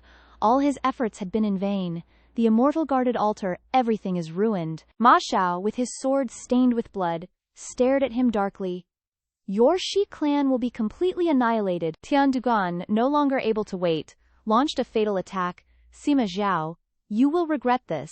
The woman who follows you is also on Azure Peak. If we die, she will die too. Mentioning Tingyan, Ma Zhao stopped his attack. His eyes flashed with horror. What did you say? At this moment, atop the Taishuan Peak, this picturesque scenery was holding Tang Aining captive. Simultaneously, a sect leader arrived riding on the clouds.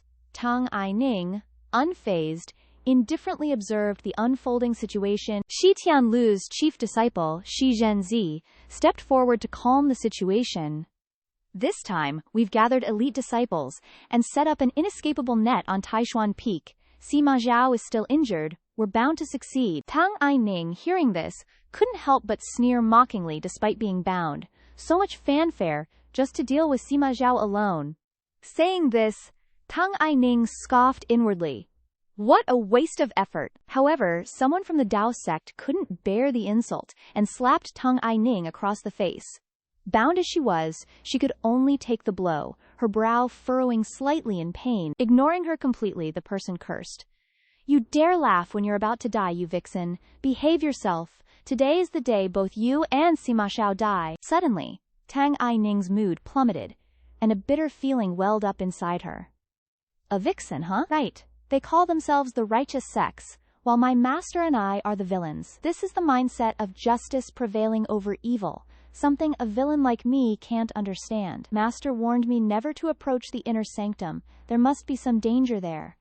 But now, I really have no choice. Thinking of this, she recalled Sima Zhao's serious warning before leaving. You go first. In the coming days, no matter what happens, absolutely do not step into the heart of the inner sanctum. But at this moment, Tang Aining wasn't worried about her own threatened life. A pang went through her heart.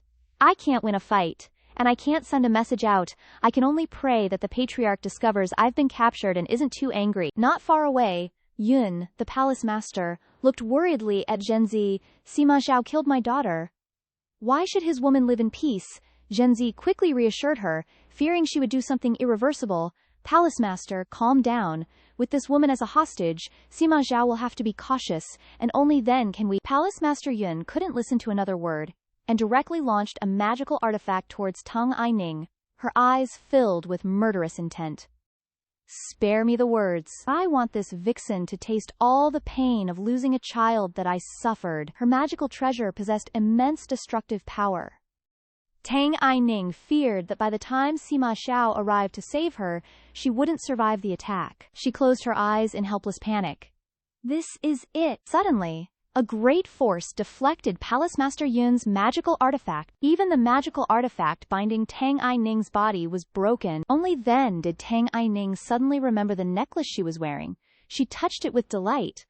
Holy crap, this necklace is truly a masterpiece of the patriarch. It's so strong. Even the Moonring sword, which can cut through the heavenly barrier, can't break this treasure. If it had hit me directly, I would have been dead. Seeing this, Zhenzi loudly ordered his subordinates.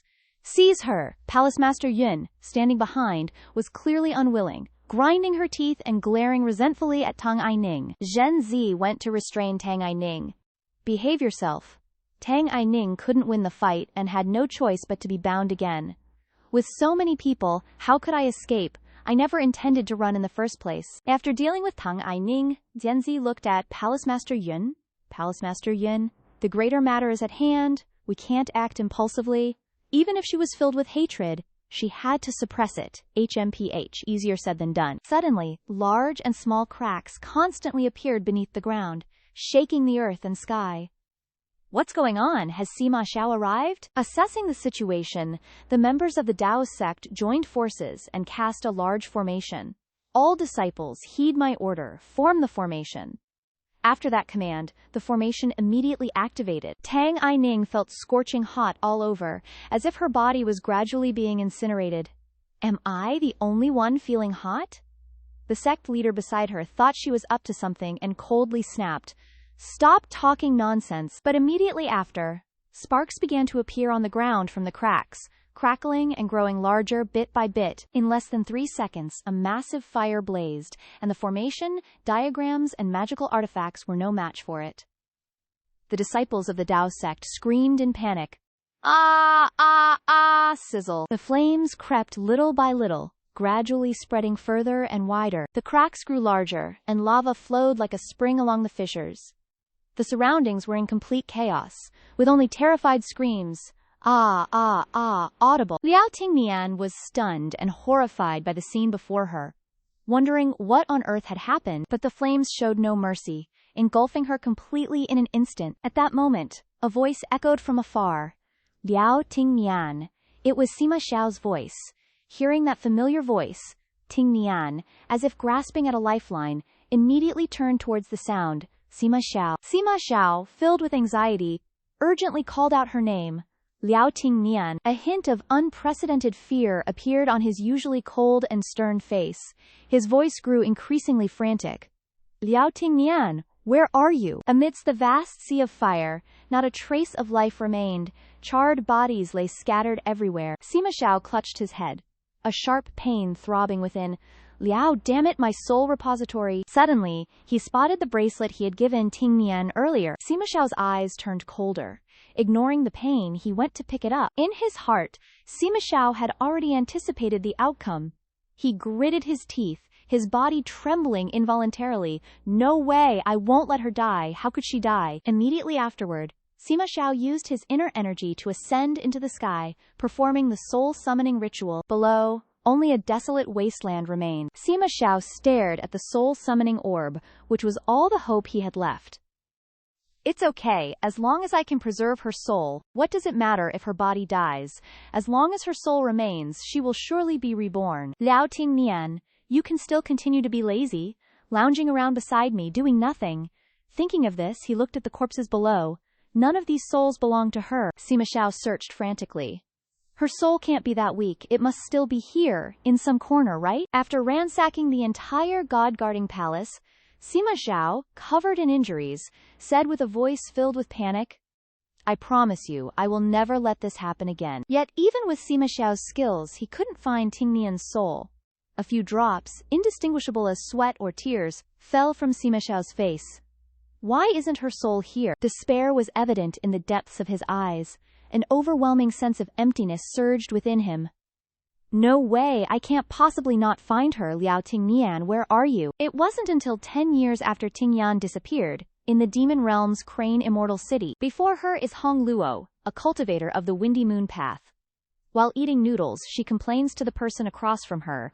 It's infuriating. That guy can't get it up no matter what. If word gets out, won't my fellow disciples laugh me to death? The person across from her is actually Xiyan, who looks 9/10 like Tingyan.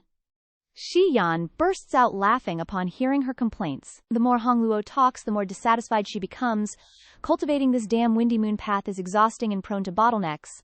Why can't I encounter some demon general or demon lord? If I slept with someone of that cultivation level for one night, I would have broken through long ago, Xingyan replies nonchalantly beside her. Doesn't our city have a demon general?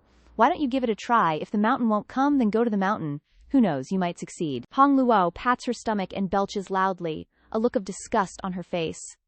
Those demon lords and demon generals are all old men. I can't sleep with them. At least give me a young, handsome guy. Even when leaving the table, Hong Luo keeps rambling. Oh right, Yan, have you heard? The demon lord Sima Xiao of Dong City seems to be marching here. If he really does, I don't even think about the demon lord, but it would be nice if some handsome demon generals were transferred over. Xian gives a few listless laughs in response. Hong Luo adds, I'm serious. If you hadn't been disfigured, the two of us together could definitely seduce some high-level cultivators. Mentioning this, Xian touches her face thoughtfully. This scar, according to my crippled father, Shi Tianlu, was inflicted by Sima Xiao 10 years ago. 10 years ago, my father was the sect leader of the Celestial Vista Pavilion. But he angered the great demon, Sima Xiao. Sima Xiao angrily destroyed the Celestial Vista Pavilion, and the Shi family fell apart. In the blink of an eye, only ruins remained, except for a few survivors. A moment later, Xinyan arrives at the door. As she steps in, she loudly announces, I'm back.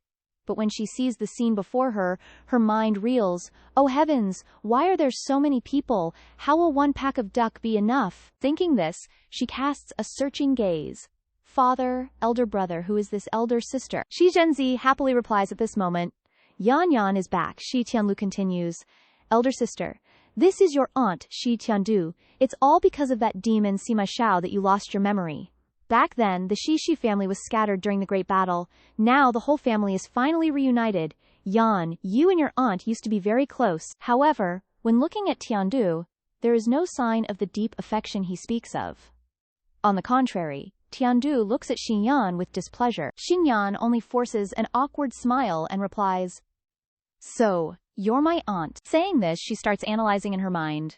That's right, father said that the battle back then caused me to lose my memory, but I am not Shi Yan at all. I'm not even from this world. My name is Zhou Yan. I was just a normal office worker living a salted fish life. When I first transmigrated, father asked if I remembered who I was. How would I know? I could only say that I lost my memory. After a moment of analysis, Xian goes to take Tiandu's hand. Auntie, wow, haha, long time no see, are you well? Faced with her enthusiasm, Tiandu awkwardly replies, I'm fine. Xinyan knows in her heart, actually, Auntie doesn't seem very well. This aunt-niece relationship seems a bit fake, doesn't it? Thinking this, she hugs Tiandun tightly again. It's been so long, Auntie must have a lot to talk about with me, right? We definitely have to catch up tonight. Tiandun forces a smile despite her annoyance. Ha ha ha, sure. That night, Xinyan sits on the roof eating candied hawthorns, feeling dejected. Suddenly, a voice comes from below. Xinyan is really hard to deal with. It took me forever to get away from her after she dragged me into a conversation. Enough with the small talk. What's the situation on your end? Xinyan, hearing the entire conversation on the roof, thinks to herself, I knew it. This Xin Tiandu is strange. Sure enough, she secretly came out to have a secret talk with my father while I pretended to be asleep, and even used a soundproofing spell. But Xinyan smirks, unable to resist praising herself. Luckily, I learned how to break it from Hong Luo. Hey, why be so polite with family? That night, in Tianlu's room, Tiandu's face is serious as she questions him. Sima Xiao still doesn't believe that person is dead and is searching everywhere. Now he suspects us. It's better to kill by mistake than to let one get away. If he sees a member of the Shi family, he'll kill them. We can't just be passive forever. Is Shi Yan finally useful? Tianlu is calmer than her and quietly reassures her, it's not time for her to act yet. What they don't know is that Shi Yan has heard the entire conversation. She wonders in her heart.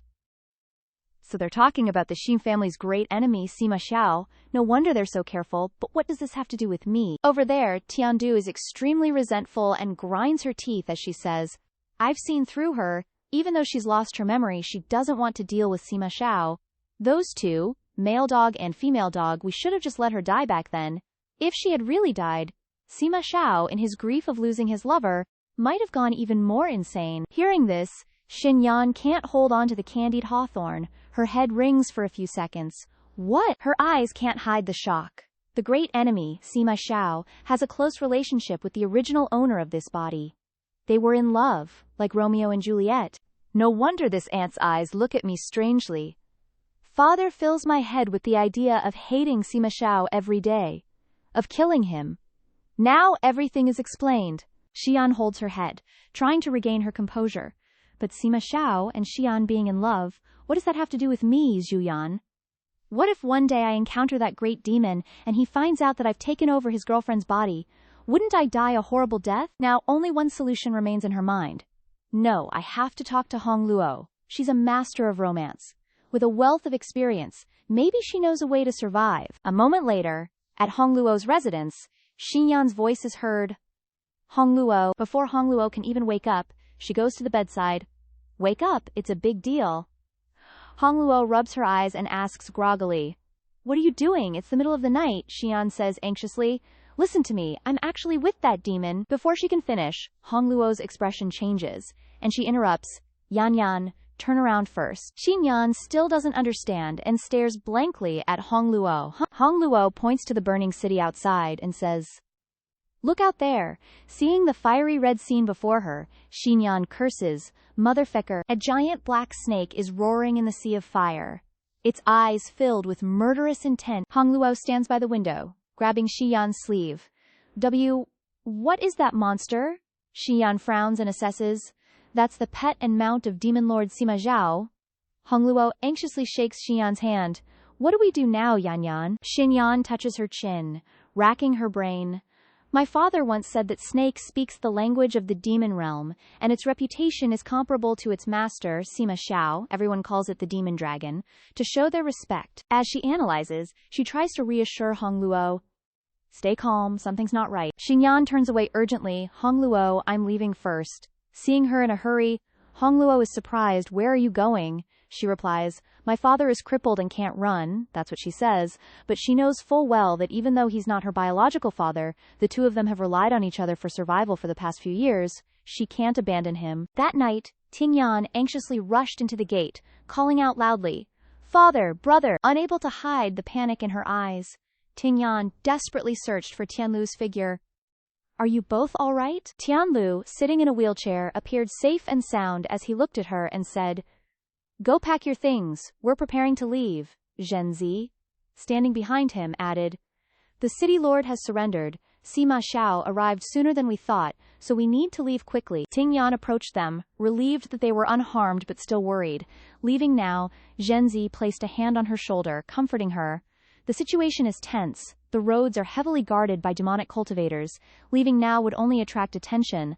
Let's observe the situation for 2 more days before leaving. Don't wander around during these 2 days, just stay inside. Hearing this, Tingyan, though confused, turned and walked into her room. Okay, I'll go pack, she said, but a sense of unease lingered in her heart. Leaving already? For the past 10 years, father and brother Shi have only told me to hate Sima Xiao and forbidden me from interacting with anyone else. Tingyan felt a pang of regret and a sense of loss. I don't have any friends in the demonic realm. Over all these years, the only true friend I can talk to is that's Hong Luo, who is always cheerful and treats me very sincerely. Yan, quickly try this pork knuckle. Later, after nightfall, she secretly left the house. Hong Luo, I'm leaving. I don't know when I'll see you again. At least I have to say goodbye. Taking advantage of father and brother Shi's sleep, she went to find Hong Luo. Soon, Tingyan arrived at the Rouge Terrace, thinking to herself, even though the city lord has surrendered, the city is still in chaos. Unknowingly, Tingyan chose a spot where only the girls of the Rouge Terrace stood beside the demonic cultivators, their voices alluringly cooing. Oh, masters, don't be so hasty. Tingyan bashfully covered her face. These demonic cultivators are swarming here after conquering Crane Immortal City. They even come to Rouge Terrace for fun. I bet Hong Luo is entertaining guests. Should I wait for her in the courtyard? Before she could recover, a shadowy figure fell from above right in front of her. Hong Luo's eyes were wide open, her entire body frozen as she fell heavily to the ground. Seeing this scene, the people below cried out in horror, simultaneously retreating backward. Seeing her only friend in this place lying motionless on the ground, Tingyan felt completely numb. Hong Luo was covered in blood, clearly having died unjustly, and it was unknown what she had to suffer. At that moment, mocking laughter was heard from upstairs, drawing Tingyan's attention. Above, two demonic beasts looked down at Hong Luo's corpse with disdain, sneering. Killing people is indeed much more exciting than playing with women. If you scream anymore, we'll kill all of you. Tingyan felt all her strength drain away as she lifelessly looked at Hong Luo's unclosed eyes. Hong Luo, I'm sorry. If I had arrived sooner, you wouldn't have had to die. I will avenge you. The night after that day, the waning moon hung coldly, foreshadowing Tingyan's revenge. The two demonic demons who had just killed Hong Luo were going home with their arms around each other's shoulders. As they walked, they chatted. Brother, tonight was really exhilarating. Haha, I'll bring you to have fun next time. The other one suddenly looked ahead, his eyes hazy as he asked, Who's ahead? Tingyan had long been standing on the road waiting for them, her entire body exuding a somber, murderous intent as she spoke. I've been waiting for you for a long time. After that sentence, Tingyan didn't let them say anything else. She coldly swung her sword. A streak of light slashed across the necks of the two men. The action was so sudden that they didn't have time to react, just staring blankly at her. Only the sharp sound of the blade and the smell of blood lingered in the air. Tingyan lightly glided past them. In the blink of an eye, their heads were separated from their bodies. But Tingyan's heart couldn't feel any better. She still remembered Hong Luo's image, her only true friend, treating her sincerely. At this moment, Tingyan recalled Hong Luo's familiar voice. Yan Yan, if I die one day, can you collect my body for me? I don't want my corpse to be left unclaimed and sold to those corpse refiners. Who knows what kind of monsters they'll turn me into? Tingyan gently wiped away her tears, retorting uncomfortably. Rest assured, I will take you away from this ghostly place. After taking her revenge, Tingyan returned to the Rouge Terrace with an empty heart. The place seemed to have returned to normal. Suddenly, Tingyan sensed something unusual. She turned around and cursed at the person who had arrived. Damn it. Before her was Ma Xiao, riding a black serpent, his entire being exuding a chilling aura that suppressed everything around him. Seeing it was Ma Xiao, Tingyan felt a little uneasy. How did this snake discover her? Didn't they say it was outside the city? So far away, yet it still smelled the blood. What a dog's nose, the pressure is too strong. Is a magic dragon this powerful? In her heart she had already accepted her fate, and assumed an offensive stance. Heaven wants to destroy me. However, Ma Xiao gently reached out his hand towards her, calling out softly, Come here. Seeing this, Tingyan was so scared that she trembled, instinctively backing away. Isn't he going to kill me? Why is he calling me over? This person dares to stand on the head of a magic dragon? Isn't he afraid of the Demon Lord? Wait. The Demon Lord, could he be Sima Yi? Didn't the Shi family say that Sima Yi was a blue-faced, fanged demon king, 2 meters tall? Why is he such an effeminate guy? Mao Xiao looked at her with affectionate eyes and called out, Yan. The more Tingyan heard, the more dizzy she felt. That's not right. Sima Yi and the original owner of this body were lovers, right? Does he recognize me? Now I have to perform a scene of lovers reunited after a long separation, with teary eyes, half wanting, half reluctant, but my acting skills are terrible. Seeing that she didn't move, Ma Xiao couldn't wait any longer and flew down. Suddenly seeing the demon approaching, Tingyan was scared out of her wits, screaming in her heart, Why is he coming over here himself? The pressure is too strong, I can't move. The chilling aura seemed to envelop her whole body, causing her to tremble involuntarily. Her panicked eyes unable to hide her fear, Ma Xiao immediately embraced Tingyan, pouring all his longing into this moment. He had found her. Even if Tingyan resisted, she had to tell herself to endure it. Seeing him hug her so naturally, Tingyan was filled with doubt. Is he this direct? Then how should I act? At this moment, Tingyan recalled Tianlu's chilling gaze and resentful words. Sima Xiao is our clan's greatest enemy. He's the reason you've become like this. If you ever meet him again, don't be soft-hearted. Kill him. Yet, in this very instant, her greatest enemy was holding her tightly, gently kissing her forehead. Tingyan could clearly feel Ma Xiao's deep affection, putting her in a difficult position. Still, she remembered Tianlu's warning. Sigh, this monk's head is right next to my hand. What a perfect opportunity to kill him. But before she could launch a surprise attack, Tingyan was overwhelmed by a sense of familiarity. Her eyelids grew heavy in Ma Xiao's presence. Why do I feel so sleepy? His scent is so comforting. Noticing her strange behavior, Ma Xiao gently stroked her head, whispering warmly, "Just sleep if you're tired." She leaned drowsily into Ma Xiao's embrace, her body exhausted. It felt like working 3 straight all-nighters, finally getting home and collapsing onto the bed. Could this pretty boy have sprayed some sleeping potion on himself? Tingyan tried to resist, repeatedly reminding herself, "I can't just fall asleep in front of this big demon."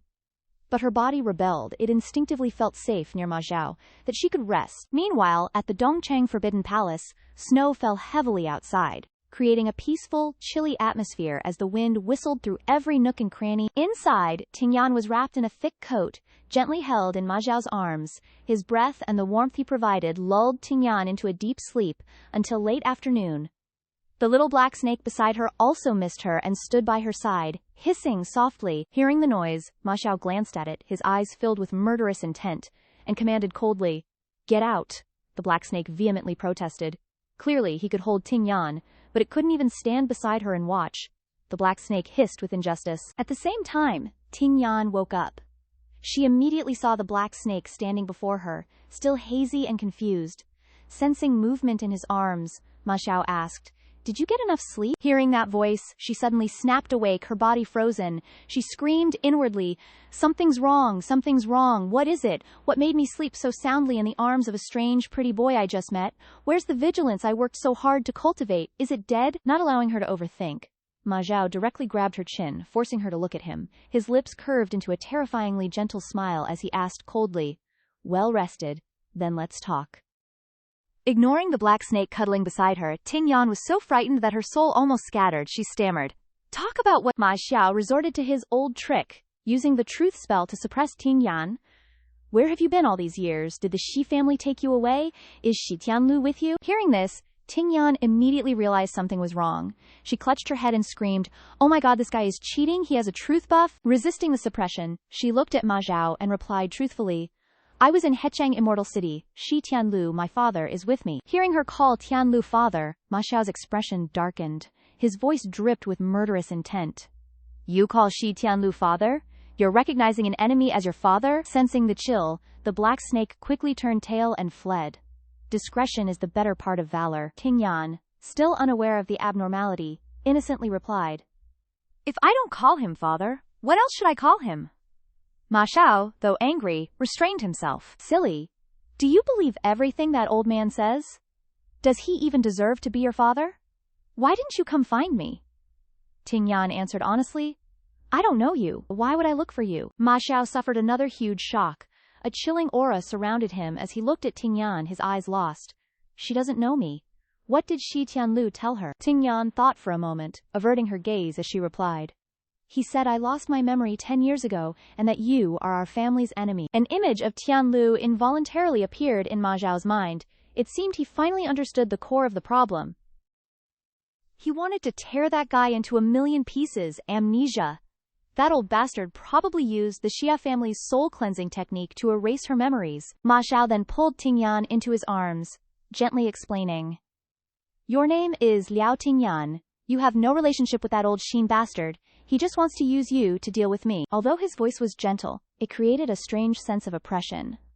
"It's all that hateful old man's fault. Next time, I'll capture him and crush him, body and soul, bit by bit, to avenge you." Hearing those words, Tingyan was instantly startled. "Wait, hold on." She immediately sat up, forcing a smile that couldn't be more awkward. "Oh God, what's going on right now? This, I'll kill anyone who disagrees with me, attitude." Seeing her reaction, Ma Xiao said coldly, "What? You don't believe me? You don't want me to kill him?" Tingyan sighed, hesitating as she explained, "I don't know who's telling the truth, right?" Ma Xiao impatiently wrapped his arms around her waist, not allowing her to react as he said, "Is that so?" Clearly, Ma Xiao didn't trust Tingyan's little mouth. He used the truth spell again to ask, "So you want to listen to Shi Tianlu and kill me?" Tingyan could only answer truthfully, "I don't want to. I don't want to." Panic-stricken in her heart, she screamed, "Big brother, why use the truth buff again?" Ma Xiao pinched her cheeks, gently pressing, "Don't you trust them? They want you to kill me, so why don't you want to kill me?" Tingyan cried out in pain. "Ouch!" Because no hate, no kill. These words reminded Ma Xiao of the time when he interrogated her forcefully, and Tingyan gave the same answer. Ma Xiao sighed inwardly, his eyes softening a bit. Indeed, only she would say this. Only then did he release her, still giving in and backing down. It's okay if you don't believe it now. I'll capture Shi Tianlu and let you hear him say it yourself. Then he sat down at the opposite side of the table, naturally gesturing with his hand at Tingyan. Seeing this, she felt a little indignant. What was that look on his face? It was as if his face was saying, "You're sick right now, so I won't bother with you. Wait till I vent my anger, then I'll come back and talk to you." Thinking this, Tingyan chuckled inwardly, a sense of amusement rising in her heart. He's really quite interesting. At this moment, the sound of the door opening outside caught Tingyan's attention, and she curiously looked over. A demon realm subordinate entered, carrying a basket of fragrant, plump cherries. "Lord, madam, these are all the cherries available in the city for now." For some reason, Tingyan was startled, her body reacting violently without realizing it. "What do you mean? All that's available? Red cherries cost a lot of magic stones to buy just a small plate with only 9 tiny cherries. Now you're using a basket to hold them." But a moment later, Ma Zhao picked up a bright red cherry and spoke softly. "I heard you like to eat these." Tingyan was startled again, a question popping into her head. "You even investigated this." Ma Zhao placed the freshest cherry into her mouth, continuing indulgently. "Try it." Faced with the delicacies of the human world, Tingyan naturally couldn't resist, and she opened her mouth to receive it. The fragrant, delicious cherry was completely in her mouth, and she chewed it thoroughly. After a moment, Tingyan couldn't restrain her excitement and looked at the basket of cherries, exclaiming, "So delicious." Seeing her happy, Ma Xiao also smiled indulgently, but the beauty cried silently in her heart, "I've worked at the Rouge and Powder Pavilion for years, and the magic stones I earned weren't enough to buy a small plate of cherries. I never expected that being captured here would allow me to eat red cherries to my heart's content." Seeing Tingyan's satisfied expression, Ma Xiao pursed his lips slightly, feeling indulgent in his heart. It seems she really likes them. Immediately afterward, Ma Xiao gave an order to the subordinate beside him. "Listen up." He couldn't hide the joy on his face as he looked at the subordinate. "Scarlet Prison, Azure Divide, 9 Peaks, 3 cities. Go and conquer them for me." Hearing this, the subordinate was immediately overjoyed. "Lord, do you finally want to unify the demon realm?" Ma Zhao put a cherry in his mouth and replied indifferently. The subordinate quickly responded, "Your subordinate obeys." Suddenly, Tingyan felt uneasy. No, these 3 cities seem to be the major cities in the southern demon realm that specialize in growing red cherries. As soon as she thought of this, she unconsciously struck a pose of supreme nobility, laughing triumphantly in her heart. Hey, could it be because of me? Am I becoming Yang Yifei?" Zhao Yan touched the scar on Yun Shiyue's face with a doting voice, asking what else she wanted. Yun Shiyue furrowed her brows in confusion, replying, that's it, really." But in her heart, she secretly complained. "Dare I say it? If I said I wanted to eat Peking duck from outside this world, I'm afraid you would unify the demon realm and then invade the immortal cultivation realm to seize it." Across from her, Zhu Yan calmly said, "You're still the same. Always like to lie to me." At this moment, under his fingers, the scar gradually faded. Yun Shiyue, still unaware, felt a little panicked by those words. No, I didn't lie to you. How dare I?" After a while, Yun Shiyu felt something strange and reached out to touch her face. Why does it feel itchy? Hey, where's my scar? I can't feel it anymore." After touching it back and forth, she exclaimed in surprise, "Wow, it's really gone." Zhou Yan, on the other side, stroked his chin pensively. That burn scar was from 10 years ago. Back then, if I hadn't been so overconfident, how could Shi Tianlu have taken advantage and made her suffer such an undeserved calamity? Recalling that year, Zhu Yan stood alone amidst the rubble. "After 10 years of searching without finding a trace of her, I finally understand. Even if death is right before my eyes, the scary thing isn't the death itself, but at that moment, the scary thing is the separation it brings." And the presence of Yun Shiyue right in front of him was what he had always longed for. Seeing the pain in his eyes, Yun Shiyu felt a strange emotion. Damn it! Looking at his expression, he seems to be lost in some painful memory. And we're so close right now. Thinking of that, her eyes suddenly went blank as she looked at the cherry basket beside her. Usually, the next thing that happens is definitely a kiss. Damn it, I don't dare. I still want to eat red cherries. Why are you dragging me to bed again? At this moment, Zhao Yan pinched her cheek again. "Don't make me laugh," Yun Shiyue, with a look of utter innocence, exclaimed. In her heart, she was already screaming in protest. "I'm so wronged I didn't. How could I ever make you laugh?" Zhao Yan then sighed helplessly, resignedly saying, "Forget it?" He then wrapped his arm around Yun Shiyu's waist, gently caressing her leg. Seeing this somewhat ambiguous action, she panicked instantly. "WH, what are you doing? What weird play is this? I'm not ready yet." But there was no play at all. He was just putting a new anklet on her. Seeing the beautiful item before her, the beauty's eyes sparkled with excitement. "Oh wow, it's so beautiful." The anklet seemed tailor-made for her, fitting perfectly. Zhu Yan held her in his arms and softly asked, "How do you like it?" Yun Shiyu excitedly replied, "It's great! It's just that I'm not used to wearing anklets. Can't I wear it on my wrist?" "Besides, such a precious magical artifact. You're really giving it to me?" Zhou Yan embraced her tightly and replied, "Once it's fastened and recognizes its owner, I can't take it off either. This defensive magical artifact is one of a kind in the world. No one can break through this defense to hurt you," she asked even more excitedly. "Not even you?" Zhu Yan explained without hiding anything. "Yes, not even I can. No one will be able to hurt you anymore, including me." Yun Shiyue caught that gentle look, feeling somewhat doubtful in her heart. His gentleness and the sadness in his eyes? I don't quite understand it, but why do I feel a little choked up too? At this moment, Zhu Yan took her hand again. "Don't you think something's not right?" He leaned close to Yun Shiyu and teasingly asked, "Don't you think I have bad intentions of wanting to imprison you?" Yun Shiyu replied in confusion. Isn't this a gift? Why would you associate it with imprisonment?" Hearing that, Zhao Yan just smiled, a hint of indescribable satisfaction in his eyes. Immediately afterward, he took her hand. "Let's go. I'll take you to see something." Yun Shiyue, though not understanding anything, still stood up. "I often feel confused because I can't keep up with this ancestor's way of thinking. But seeing him so happy, I think it's best to stay silent." A moment later, she followed behind Zhao Yan, climbing the stairs. "This tower, why does it feel so familiar?" His back also brings a familiar, dizzying feeling. Ting Yan felt a strange sense of familiarity in her heart, as if she knew the scenery around her. Sima Xiao turned to look at her. Back then, when she climbed this tower, she almost collapsed on the stairs from exhaustion. "I thought she was so weak. I've never seen anyone weaker than her. Even the snake I raised was 100 times stronger." Hearing his insulting words, Ting Yan already had a weapon ready. Does this guy even know how to talk? This kind of blunt man who can't hold a conversation? If he weren't handsome and had high cultivation, he definitely couldn't get a date.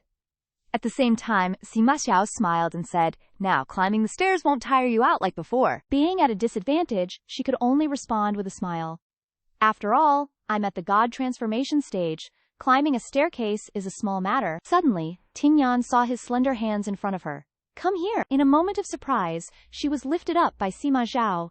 "Come here for what? You scared me to death. Why does this big shot always do what he wants?" After a while, with his movement, they arrived. Surrounded by floating lotus flowers, she exclaimed excitedly, "Wow, so beautiful." Sima Xiao was equally pleased. "These lights are all the kind you like. I added them, after moving the tower here from the Three Saints Mountain." Ting Yan stepped down onto the floor, and light shone in through the cracks in the door. At this moment, Little Fire was angry, wiping away tears. "Sima Zhao, I'm going to kill you. What does it have to do with me if your woman dies? You were stupid and schemed against others, and as a result, you carelessly burned her to death, and now you blame me? You even soaked me in water. Are you sick? Is your brain waterlogged? You may not care, but it hurts me, you bastard." She was shocked to hear its ranting. "Little Fire!" Seeing it get close to Ting Yan, Sima Zhao pushed it away. "Shut up." Seeing Ting Yan in front of him, it was a little flustered. "Oh, you found this woman again," she thought to herself. "This Little Fire knows how to curse, and its tone is very similar to mine." Sima Zhao put his arm around her waist and said, "I told her to water it before, but she taught it to talk nonsense. Its cursing is even worse." Ting Yan looked suspiciously at Little Fire. "Don't use my parrot teaching tone to talk. It wasn't me," Little Fire urged from behind. "Sima Zhao, how did you find her? Hey, answer me." Sima Xiao ignored its unnecessary questions and directly led her towards the window. "So this tower was on the Three Saints Mountain. After I destroyed the Three Saints Mountain, I moved it here. I hated this tower for imprisoning me for 500 years. From the beginning, I was determined that when I left..." After a moment, he added, "I would kill those who imprisoned me." Hearing his soft words, Ting Yan felt a chill. How should I respond to that? Well, I'll just look at the scenery. Sima Xiao said beside her. "Then, will you also hate me?" Hearing his question, she spoke.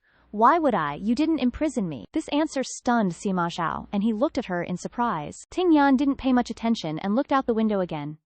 That's right. Can I go over there to take a look in a few days? As soon as she finished speaking, he agreed. If you want to go, you can go this afternoon. Suddenly, she felt something was off. So your imprisonment means being able to go wherever you want like this. Thinking about it, Tingyan winked and said, if I don't want to stay here, then it's imprisonment. If I'm willing, then it's not imprisonment. Sima Xiao didn't say much and patted her head. I know you want to trust me even more in your heart. A few days later, Tingyan was walking around, munching on medicinal candy in a carefree mood. Inside the Forbidden Palace in the Eastern District, within the dungeons, Tingyan was behind Ma Xiao and his subordinates. Holding a cup of medicinal pellets, Tingyan chewed as she looked at Ma Xiao and asked, This cultivation restoring pill tastes pretty good. Do you have more? Upon hearing this, Ma Xiao looked at her quizzically. In Tingyan's mind, she thought contentedly, sweet, like a white vaccine candy I used to eat as a kid, something called spinal cord candy, I think. Ma Xiao suddenly turned to his subordinates behind him, his voice cold as he questioned. After she took the elixir, why does she seem more foolish? Tingyan, who was eating the candy, choked on the question. The subordinates behind him felt a chill run down their spines as he asked, Your Majesty, this detoxification pill is enough to eliminate all toxins from elixirs and years of qi stagnation. This old one has refined this detoxification pill for many years. The calculated ingredients are definitely correct. It absolutely cannot make someone foolish. The more Tingyan heard, the more agitated she became. In her mind, she screamed frantically, Stop talking! Ma Xiao seemed pleased and glanced at him.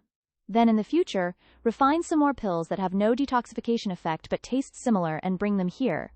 The subordinate was slightly surprised, suspecting in his heart, so the demon lord sought me out not to refine elixirs but to make candy pellets. Tingyan didn't want to discuss this topic anymore, so she changed the subject while touching her forehead. What exactly are we going to do now? Ma Xiao looked at her with a doting smile. Taking you to meet an acquaintance. Tingyan pointed at herself questioningly, asking, My acquaintance, he replied calmly. That's right. A moment later, Tingyan was surprised to see Shi Tiandu before her. Hearing someone call her, she looked up in shock. Her eyes full of undisguised hatred, she gnashed her teeth and growled, Shi Yan. Tiandu pointed a sharp glare at Tingyan, and despite being tortured and covered in blood, she still struggled to shout, You are a traitor. Tingyan was suddenly scolded, and her expression turned sad. She said softly, Am I considered a traitor? Ma Xiao, hearing her being scolded, darkened his expression, and a murderous intent flashed in his eyes. Without saying more, Ma Xiao raised his hand toward her, performing the soul-searching technique. Tiandu Ma felt the discomfort in the technique, and her whole body ached. No, Ajaya. After that scream, Tingyan was brought by him into the depths of her soul, his face excited. Come here! Tingyan was pulled away, and exclaimed in shock, Hey! A hand appeared before her eyes, unleashing a move forward. Fragments of memories rushed forth. Tingyan felt dizzy after watching for a while, and was surprised in her heart. This is the legendary soul-searching technique? I and this fake ant once fought. Bit by bit, the battle from before became clearer. Ma Xiao wrapped his arm around her shoulders with interest, his eyes full of excitement as he pointed forward. Look there! It was an image of Tiandu instructing her subordinates. Keep a close watch on that, Liao Tingyan. She is our trump card to deal with. Sima Xiao, I'm going to assist the eldest brother first. The subordinates quickly bowed their heads in acknowledgement. Next was the soul-searching fragment, where Tiandu used her to threaten Ma Xiao. Sima Xiao, you will regret it. The woman you brought with you is also on the Taishuan. As the battle reached its conclusion, Ma Xiao exhausted all his spiritual energy to search for Tingyan. At that time, Tiandu was still alive. She was below, watching him search in fear for her silhouette, and laughed loudly in satisfaction. Too late. Tiandu's eyes were filled with hatred, excitement, and satisfaction. Liao Tingyan had long been burned to ashes by your own hands, her soul scattered. But as Tingyan watched on, her strength failed her. She clutched her head in agony. It's too noisy, my head hurts too much. Ma Xiao didn't force her. He put his arm around her shoulder, comforting her softly. Her cultivation is higher than yours. I can only help you endure short bursts of memories. Across from them, Tiandu stood completely still. Ma Xiao gently stroked Tingyan's head. Does that feel better? Tingyan leaned into his embrace and hummed softly in agreement. Ma Xiao asked again. Do you believe me now? Suddenly hearing him ask that, Tingyan perked up. She looked at him seriously. I believe you. Ma Zhao was startled by her sudden change. But I still don't quite see it, Tingyan quickly retorted. No, I truly believe I am Liao Tingyan now. Ma Zhao was pleased to hear this, and replied, You are of course Liao Tingyan, but now I'm beginning to suspect that Liao Tingyan isn't you. Since I met you, you have been like this.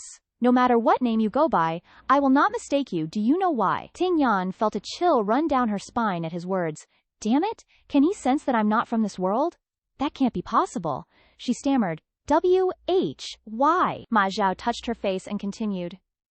Because we are Dao companions, your unique mark, belonging only to you, is hidden within your soul. Who do you think I am? Do you think I would mistake even a tiny sliver of a soul? Even if you were in a different body, I would still recognize you. This time, it was Tingyan's turn to be stunned. In other words, the person he loves isn't someone else, but me. At this moment, Ma Zhao cupped her cheeks and said softly, The spiritual estate still blooms with flowers belonging to me. A tremor went through her heart. That's so intimate. Outside, a subordinate entered, bowed, and reported. Reporting, Lord, a quasi-demon general, Ji Hunyi, has died tragically in Hexian City. The culprit is believed to be a woman named Shi Yan. As he said this, his eyes caught sight of Tingyan beside Ma Zhao. Without another word, he charged forward, angrily shouting, Succubus, you're here again, Lord. She is the one who murdered the two brothers. But before he could even touch a hair on Tingyan's head, Ma Zhao had sent him to join those two brothers in the afterlife. Ma Zhao said coldly, They're dead. What's all the fuss about? Seeing the scene before her, Tingyan was once again shocked. She had originally thought Sima Xiao was just a pretty boy, a dandy like a mad cat, sometimes even quite cute, not at all as cruel as others had rumored. Today, she had her eyes opened. Ma Xiao then looked at her. Why did you have to kill those two brothers? Tingyan lowered her head, and sadness flashed in her eyes. They killed my good friend Hong Luo. She was the only one who treated me sincerely all these years. She's dead and I'm very sad. As she spoke, an image of Hong Luo appeared in her mind. She would happily call out, Yan Yan, whenever she saw her. Ma Zhao gently wiped away the tears on Tingyan's eyelashes. I have also been sincere with you. He gently moved closer to her. It's just that you don't remember. If you don't remember, it's fine. What matters is that you are still here. Being here is enough. A different emotion surged within Tingyan's heart. Why does my heart ache so much? Did I really love him this much before? Tingyan, filled with anticipation, reached for Sima Xiao's hand, hesitatingly looking at him. Then can you help me revive Hong Luo? Sima Xiao gently replied with affection. As long as it's what you want, I will naturally do it for you. It's just a small matter. Saying that, Sima Xiao looked at the lowly servant before him, his eyes filled with murderous intent, adding, If she's still not appeased, then kill this mixed-blood clan to vent her anger. Hearing this, Tingyan was startled. She immediately waved her hands, refusing, No. Seeing her strong reaction, Sima Xiao didn't force her. If you don't want to kill, then so be it. However, an unannounced anger suddenly rose in his heart. Back then, when he forced her to kill, she had endless nightmares, crying incessantly. I promised her that I wouldn't let her kill again, yet now she can kill to avenge herself so calmly. In his mind was the image of her killing those two brothers. Sima Xiao's anger grew even more intense. He clenched his fist, his murderous intent surging. Shi Tianlu, what exactly have you done? Sooner or later I will catch Shi Tianlu and kill him to my heart's content. Tingyan sensed his overwhelming aura, feeling somewhat uneasy. Why can't I keep up with this lord's thoughts? Even this feeling of not keeping up feels strangely familiar. It wasn't until the next morning that a dazzling light emanated from the room Tingyan was in, accompanied by an excited shout. Oh my God! Tingyan looked at her hand, surrounded by radiating energy. She exclaimed excitedly, My cultivation has indeed increased to the void refinement stage, just as Sima Xiao said. Suddenly she remembered something important. That's right. I previously felt that there was a small, sealed space in my spirit domain. Because my cultivation was low, I couldn't open it. This time, I can finally explore it. Thinking that, she quickly performed a technique. Come out, my treasure chest. In an instant she summoned the sealed part of her spirit domain. She excitedly shouted, Wow, it really opened easily. Tingyan rummaged through the chest, searching all afternoon, throwing things around haphazardly. She had already begun to lose patience. Damn it, am I a squirrel? Why are there so many things hidden here? A few seconds later, Tingyan directly gave up. She fell wearily onto the bed, complaining, Too tired, there's no way to find everything. At the same time, her hand touched a notebook beside her.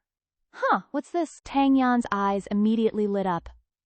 Isn't this my diary from before? Inside the notebook were very detailed records, along with stickers. This main technique is too hard to remember, so boring, I want to sleep so badly. Seeing those lines of complaint, Tang Yan felt a little guilty. That's definitely me. Learning makes me hungry, I want to eat like crazy. Thursday, it's all Sima Xiao's fault. Always making me study, I want to drink bubble tea so much. Suddenly, her whole body stiffened, cold sweat pouring down. Wait a minute. Seeing the big heart drawn with her and Sima Xiao's names, and also Sima Xiao, you big pig trotter, you stupid idiot, those things directly frightened her. Zhu Yan embarrassedly covered her face, startled. She threw the notebook away. AAA, was that really me, the brave girl who dated Sima Xiao back then? At the same time, the notebook fell at the protagonist, Sima Xiao's feet. He looked silently at the notebook. What is this? Seeing it was Sima Xiao, Zhu Yan hurriedly picked up the notebook. It's just a notebook. As per her usual clumsiness, she bumped into the bed, causing the box on top to fall. The 2 rings inside also fell out. Zhu Yan looked at the 2 rings, horrified. Why did I even prepare rings? Rings aren't something you can just give away. Zhu Yan quickly reached for the rings. I absolutely can't let him pick them up. But her hand was still a bit slower than his. What's this? Seeing the precious item fall into the enemy's hands, her face turned pale, unable to utter a word. Sima Xiao innocently looked back at her, asking, why are you so nervous? Then, Sima Xiao looked at the 2 rings in his hand, his eyes thoughtful. Is there something wrong with these 2 little rings? Zhao Yan, with her cheeks flushed red, awkwardly replied, it's nothing. They seem to be my old things. Sima Xiao chuckled softly. It seems like they were meant to be given to me. Zhu Yan's secret thoughts were exposed, her cheeks turning even redder, and she felt a little embarrassed. While she was covering her face in embarrassment, Sima Xiao had already put both rings on his hand. They really fit perfectly. After putting them on, he held them up in front of her. See? She mechanically replied, I see. But in Zhu Yan's heart, it was the opposite. She angrily stomped on the handsome man. See what? This blockhead has already worn the rings. What am I supposed to wear? Just wear them all by yourself. Why don't you fill all 10 fingers? But Sima Xiao, at this moment, revealed a meaningful smile. Silly. He took off the ring on his little finger and said, I know, you liked me before, and you still do now. You will rely on me, trust me. Always be with me. After those words, the ring was also put on Zhu Yan's hand. Sima Xiao gently kissed the back of her hand. He softly and clearly spoke each word. Because you are like this. Sima Xiao then took Zhao Yan's hand and placed it on his chest, his affectionate gaze looking deeply into Zhao Yan's eyes. I am also like this. At this moment, Ding Yan couldn't believe her eyes, screaming in her heart in shock. I'm being confessed to by the master. Ding Yan looked at the ring in her hand, her heart in turmoil. No one confesses like this. On the other side, Sima Xiao also joined the fun, rummaging through her storage compartment for amusement. Let's see what else is here. Looking at Sima Xiao for a long while, Ding Yan became even more certain, not romantic at all, but full of confidence, and very improper. After searching for a while, he pulled out a mirror, his slender fingers tapping on the glass. I remember you used to call this a live broadcast mirror. Hearing this, Ding Yan deducted another point in her heart. And he's changing the subject. Looking at the mirror for a long time, Ding Yan judged, oh well, I won't bother with this straightforward as Iron Man anymore. Then she asked curiously, live broadcast mirror, it seems like my life was pretty good before, just a mirror and I could see the beautiful scenery of the world.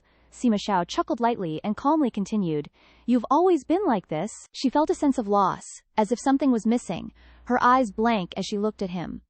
But, my past memories, can I still remember them? Sima Xiao didn't seem to care about that, his eyes showing a subtle coldness as he replied, whether you remember or not, doesn't matter. It wasn't a long time, and there's nothing too important to remember. Although Ding Yan didn't seem to say anything, she was internally scratching and blaming herself, saying it doesn't matter, but why do I feel like although bearing other people's expectations is tiring, I can't just wash my hands of it after I'm done, meaning she couldn't shirk responsibility. Thinking of this, she quickly grabbed Sima Xiao's sleeve. She clutched his arm, carefully asking, how did we live together before? He chuckled and looked at her. Just like this, she repeated suspiciously. Just like this. He nodded gently. Another tricky problem. Ding Yan tried to pry for more information, but based on the amount of information Sima Xiao provided, she boldly predicted, is it like lovers? This kind of weird relationship and that thing, mentioning that thing. Vivid images flashed through her mind, more dramatic than TV shows. Seeing herself losing control, Ding Yan waved her hand dismissively.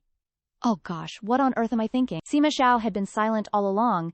It wasn't clear what he was thinking at the moment, only to see him lift her chin and ask with a low voice, what are you thinking? Startled by his imposing aura, she chuckled awkwardly. Nothing. I'm just curious. Did we do that? He questioned back. Which? That? She shyly replied. You know that thing. By this point, Sima Xiao understood, his eyes serious as he clearly said word by word, yes, and we did it many times, spiritual cultivation and dual cultivation together. Hearing this, her mind spun, her heart beating uncontrollably, and she exclaimed, Whoa! Playing it big, huh? At this point, Sima Xiao reached out and pulled her closer to him, his voice deep and ambiguous as he added, Now that you're back. Ding Yan lay on him, her teenage heart screaming inwardly, My heart is beating so fast. Sima Xiao very naturally stroked her face. It should be like before. No sooner said than done. Sima Xiao pulled down her outer robe, revealing a patch of smooth, fair skin. Before she could react, she shouted, Hey, calm down, don't get carried away. However, in less than a second, a scene as steamy as a TV drama pressed down on her. Ding Yan, sitting on him, breathed rapidly, suppressing herself, her eyes dazed, as she looked at the person below. This is all too strange. It seems like I've just accepted this great figure as my boyfriend. After a while, only fragmented breaths and soft murmurs could be heard. The frenzy increased more and more. Ding Yan's body was soon covered in a layer of sweat, and more stimulating the essence, body and spirit.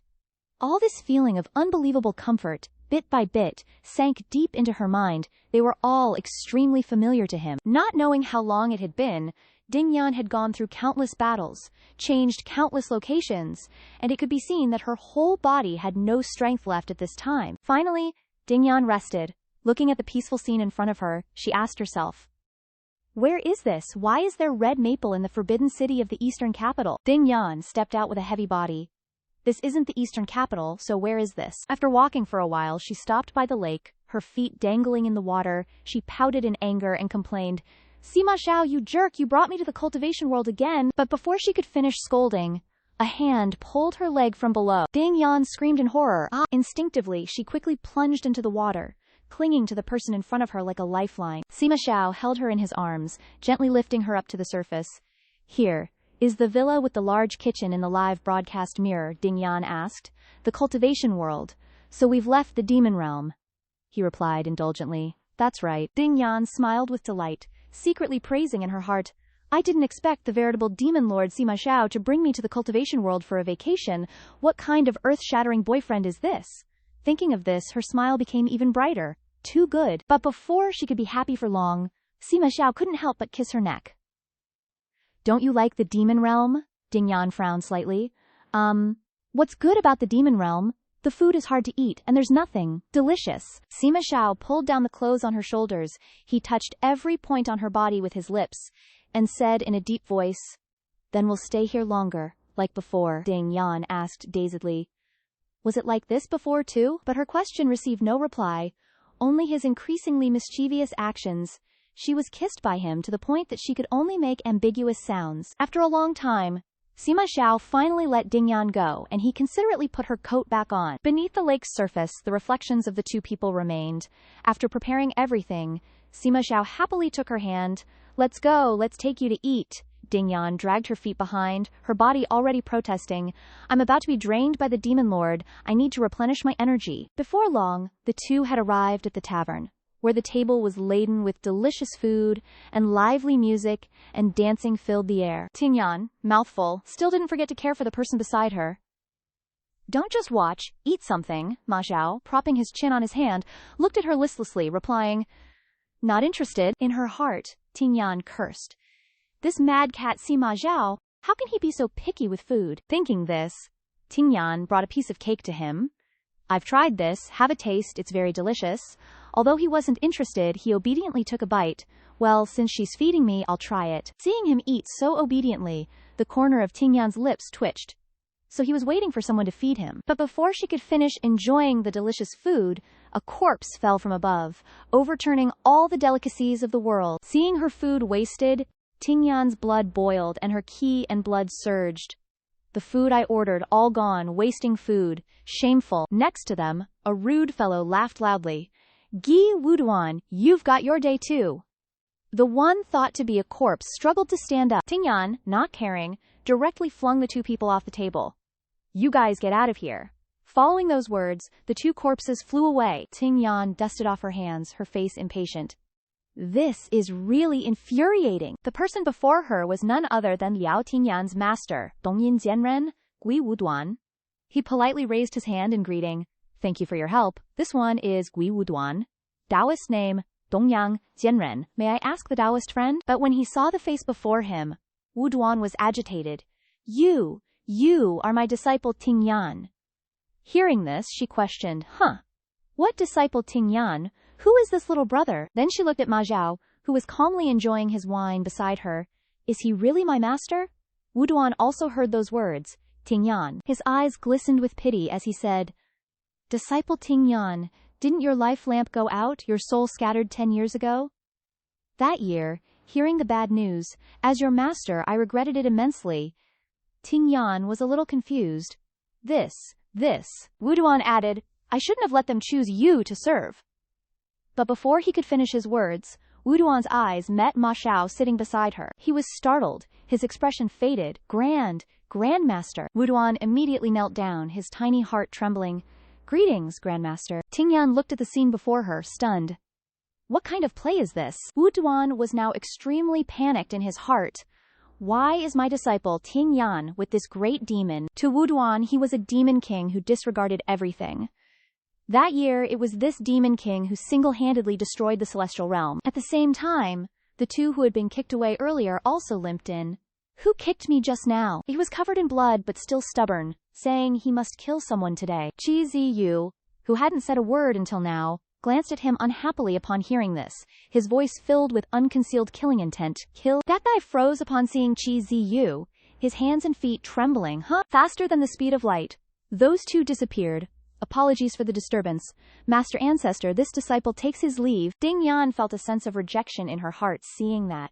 So ostentatious. Immediately after, she called out, Master Ancestor, Shi Xingyu, darkly looked over. Ding Yan leaned close to his hand and whispered, Is that little brother really my master?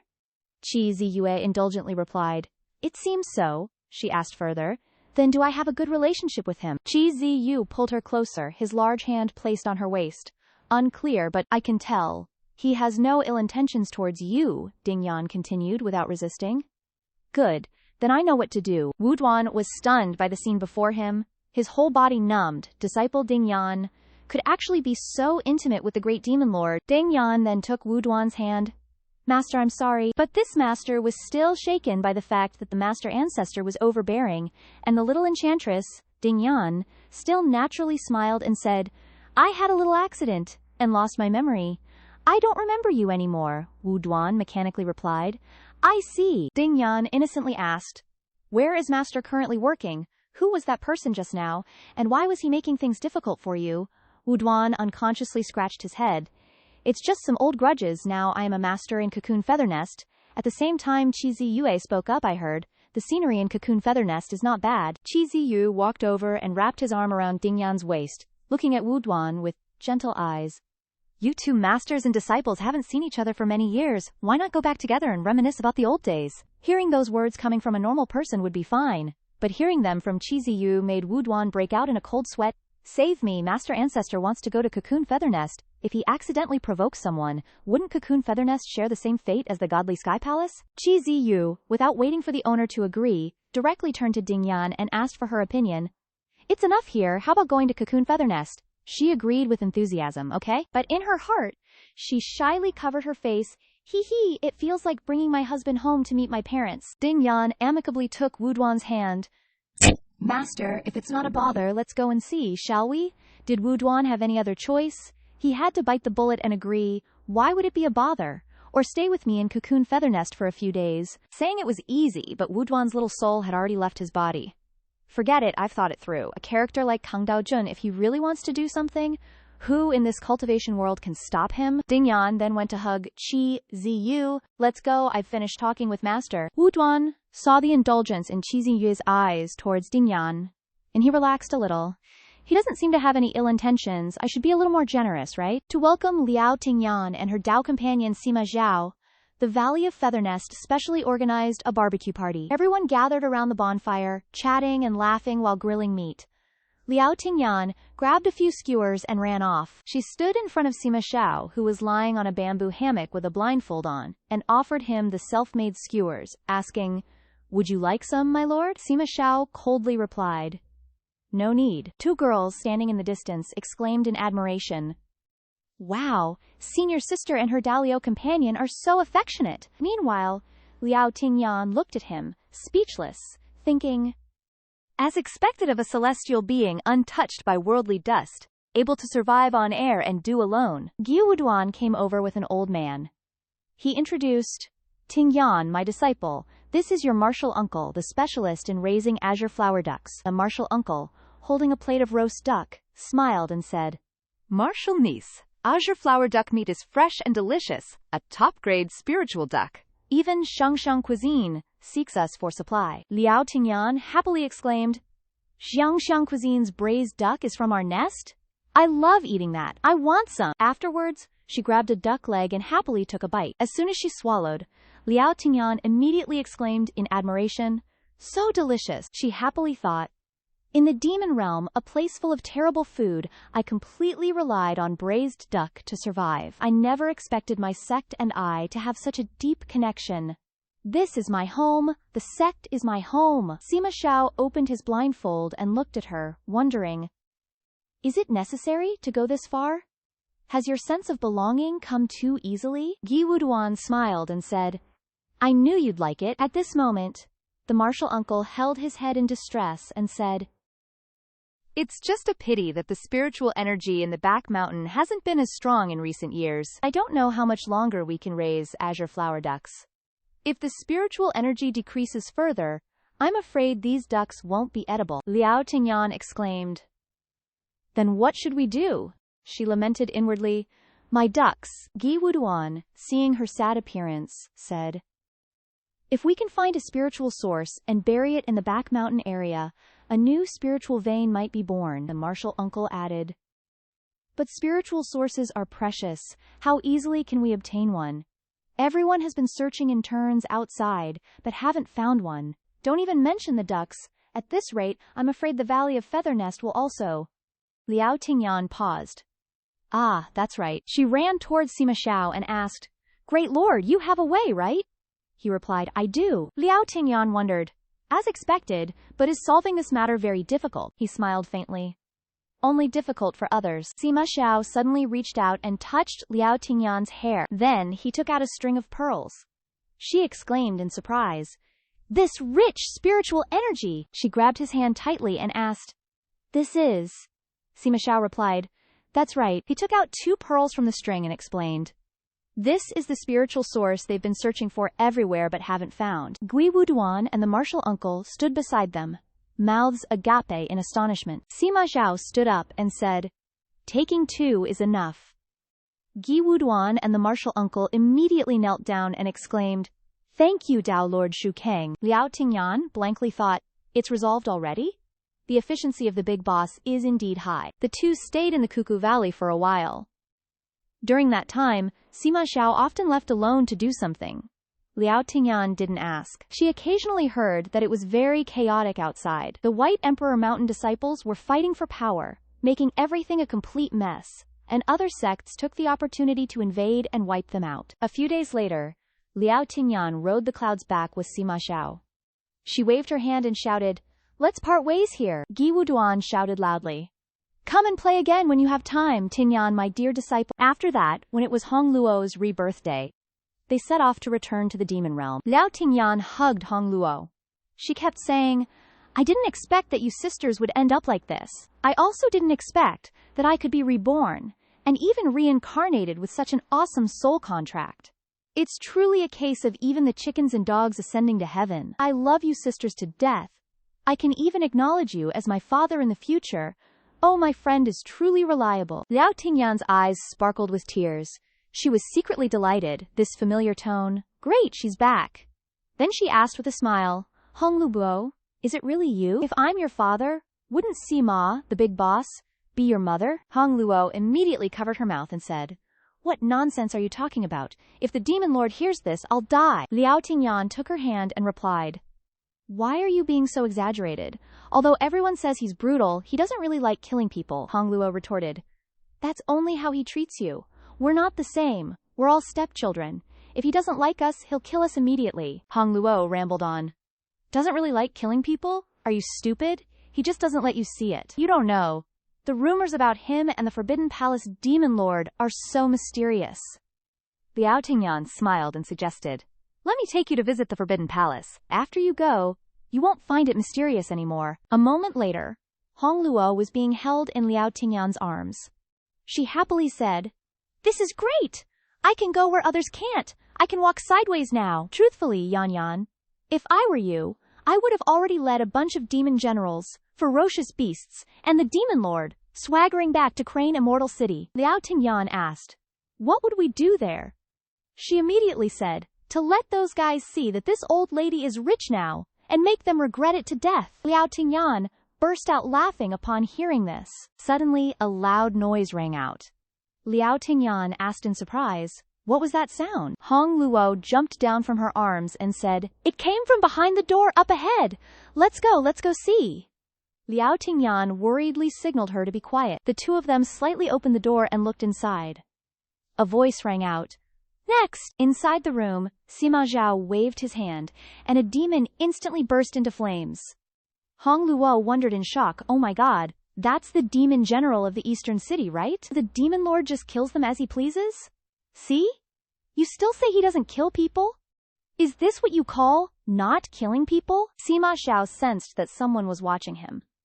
He turned his head towards the door and questioned, Who's there? Hong Luo quickly pulled on Liao Tingyan's sleeve and said, Let's go! Please, sister! Liao Tingyan stood still, not answering. Then she raised her hand and pushed open the door. Liao Tingyan pursed her lips and looked inside. Sima Zhou looked at her in surprise. Liao Tingyan called out, Master! Ma Zhou looked towards the door with a gaze carrying suspicion and the lingering, murderous intent from just having killed someone, and asked Ding Yan, Why is she here? Ding Yan pondered, her expression darkening slightly as she lowered her head, remaining silent and not saying another word. Only Hong Luo was severely traumatized. Her fragile spirit, just recently revived, was likely sent into a state of utter shock and disarray. Finished. However, contrary to what Hong Luo imagined, Ma Xiao simply uttered, Leave. So Ding Yan grabbed Hong Luo's hand and decisively turned to leave, saying, Then, we'll go. But seeing that he didn't react, she became somewhat curious and turned back to look. Unable to ignore her question, Ding Yan turned around without warning and asked, What are you doing? Ma Xiao looked at his subordinates behind him and calmly replied, Dealing with those who took advantage of my absence to harbor rebellious thoughts. Only then did he notice something attached to her leg. What's that hook hanging on your leg? Hong Luo, realizing that gaze wasn't friendly, trembled unconsciously. Ding Yan then cheerfully replied, This is the friend I mentioned wanting to revive. But upon seeing Hong Luo, she suddenly realized, Hong Luo seems a bit scared. However, in Ma Zhao's eyes, it was she who was being frightened. He tenderly stroked her cheek and asked, Did I scare you? She stared blankly at him. Not really, because at this moment, Ding Yan's mind was only focused on the warmth coming from his hand. How strange. Why are his palms so hot? That's not right. Isn't he usually very cold? Moreover, I heard the great devil lord of the East loves to use his hands to kill people, only finding joy in blood and gore. Thinking this, she asked suspiciously, Do you always use fire to directly incinerate people when you kill them? Ma Zhao gazed thoughtfully at his palm. Their fear of this phoenix spirit fire has been gradually etched into their very bones by me. Hearing this, Ding Yan instantly turned to stone. Hong Luo could only cling to Ding Yan, repeatedly chanting in her mind, Yes, we are very scared. He then spoke up and asked, Oh right, I've captured Shi Zhenzi. Would you like to go see him? Ding Yan hesitated. Can I say that I want to? Hearing her best friend's response directly caused Hong Luo's spirit to leave her body. Sister, Do you want to die?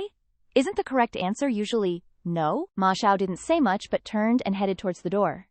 If you want to go, then go. Behind him, the subordinates knelt on the ground and said in unison, respectfully seeing off the Lord. Ding Yan, seeing Hong Luo fearfully clutching her sleeve, remembered Shi Zhenzi and sighed wistfully.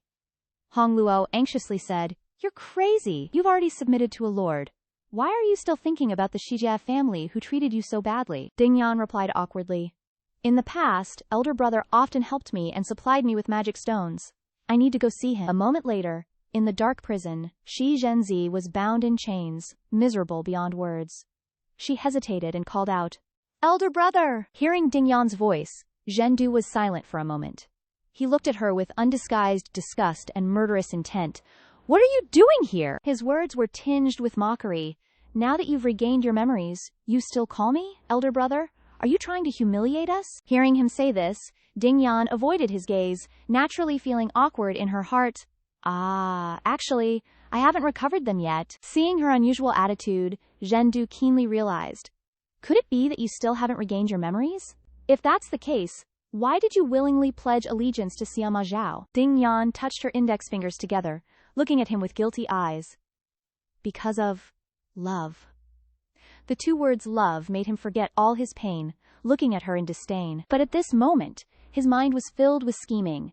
No matter what, Sima Zhao must be made to suffer. Zhendu's eyes were serious as he gritted his teeth, striking at Ding Yan's psychology.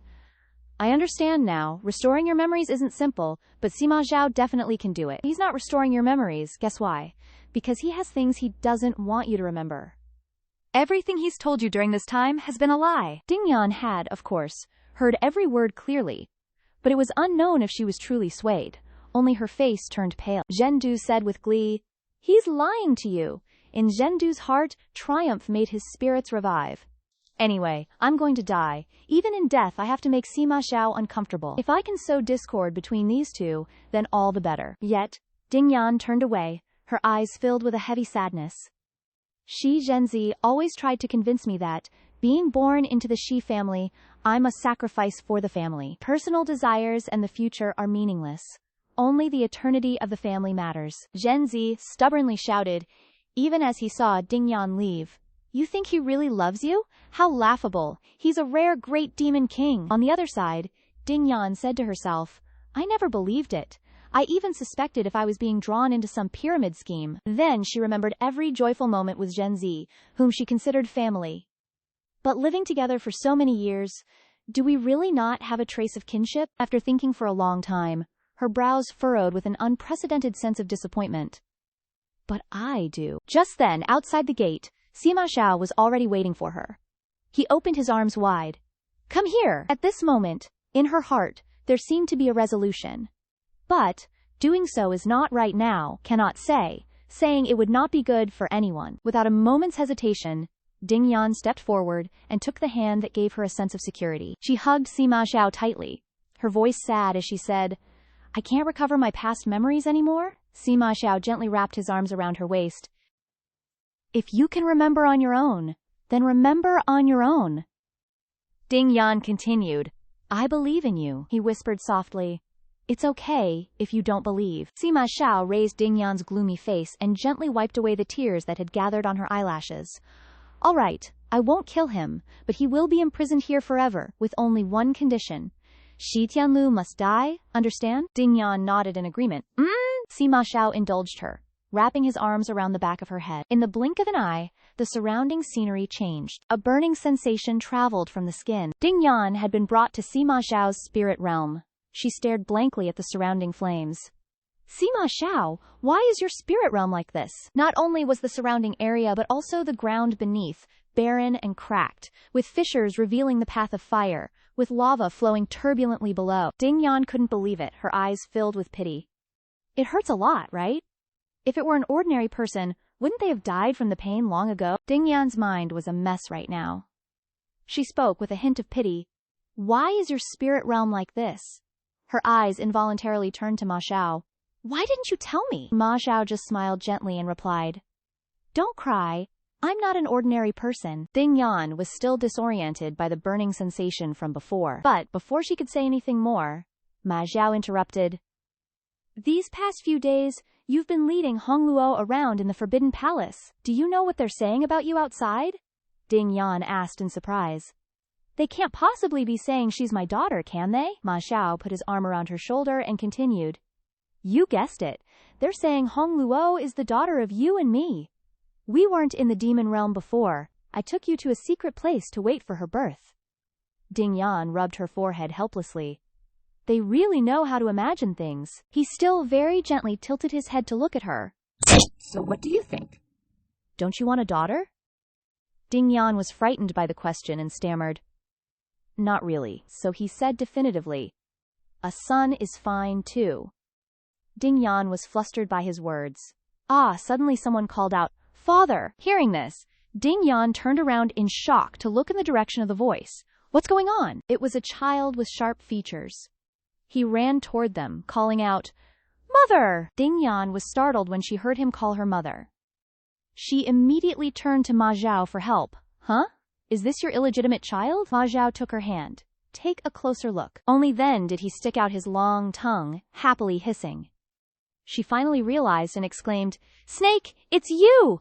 Ma Xiao smiled indulgently and asked, What do you think of this son? Although Ding Yan didn't deny it, she was still a little doubtful. I clearly wasn't pregnant, but suddenly I've become the mother of 2 children. Of course, the older daughter is definitely Hongluo. But thinking about it, Ding Yan couldn't help but complain. What exactly is this guy doing? Ma Xiao then spoke up. You can take him along when you go out to play in the future. The little snake snuggled into her arms and looked at him. Didn't you give him a name? I don't think I've ever heard you call him by name before, he said calmly. He doesn't have a name. You give him one. She still looked at him enthusiastically and asked, Snake, what name do you want? But he just smiled and made his characteristic sound, hiss. She thought seriously, hiss? Okay, let's call you Cici. Seeming to know that he had a name, Cici smiled even more happily and hugged Ding Yan tightly. Seeing him like that, she couldn't help but feel happy. Calm down. Can you only say father, mother, and hiss? Ma Xiao, enjoying the happiness from behind, continued. So, you're preparing to adopt him as your son? She then asked. Didn't you say so yourself? Are you teasing me again? A moment later, the 2 of them lay quietly on the large bed. Ding Yan nestled in his arms, her mind a little troubled. I really can't tell the difference between when this man is upset and when he's not. Her eyes were fixed on his peaceful face. Because when he's in excruciating pain, he looks like this too, and when he's calm, he looks like this too. Suddenly, Ma Xiao opened his eyes. He said gently, Can't sleep? Ding Yan replied with suspicion. Tell me the truth. Are you secretly doing something again? Ma Xiao stroked her head and replied, I did do a few things. She then questioned, What exactly is going on? What's with the fire in your spirit realm? Why is it burning stronger and stronger? I feel like something bad is about to happen, Ma Xiao said softly. There is indeed something I haven't told you, but it's not important. Saying that, he hugged her tightly. Go to sleep. Ding Yan was angry but couldn't do anything. She gritted her teeth and cursed back, You bastard! So she boldly shouted, No way! Get up and dual cultivate with me. I'll go into your spirit realm myself to find the answer. Ma Xiao, as if hearing a military order, had his belt undone a second later. His eyes searched hers. But then it turned to teasing. He said half-jokingly, Weren't you in enough pain last time? You've never asked proactively before. Don't tell me, you like this feeling of pain? Being said to that extent, Ding Yan tried to remain calm and retorted, I don't. Why are you talking as if I'm a pervert? I'm very afraid of pain. I'm most afraid of pain in this life. Ma Xiao didn't say much. He gently wrapped his arm around her waist. Anyway, I don't want to move. His face was smiling as he looked at her. If you want to do it yourself. Ding Yan was speechless at those words. You, her little heart screamed inwardly. What's wrong with you, great lord? You're both making me angry and seducing me. Thinking of that, she reached for his neck. I'll shut you up. She pinched and scolded him at the same time. At the same time, a subordinate outside spoke up. Report! Ma Xiao immediately sat up. Speak! The subordinate said loudly. Shi Tianleng has been captured. Hearing those words, Ding Yan's mind was filled with 1,000 sonic waves. He's been captured. This day had finally come. With the entire demon realm in the hands of Sima Xiao, the Xin clan had also come to an end. Not knowing how long had passed, Ding Yan was boredly playing with the bracelet in front of her. I'm so bored. Hong Luo, sitting opposite her, spoke up. Shi Tianlang is about to be executed. Aren't you going to watch?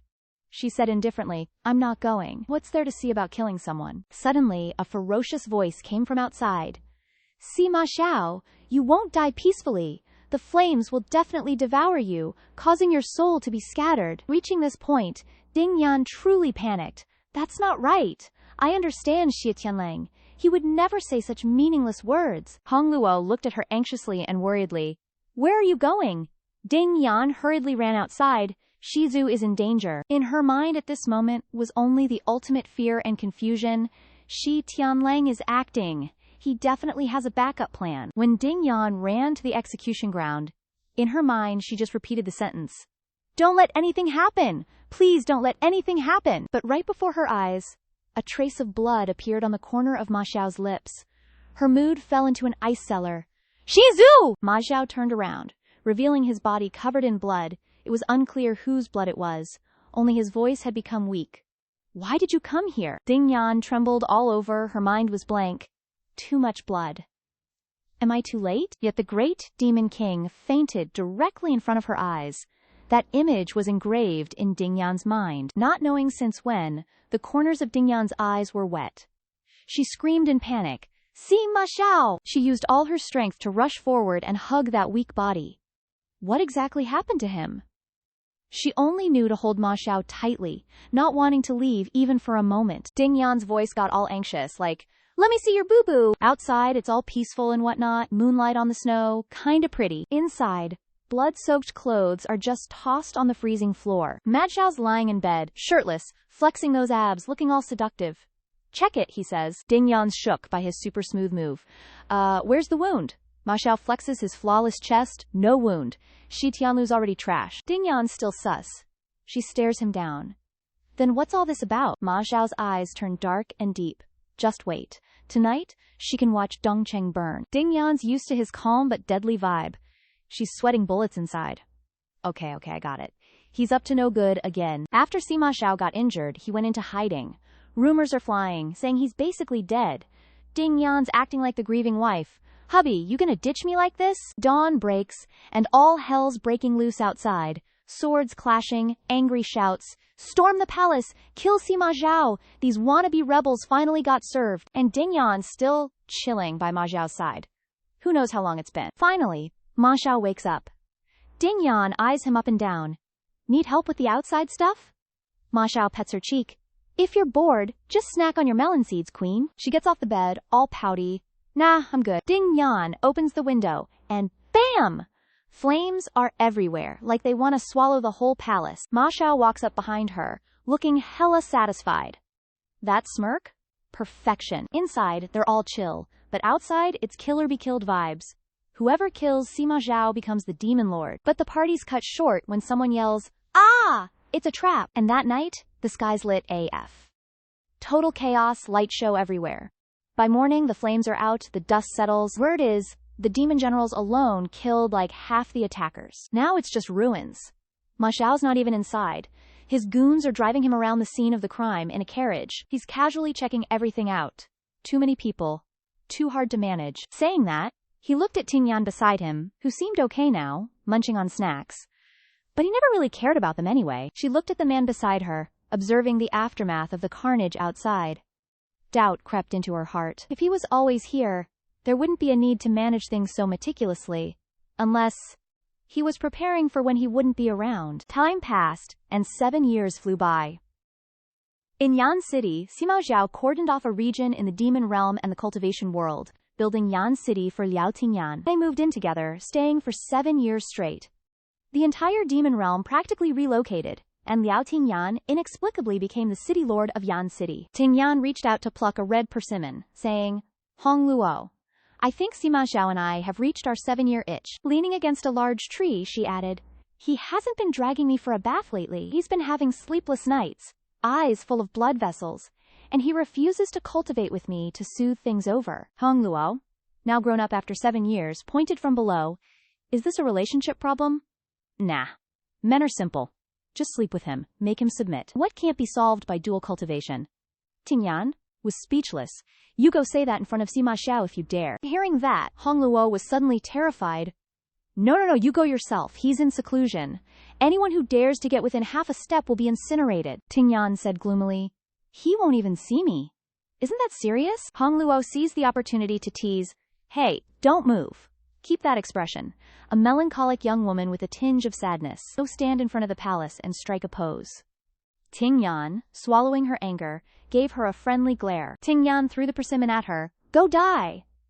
Hongluo laughed, running away while saying, I guarantee the demon lord will soon come running out of the door to coax you. Tingyan darkly watched Hongluo's retreating figure and sighed. So she directly lay down on the tree, closing her eyes.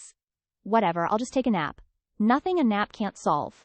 Wait, that sounds familiar. Whew, I think I said that before. A moment later, footsteps approached. Seeing Ma Xiao below, Tingyan happily asked, You're out of seclusion?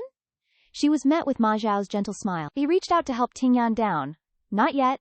Just came out to visit you. But when Tingyan touched him, she felt something was off. Why are you so warm? You're never this warm. If he's normal, that's not normal. Thinking of this, she asked, You don't need a bath? Ma Xiao looked at her lovingly. No need. Tingyan asked again. You're doing something dangerous again, aren't you? Ma Xiao put her down and replied. So, you're so worried about me that you're picking a fight with me for no reason? Tingyan grumbled. This man is avoiding the question again. I'm so pissed. Ma Xiao held Tingyan's hand tightly, gently coaxing her. All right, stop making a fuss. He led her into the palace, adding, I've had someone find a beautiful white-furred spirit beast for you. It'll be delivered to Yan City today. Go have fun later. Enjoy yourself. Tingyan roared in anger in her heart. Who wants to play with white fur? You stinky black fur. A few days later, Sima Zhao found Liu Tingyan a flock of beautiful birds to dance for her. Tingyan and the little black snake happily watched them. Hongluo beside her gently played the leaf flute, and Tingyan couldn't help but sigh. It was like a musical troupe. Sima Zhao was still in seclusion, only coming out every 10 days or half a month to find Liu Tingyan, staying with her for a night and then disappearing early in the morning, which made her worry, wasn't this guy killing himself? Turning into a ghost that couldn't appear during the day? Tingyan sat alone outside with thoughts on her mind, quietly watching the starlight. At the same time, someone spoke from behind, asking why she was sighing. How about moving the Yuwu cup closer to Yancheng? Hearing the familiar voice, Tingyan turned around with a sullen face and questioned, Do you think my life isn't lively enough? Ma Zhao walked over, his eyes looking at her tenderly. Isn't a lively life good? Then he gently hugged Tingyan in his arms to comfort her. Didn't she originally like liveliness? Lying in Ma Zhao's arms, she said emptily, Without you, there's nothing lively anymore. Thinking of that, she looked at him with pitiful eyes. Can I go into your spirit realm for a bit? Ma Xiao refused decisively, without revealing any emotion. No. If you go in now, your soul will be burned. Tingyan was startled for a moment, then she angrily punched him in the chest, lying, We've been into each other's spirit realms so many times I've never been burned, unless you're crazy enough to burn your own soul. But when she said that, Tingyan suddenly stopped. God. She anxiously and fearfully grabbed his collar and questioned, What do you mean, don't tell me you really are? Ma Xiao immediately replied, You're thinking too much. She still stubbornly didn't believe. I don't believe it, let me in. Ma Xiao still firmly held her hand. I'm fine. He gently hugged her, placing a gentle kiss on her hair, rest assured. Tingyan sighed helplessly. You're still smiling. In her heart, Tingyan cried silently, in extreme pain. This day is unlivable. Sima Zhao seems to be courting death. I think I'm about to become a widow. Time passed, and the coldest time of the year arrived. Sima Zhao finally appeared. Tingyan happily threw snow at him from behind. Eat this! That night, outside Yancheng, the snow was white and extremely cold, but inside it seemed very passionate. Two people were transferring heat to each other. Tingyan's whole body was flushed as she choked, Master, I can't! Just like that, from one position to another, making Tingyan cry silently. As soon as you came out of seclusion, you got straight on the ride? And even underwater, Ma Zhao, who was on top, said gloomily, Today it's possible. Tingyan angrily cursed inwardly. Possible? What possible? Her breath became rapid as she hesitantly asked, What, exactly, is going on? Ma Zhao, kiss those soft lips, you'll know soon. At this time, Only choked breaths and ambiguous sounds could be heard around. Inside Tingyan's body, there was a source of power, covering the lotus flower. The source of power entered her body passively. In her heart, Tingyan realized the difference. Wait, you? What did you give me to drink? Why is my cultivation suddenly skyrocketing? This is scary. Thinking of this, she uncomfortably and decisively pushed his hand away. No, but Ma Xiao grabbed that weak hand again. At this time, Tingyan had lost all her strength and fell into Ma Xiao's arms. He lovingly stroked her head to comfort her. Don't be afraid. But at this moment, Tingyan felt it. Heavenly lightning. Tears fell unconsciously, looking at Ma Xiao's body covered with big and small wounds. Tingyan touched it with pity. These wounds, what exactly are you doing? Ma Xiao quickly comforted. Don't worry about these wounds, it's about to begin. Tingyan cried even harder, anxiously asking, about to begin what? You freaking tell me! Ma Xiao smiled gently, placing his hand on her cheek. I have refined the Fushan spirit fire, refined it into my bones and soul. In a little while, all of this will belong to you. Hearing this, Tingyan shouted, You're crazy, I don't want any fire. Ma Xiao wiped away the tears on her cheeks and explained, Rest assured, it won't hurt. I'm leaving this flame for you. Later in this world nothing can harm you. My enemies have all been killed. What I leave for you are all the things and people that you like. Tingyan said with tears in her eyes, You were fine. Why did you have to do this? In his heart, Ma Xiao also had a worry he couldn't say. I wasn't going to live long anyway. Only someone who can't live long is crazy like me. In my spirit realm, there's a flame that will never go out. It gives me the power to surpass everything, but it will also take away other things from me. But it doesn't matter, the heavens want me to die, but I don't want to give it my life. I'm not at ease about you. In this world I only love you. Naturally I have to give it to you. Thinking of that, he kissed Tingyan passionately, pouring all the longing of the past into this kiss. A huge power emanates from within Yan City. Impossible to conceal. Tingyan, overwhelmed by the aura, clings tightly to Ma Xiao. See Ma Xiao. She bites his shoulder hard until it bleeds, frustrated and resentful. You bastard! Just you wait. Her heart is filled with both hatred and fear, I remember now. He always liked to be domineering, always liked to get his way. But time and time again, he saved me and moved me. The man she can never forget. The one who always gave her all the tenderness he had. Tingyan knows full well I remember him tearing apart the lightning bolt falling on me, like a hero standing tall. Thinking of what Ma Xiao did for her, Tingyan chokes out, When you die, I'll be a rich widow inheriting your massive fortune. Saying that, her eyebrows furrow, and she threatens fiercely, If you die, I'll keep hundreds of gigolos. Hearing these words, Ma Xiao is momentarily stunned, probably wondering if he should just die now or wait a few years to fix his family affairs properly. But to the contrary, he laughs with amusement, a smile of utter satisfaction. Ma Xiao gently wipes away the tears clinging to Tingyan's eyelashes. Ma Xiao glances at her meaningfully and replies, You won't have anyone else. Then he gently kisses her neck. Because you'll never forget me in this lifetime.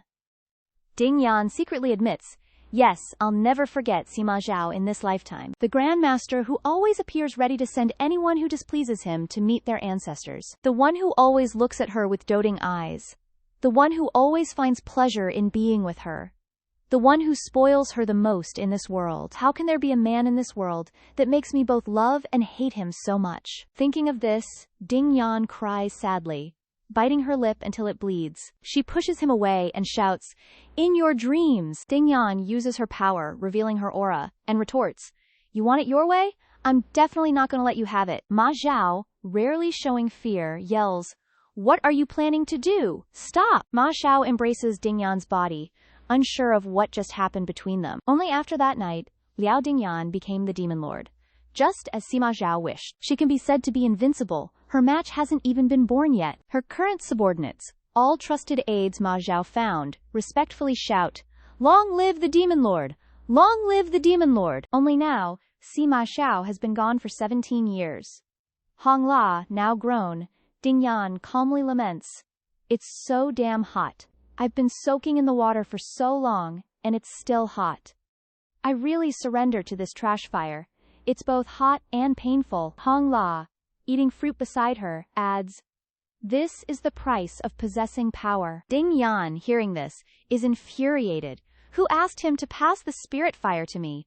Sima Xiao, you scum! You pig trotter. On one hand, he abused his own bloodline spirit fire. On the other hand, he recklessly fused the new fire nurtured by the Xiao family, causing his own body to collapse. Then he had the weird idea of refining himself into a candle, burning his bones, blood, and soul. He just had to pass on the refined spirit fire to me. I'll kill him. Donghua quickly shoves fruit into the little beauty's mouth and says, "It's been 17 years. Donghua sighs. Why are you still angry with him?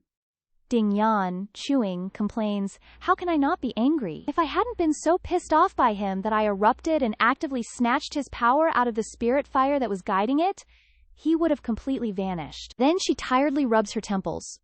Although the spirit fire was successfully passed on in the end, leaving me with the after effect of being in pain for a few days every month, at least I preserved his soul so that he could be reincarnated. Donghua bows her head and says, "It's good that you saved him. It's been 17 years. He should have been born long ago. The fact that he hasn't come back means he either doesn't remember or is too far away to return. News will come sooner or later." At the same time, someone reports, and Ding-yan coldly asks, "What is it?" The person replies, "Reporting, Demon Lord. The demon generals searching in the southern continent say that this time it is definitely the reincarnation of that great lord. Not only did the soul lamp you made react, but that great lord still uses the same name and even has a similar appearance." Ding-yan is immediately excited. "Really? Where is he now? What's his identity?" The subordinate stammers, "That great lord is currently in the Kai kingdom in the southern continent, in the Hu kingdom, as His Majesty the Emperor." Ding-yan, hearing this, is shocked and shouts, "What?" Her heart suddenly turns cold. "I always thought this ancestor was like a tyrant. Now the title matches the reality." Then she looks at Donghua. "Donghua, what do you think we should do now? Should we directly snatch him back? Or should we approach him first to test if his memories have recovered before slowly telling him about the past?" Donghua excitedly replies, "Of course, we should directly snatch him back. He's just a mortal now and can't resist." The more Donghua thinks about it, the more excited she gets, her smile gradually losing its humanity. "Wouldn't that be perfect? Bring him back, do whatever you want with him, he. Ding-yan helplessly retorts, "Your head is full of such dark garbage." Finally, Donghua becomes serious and points out, "Who said I was thinking about those things? I'm saying we should bring him back to cultivate. Even if his current physical talent isn't good, with that ancestor's comprehension, he can definitely cultivate something worthwhile." Ding-yan looks out the window and replies, "No, I won't bring him back to the demon realm, and I don't want him to cultivate. Let him stay there, be immortal for a lifetime." Donghua asks, in confusion, "Mortals only have a few decades. Do you really plan to watch him live out those few decades and then just die like that? What are you going to do then?" Ding-yan gently reaches out to feel the cool breeze from the window. She smiles gently and answers, "He was originally supposed to be completely destroyed, vanish completely. I forced him to stay. If I still insist on pursuing longevity, it would be too greedy. Being immortal is good. A few decades of life is enough." In the southern continent, the reigning emperor, Sima Xiao, is infamous for his cruelty. He hates court affairs, suffers from chronic headaches, and has zero patience. At 12, he straight up murdered his tutor with a sword. If the late emperor hadn't left behind this only heir, there's no way he'd be on the throne. Southern continent, city of Liang. Back to the present, dragon boat races are in full swing on the river, with everyone cheering like crazy. Sima Zhou watches from the tower, silent and emotionless. His cautious servant bows. "Your Majesty, do you enjoy the dragon boat races? You're of noble birth, yet you only brought this many guards. And to prevent any mishap, shouldn't we return to the palace for rest?" Word is, His Majesty is 16. The old ministers sigh, thinking he's a nation-ruining disaster waiting to happen. Sima Xiao ignores them, glaring with murderous intent, thinking, "So damn annoying." Sima Zhao angrily throws the plate of fruit. You can feel the oppressive aura radiating from him. Sima Xiao jumps up and yells, "How boring!" The servants kneel, terrified. Yes, we are at fault." Sima Zhao stands by the window, frowning. "Wei Junxiao, how long have you been the prefect?" The prefect stammers, This. Sima Xiao's eyes widen, and you can't tell what he's thinking. Down below, the boats row frantically. Someone yells, "Faster!" Ting Yan excitedly points toward the city and orders, "Faster!" Hongluo hugs her waist, screaming, "Aha!" Hongluo clings to Tingyan. "Yan, don't rush. He can't escape." Tingyan looks at Hongluo, excited. "Hongluo, I've got a plan to get close to that ancestor," Hongluo asks. "What is it?" The little beauty puffs out her cheeks confidently. "I'll use magic to make him dream. Then I'll enter his dream, pretending to be a fairy descending to earth. In his dream, he'll be strolling by the water and suddenly see me, a fairy, emerge from the water, stunning him instantly." Just imagining it, she's already living the fantasy. Hongluo is skeptical. "I don't think that's reliable, sis. You're really gonna try that?" Back on the tower, Sima Xiao smirks. "Wei Junxiao, I'll give you a chance to redeem yourself." Sima Xiao looks down at the river. "That girl on the boat, bring her to me." The prefect obeys. "Yes, your majesty." Tingyan excitedly tells Hongluo, "I think it's totally reliable. Isn't that how it always goes in history and mythology?" Hongluo worries.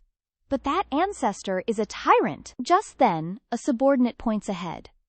"Lord, there's an army boat approaching us. They don't look friendly." Tingyan notices and exclaims, "Huh?" She worriedly looks at Hongluo and whispers, "We just got here. We haven't even done anything bad yet. Why are the soldiers already at our door?" Hongluo sweats. Could it be because we didn't get a city entry permit? Is the household registration management of mortal nations really this strict now? Someone on the army boat announces, "My lord saw the young lady on the boat and is smitten. He hopes you'll come with us to meet him." Tingyan points at herself, shocked. "Me?" Hongluo laughs. "Yan, you've been targeted by a pervert. I'm dying." The subordinates become alert, eyes filled with murderous intent. "Who's this turtle bastard daring to eye our boss?" The one behind him grins. "Rip out his tendons, flay his skin, refine his soul." Seeing the murderous intent, the soldier forces a smile. "Well, my lord is not mortal. If the young lady agrees, wealth and glory are within reach." Tingyan casually asks, "Oh? What's your lord's name? How much wealth and glory can he offer?" The soldier introduces, "My lord's surname is Sima. He's from the capital, Yancheng." Tingyan's alarm bells ring. "The capital? Yancheng? With the imperial surname? Isn't that?" She blurts out, "Sima Xiao." Hearing her call Sima Xiao's name, the soldier warns, "Impudence! You can't call the monarch by his name." The subordinates cheer. "Great! We found her! We found her!" But Tingyan feels drained. "I haven't even made the dream yet." Hongluo pats her shoulder. "Ahem. What a destined love. Cherish this fate." Tingyan curses inwardly. "Sima Xiao, you pig-trotter. Trash. He's become a scumbag who kidnaps beautiful women he sees on the street. You bastard, Sima Xiao." But the culprit is relaxing on the tower, oblivious to her curses. "I'm telling you, you're dead!" Sima Xiao, unaware, sneezes. He rubs his nose, annoyed. "Who's cursing me?" A servant enters. "Your Majesty, the person has arrived." Sima Xiao looks at the door and orders, "Bring her here." The soldier shouts, "Announce the Liao beauty, pay respects." But before he can finish, Tingyan angrily pushes the door open. "Sima Xiao, you!" A servant rushes to warn her. "Rude!" Tingyan ignores him and walks up to Sima Xiao. "You!" Sima Xiao stares at Tingyan in disbelief. "You just called me by my name?" Before he can react, Tingyan runs up and hugs him, scolding, "You damn pig-trotter!" Sima Xiao is shocked. "Hey, you!" Tingyan chokes back tears. "I've been looking for you for so long. Do you know that?" Sima Xiao doesn't push her away, a hint of shyness on his young face. Tingyan sobs. "I often dream, but I rarely see you. I want to scold you. Scold you terribly, but I want to hold you like this even more." In Ma Xiao's mind, doubt crept in. "Ever since childhood, I've suffered from headaches, insomnia, and nightmares. I often drift into dreamscapes, and those dreams mostly suffocate me." Ma Xiao pondered, closing his eyes, growing more confused. "Only sometimes, I dream of a woman." Then, Tingyan's blurry figure flashed, and Ma Xiao felt, "She alleviates my headaches. My heart is incredibly calm, even a little softened." Since he was a child, he dreamed of Tingyan, a person he didn't know, but his instincts didn't want to be apart. And in the dream, Ma Xiao unconsciously looked at Ting Yan and asked, "Who are you?" The girl before him looked at Ma Xiao with tears streaming down her face, her voice choked with emotion. "Yao Ting Yan." Back in reality, Ting Yan couldn't suppress her emotions and touched Ma Xiao's cheek. "I am Liao Ting Yan, long time no see." Hearing this, he concluded, "She said long time no see. She really is the woman in my dreams." Ting Yan happily poked and pinched Ma Xiao's cheeks. "The more I touch, the more I like it. Ah, touching his face feels so good. His eyes are so clear, so adorable." Ma Xiao was feeling awkward. He grabbed her hand and coldly questioned, "You dare touch my face?" Only then did Ting Yan suddenly remember his status.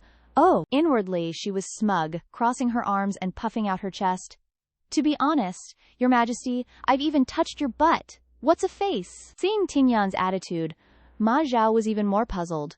Is she not afraid of me? This time, it was Ting Yan's turn to be confused, her face drained of color. "I just got here.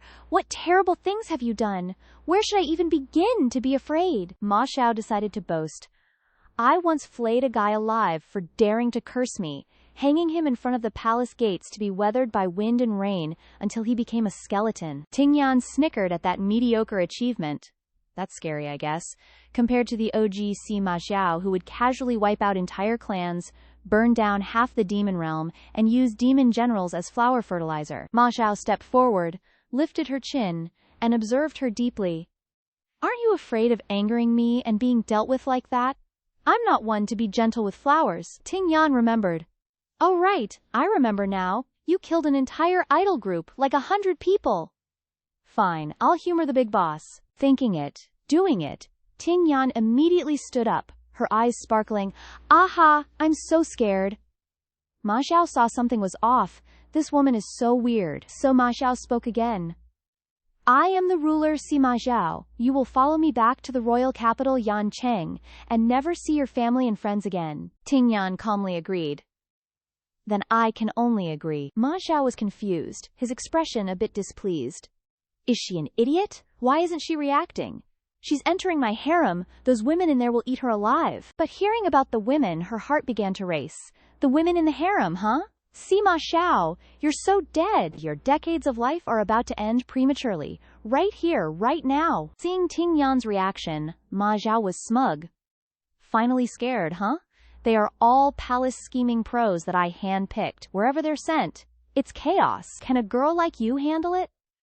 He laughed heartily and stated, "If you please me, I will naturally protect you unharmed." Before Ma Xiao could finish, Ting Yan flew forward and grabbed his wrist. Ting Yan placed her hand on his chest, her inner jealousy boiling.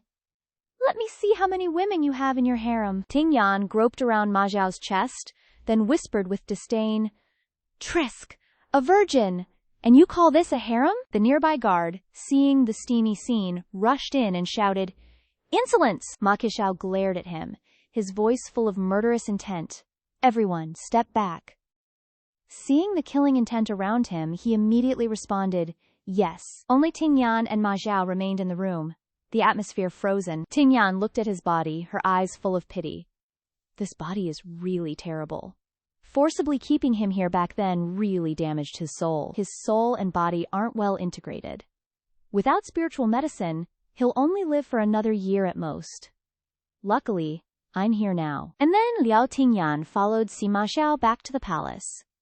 Sima Xiao organized a grand banquet for her, with all kinds of singing and dancing. Liao Tingyan sat next to him like an empress, her eyes fixed on the food on the table. She seriously enjoyed the delicacies. These meatballs. Ma Xiao stared blankly at the burden he just brought back. The officials below were astonished, as if it was their first time seeing a woman with such a hearty appetite. Feeling stared at, Ting Yan felt a little awkward, and quickly picked up a piece and moved it towards Ma Xiao. Your Majesty, would you like to try it? Ma Xiao pushed her hand away. No, eat whatever you want. The officials understood and exclaimed in excitement. This woman is truly favored by His Majesty. At this moment, Ma Xiao looked down and ordered, Minister Zhou, you have recently achieved many feats. Speak your wishes. Minister Zhou stood up, bowed, and replied. The beauty His Majesty has just acquired, I find her very pleasing. I wonder if you would consider giving her up. Hearing this, Manxiao's expression darkened, surrounded by killing intent, and asked, You want my precious consort? The officials whispered, Consort? His Majesty's harem has never had a precious consort position. A woman of unknown origin, how did she suddenly become a precious consort? I heard His Majesty was captivated by her beauty. I didn't believe it before, but now I'm not so sure. Minister Zhou panicked, bowed, and apologized. Your Majesty, I drank a little too much just now and was momentarily confused. Ma Zhao slammed the table angrily and ordered, Someone, cut off his tongue for me and hang him in front of the palace gates. The guards immediately acted. As you command! The screams of Minister Zhou echoed through the banquet. Your Majesty, spare me! Spare me! No one below dared to make another sound. Yet Ma Zhao very naturally picked up a new dish for Ting Yan. Why don't you eat more? Come, try this ox tongue. Ting Yan secretly wiped her sweat. Indeed, the same taste and personality as before. Liao Tingyan, this up-jumped concubine, just became Sima Xiao's harem boss, moving straight into the Empress's palace, the Jadeite Hall. Talk about a hostile takeover. Tingyan, lounging on the bed, lifts the curtain to peek at Sima Xiao. Your Majesty, want to sleep together? Sima Xiao retorts coldly. Aren't you afraid I'll make a move on you? Dude, she's the one with the cheat codes. Tingyan covers her mouth, chuckling. Laughable. I'm more afraid I'll make a move on your 16-year-old self. Sima Xiao steps closer, grilling Tingyan. Just what are you, a demon seducing the king to ruin my country? Or a spirit trying to cultivate using the dynasty's fortune? Speak. How did you make me dream of you? Tingyan, getting annoyed, mutters. What's with the self-insert fanfic? Seriously, who wrote this script? Her eyes can't help but fixate on him. But damn, he's kinda cute. Thinking that, Tingyan abruptly lunges forward and kisses his cheek. Unexpected attack! After the kiss, she feigns innocence, covering her mouth.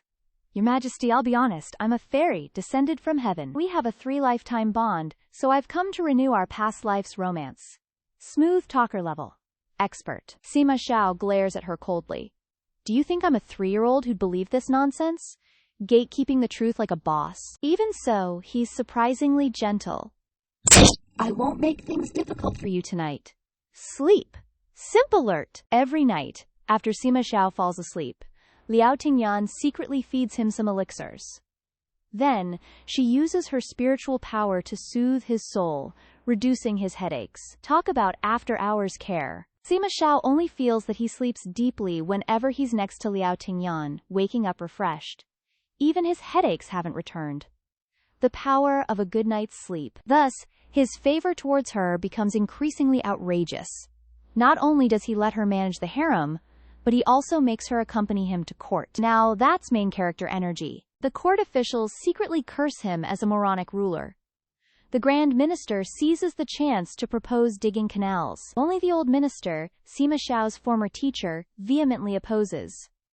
Your Majesty, it cannot be done. The country is unstable.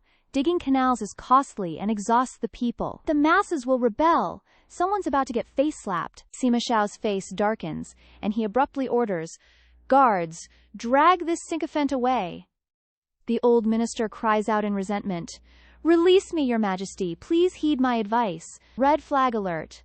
Ignoring wise counsel. Tingyan worries internally. He's right. That Grand Minister is scheming something by urging him to dig canals. Our young emperor doesn't seem clueless, so why? Tingyan strokes her chin, watching him intently, analyzing. Whatever. If he's already calling me a demon, I might as well live up to the name. I'll settle this. Cut to another scene. Tingyan asks, puzzled, Hong Luo, does anyone under us know how to dig canals? Hong Luo perks up, huh? What do you mean? Plot twist incoming. Tingyan crosses her arms. Serious. Never mind, just send people to dig. I plan to stay here for a few years, so I need to set up a branch office of the Demon Realm in Yan City. In case there are similar canal digging projects in the future, there'll be people to do them. Hong Luo gasps in disbelief. What in the world are you saying? Isekai to the Imperial Court. Demon Edition. Tingyan nonchalantly adds. Help me keep a close eye on the Demon Realm. If anyone causes trouble, well, no one dares to cause trouble. Those who did have been mostly incinerated in recent years. Hongluo takes out a small object from her pouch. Sister, you're becoming more and more like the old ancestor. Savage levels rising. Hongluo takes out a small black snake and hands it to her. I'm not worried about the demon realm, but I'm uneasy about you being here alone, so I specially brought your son here. Tingyan recoils in horror. Why did you bring him here? How am I supposed to explain this to Sima Xiao? Hongluo says gleefully. Whatever, just act cute and you'll get away with anything. I think you've already bewitched him beyond saving. She's playing 4D chess. Tingyan hesitates. Tingyan rests her hand on her chin, musing. Logically speaking, it seems like he's the one bewitched by me to the point of being head over heels. He's a 16-year-old boy after all. I almost couldn't restrain myself last time. Sima Xiao, who had entered unnoticed, asks, Who is bewitching you to the point of being head over heels? Caught in 4K! Tingyan jumps, speechless.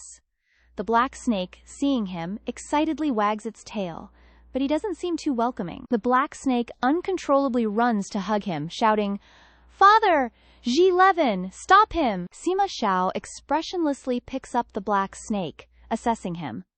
Looks exactly like me, and so affectionate. Could it be? Is he my son? Do I really have a 3-lifetime bond with that woman? Process correct, result completely wrong. Sima Xiao puts him back in Tingyan's arms. Now that you're here, just stay. Tingyan wonders suspiciously, accepting the cuckolding so easily? Thinking about it, she asks, Could it be? You remember who I am? Because she feels like he's guessing the wrong person. Sima Xiao says, I figured it out. I know everything. You don't have to hide it anymore. She asks, even more confused. Know what? Misunderstanding level. Maximum. Sima Xiao smiles happily, saying, I know you love me very much. Otherwise, why would you bring our son to find me? Even giving up being a demon to become my concubine. Clearly, you love me too much. Delulu is strong with this one. Tingyan freezes, screaming internally, Bro, what are you making up in your head? Why don't I have mind-reading abilities like the old Sima Zhao? Suddenly, Tingyan frowns. Crap! Almost forgot about Aunt Flo. Red wedding incoming! She curses internally. Damn fire spirit! The black snake worries. Mom, are you okay? Is your old illness acting up again? Sima Xiao worries. What's wrong? Summon the imperial physician. The black snake looks at him anxiously. It's useless. Mortals can't cure it. Sima Zhao is shocked. Mortals? So she really is a demon. Finally, some clarity. Or is it? A moment later, Sima Xiao sits by her bedside. You're in so much pain. Why? Tingyan says without hesitation, It's because you hurt me, he says incredulously. How could that be? She replies, Before, you were especially powerful. With you protecting me, no one could harm me. So the only person who could hurt me is you. Emotional manipulation level. Master. Tingyan continues. You killed me once. Hearing this, Sima Xiao blurts out, No! I'm confident that no one in this world will protect you like I do. How could I kill you? Gaslighting, 101. Thinking about it, he puts his hand on hers. Impossible. Tingyan says sadly. At that time, you were about to die. You wanted me to die with you. Sima Xiao looks at her in horror, unable to believe it. What? Tingyan closes her eyes, lost in thought. So, his hesitation represents the fact that he might have really thought about killing me. Right. This is the real Sima Xiao. But why did he willingly sacrifice himself back then, leaving everything to me? What a big idiot. Mind blown. Tingyan was in so much pain, she clutched Sima Xiao's collar. It hurts, Sima Xiao, it hurts so much. Sima Xiao anxiously held her close, wondering what he could do to ease her pain. He couldn't help but resent it. It's all her fault! My chest feels like it's starting to hurt too! Tingyan inwardly sighed. I'm getting too sentimental. I never found it so hard to get through the pain before. Now that the culprit, Sima Xiao, is right here, I suddenly feel so much pain, especially wanting him to share it with me. Tingyan looked at Sima Xiao with tired eyes. Soaking in cold water will help a bit. Sima Xiao repeated in disbelief. In cold water? Suddenly, his eyes widened in shock. Water? Images of them entangled in their past life flashed through his mind. What is this? Is this my past memories? Sima Xiao scooped her up and gently comforted her. Just bear with it.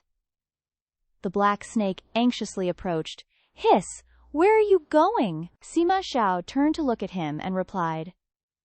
Going to the summer palace to soak in water. The water there is cold, but he doubted in his heart. Why does this kid always hiss when he's anxious? And I seem to understand what he's asking. During Liao Tingyan's episode, the demon general had already finished repairing the canal as she instructed. The people all said it was a blessing from heaven, and everyone was grateful for Sima Xiao's benevolence. Nanyan Hao, who had intended to rebel against Sima Xiao and spread rumors that Sima Xiao was not favored by heaven, saw his plans fall apart because of this canal. At this time, Sima Xiao had already taken Liao Tingyan away from Yan City to the summer palace to escape the heat. Tingyan took off her clothes and soaked in the lake, but it seemed she hadn't fully recovered. Sima Xiao approached with a plate of pomegranates, probing, How is it? He anxiously tucked her stray hairs behind her ear. Do you feel any better? Tingyan pushed the plate of pomegranates towards him, tiredly replying, I don't want any. It's still a little... Ooh. She paused, then added, Come here. Unexpectedly, Tingyan forcefully kissed Sima Xiao, who was startled and stiffened. Her hand on the edge of the tub knocked a few pomegranates into the water. No one knew how long it had been before the two broke apart. Tingyan smiled teasingly, looking at him with a meaningful gaze. After a kiss, it doesn't hurt as much as it did before. Sima Xiao was already in the lake, and he couldn't help but pull her closer, asking, Really? Tingyan was startled by his sudden action. What are you doing? Wait! I said I feel better. Sima Xiao kissed her hair, gently coaxing. Be good, don't make a fuss. Let me try. Maybe this can soothe your pain even more. Tingyan panicked and interrupted. I'm not trying that. Liao Tingyan, even if I die from the pain today, die here, I won't do that. But her body was too honest with him. Every touch against her skin sent shivers down her spine. The water in the lake rippled with each push and pull, pomegranates floating on the surface. Only ambiguous sounds could be heard in the space. Sima Xiao's slender fingers slowly probed into the pomegranate, cool water gradually flowing down. Tingyan inwardly assessed. It seems to be really effective. The spiritual fire has been calmed down by Sima Xiao, just like when I cultivated with him before, helping him soothe his wounds. Finally, in the warm breath, Tingyan looked at Sima Xiao with heartache. Seeing this, he felt sorry for her, and placed his hand on her warm tears. Why are you crying? Does it still hurt a lot? Tingyan choked out, No, I'm fine. Sima Xiao hugged her tightly, stating clearly, I really love you. Her heart clenched. If I didn't love you, I could be happy anywhere. But if I didn't love you, I couldn't be this happy anywhere. At this moment, taking advantage of Sima Xiao's absence from the palace, Nanyan Hao sent assassins to assassinate Sima Xiao, hoping at worst to deal with the new imperial consort and the young prince, Xiao Bi. Unexpectedly, this action was exactly what Sima Xiao wanted, and the assassins were all cleaned up by his palace guards. While Liao Tingyan was lamenting not having the chance to take action herself, the real expert finally arrived. Outside the courtyard, Tingyan happily led 3 war trophies in front of Sima Xiao, smiling. These guys are a little stronger than the last batch. Aren't you going to ask who the mastermind is? Sima Xiao calmly sipped his tea. Such a simple matter, is there a need to ask? Tingyan excitedly asked back, Do you know who it is? Sima Xiao darkly uttered, filled with murderous intent, Nanyan Hao. Hearing this, Tingyan's battle spirit surged, and she coldly said, Oh. She untied them, and commanded with her soul-reaping technique, You all, retreat. Her eyes turned red, and she added coldly, Deal with Nanyan Hao. The 3 immediately obeyed. Understood, Demon Lord. Then she turned to look at Sima Xiao. All done. Sima Xiao spoke leisurely from behind. Demon Lord, your words and actions before I found them very familiar, but your appearance just now. Even though he said that, his attitude didn't change as he added, It seems like I've never seen it before, making me feel a little distant. Sima Xiao was startled when he heard her say, "You've been away from me for 17 years. I can't stay the same forever. Aren't you also learning how to drink alcohol now?" A crack seemed to form in her heart. He never used to like drinking alcohol, but now he's also becoming unfamiliar. Sima Xiao suddenly hugged her from behind. "As long as you're always by my side, the unfamiliarity of the present will become the familiarity of the future. Conversely, these past few days, you've been repeating similar scenes from the past, searching for the familiarity of the old days in me. Aren't you tired?" 17 years wasn't a short time for Ting Yan. She silently watched the peach blossoms bloom and fade for 17 years. Deep down, she wondered, "I'm not good at seduction. I only have the appearance he once knew. But I'm the reunion, after so long apart, while he's meeting me for the first time. But this day, whether soaking in the lake or turning into an otter, are all things I remembered during this long time. But he forgot. So I want to recreate it once more. He understands everything in his heart, but pretends to be oblivious. He was like that before. And he still is." Ting Yan thought of this, and tears fell unconsciously. She resentfully turned away. "Is it fun to trick me? Why do you have to expose my secret thoughts?" Ma Xiao looked at her, flustered, but she added, "I don't want to talk to you anymore." With that, she decisively dove into the lake and disappeared, leaving him stunned and reaching out. "Liao! Liao Ting Yan!" Ting Yan transformed into a small fish and swam down into the lake. She blended in with the carp below, clearly not wanting to face Ma Xiao anymore. Ma Xiao could only squat down by the shore and smile gently. Okay. Then he stood up and looked down at the lake adoringly. He looked at his hand, cupped with water, and gently coaxed, "Don't be angry anymore. Let's go home first." But he was splashed in the face with cold water by Ting Yan, leaving him stunned. "Idiot!" Ting Yan angrily yelled. "You recognized the wrong fish." Ma Xiao chuckled, a hint of triumph on his lips. He held out his empty hands and laughed gleefully. "Look, I didn't recognize the wrong one this time, did I?" Seeing this, Ting Yan got even angrier and clenched her fists. Ma Xiao quickly grabbed her hand. "Come up! Don't soak in the water anymore." Ting Yan angrily shouted, "What are you doing? I haven't forgiven you yet." Ma Xiao hugged her tightly and comforted. "If you weren't in your current form, weren't Liao Ting Yan, I would still like you. Do you believe that?" Ting Yan turned her face away and snorted coldly. As if, but before she could finish, Ma Xiao kissed her, making her jump. This winter was unusually cold. Several southern districts had successive heavy snowfalls, leaving people without enough clothes or charcoal to withstand the piercing cold. People quickly froze to death everywhere.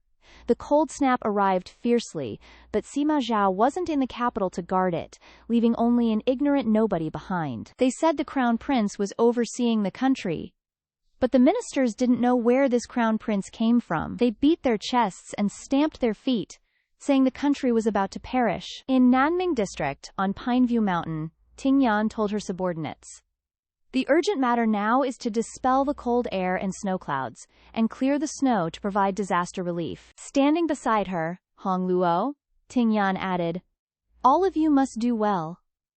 The subordinates immediately replied, "Yes, ma'am." Hong Luo then spoke up. "Why bother meddling in other people's business, helping these mortals dispel the snow clouds?" Ting Yan replied, "Perhaps because, in the end, I'm still immortal." Hong Luo gave her a world-weary look. "With your cultivation level, you call yourself immortal?" Ting Yan smiled lightly.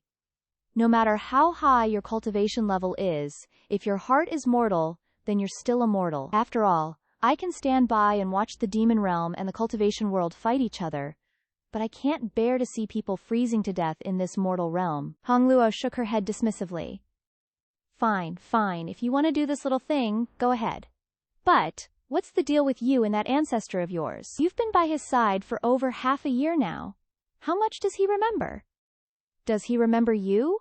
Why did you run here alone?" No matter how big or small the matter, her expression wouldn't change. But as soon as she heard Hong Luo mention Ma Zhao, her heart churned. She angrily chased after Hong Luo and scolded, "Don't mention that scumbag's name to me." Hong Luo fearfully covered her head and ran away. "What's going on? Gotta bail. When gods fight, Don't get caught in the crossfire. At this moment, Tingyan stopped and looked up at the sky. Snow? Didn't I tell them to dispel the snow clouds? Why is it? She closed her eyes and slowly sensed. No, this snow is only falling in this mountain area, falling right in front of my eyes. Thinking of this, she looked around, searching. The only one who knows I originally wanted to see the snow on Pineview Mountain is him. As she guessed, Ma Xiao had returned from outside. In the white expanse, Ma Xiao's figure was like an imprint in her sight. Tingyan's eyes couldn't hide her joy, as if she couldn't believe what she was seeing. At this moment, Ma Xiao reached out and tightly grasped her hand. Come here. Tingyan couldn't help but ask. Did you tell them to make this snow, right? He gently replied, Do you like it? She pretended to be indifferent and blurted out, It's all right. But when she looked at his hand, her eyes became panicked. His hand is glowing. Then she asked, Have you remembered? Is it still? Ma Xiao retracted his hand and chuckled. Look at this. Tingyan suspiciously asked. Look at what? Ma Xiao brought a glowing purple flower in front of her eyes, but when she saw it, she fell into a state of disappointment. The rejuvenation art, Tingyan asked with concern. In your body, there's spirit energy again. Ma Xiao softly reassured her. I know what you're afraid of, but I've already said, as long as I'm here, you don't need to fear anything. In her heart, Tingyan gently thought. My emperor is like this flower, blooming when she wants, no one can force her. Then she asked, How much do you remember? Ma Xiao looked at her and replied, I remember everything I should. Tingyan added, Back then, you almost died escaping the Kangxian temple. Although that pill restored you, thinking about it now, to completely heal you, it must have cost a great price. Ma Xiao then asked, What price? She replied, You slaughtered the entire sect and the top cultivators of the Kangxian temple. Because of that, what did you sacrifice? For years in the Devil Realm, everyone called you bloodthirsty. Saying that, she gently stroked Ma Xiao's face, comforting him. Actually, it's because you started losing control from then on. You couldn't control the spirit fire anymore, right? Ma Xiao looked at her in surprise. You know everything? Tingyan replied, You said heaven wanted to destroy the Sima clan. You were the last one, so you were destined to die. You were already dead. It was me. I forcibly pulled your soul back. You tried every means to leave the spirit fire for me, but I'm so useless. To let you be reborn into such a sickly body, facing a country full of holes and constant disasters. The more Tingyan spoke, the more she blamed herself. Let's forget about that, but if you embark on the path of cultivation again without the spirit fire and Sima bloodline, how can you resist this world? I'm sorry, I'm afraid I can't protect you. If I forcibly keep you, only to make you die in pain again, then what am I trying to achieve? Ma Xiao gently reassured her. You're mistaken about one thing. She choked up and asked, What? He smiled gently.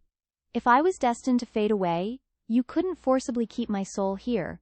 That was the choice I made for you. If you'd rather endure pain to have me stay, if you didn't love me so much, I would have willingly used my soul as fuel for you once more. Tingyan looked at him reproachfully.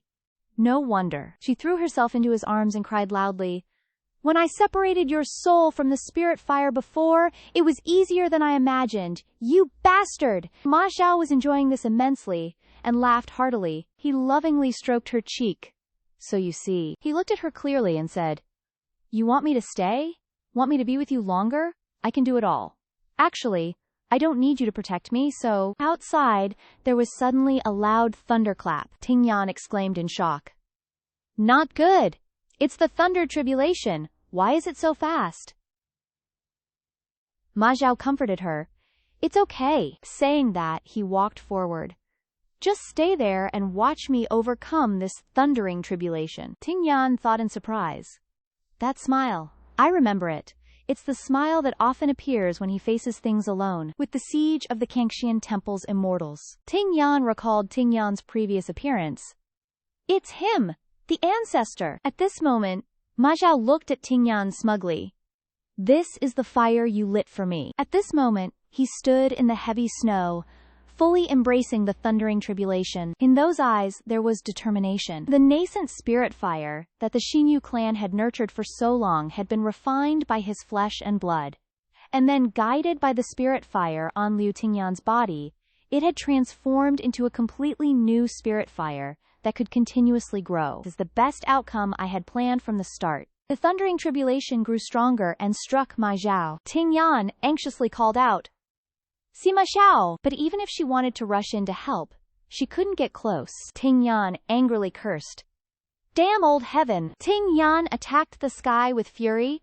"Are you done yet?" But suddenly, Tingyan froze, looking towards Ma Xiao. Looking into the void, Tingyan fearfully called out, "Sima Xiao!" Her eyes couldn't hide her panic. Where is he? The spirit fire is clearly still there. Tingyan desperately shouted, "Sima Xiao! You big pig trotter! You dog!" At this moment he was standing behind her, listening to her loving calls and clearing his throat softly. Ma Xiao hugged Tingyan from behind. "Let's go, it's over. Let's go home." Tingyan choked and scolded, "You damn bastard! You tricked me again! Can you really be with me for a long time?" Ma Xiao replied, "As long as you want." Tingyan hesitated. Then I don't need to be afraid anymore."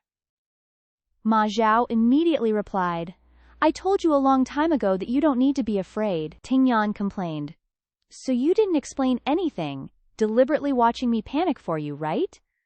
Ma Xiao immediately replied, "No, I didn't." Hearing his nonchalant reply, Tingyan became even angrier.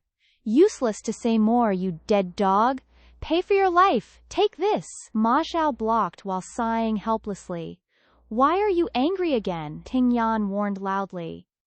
"Today I'm telling you, hiding anything from your wife will one day lead to domestic violence.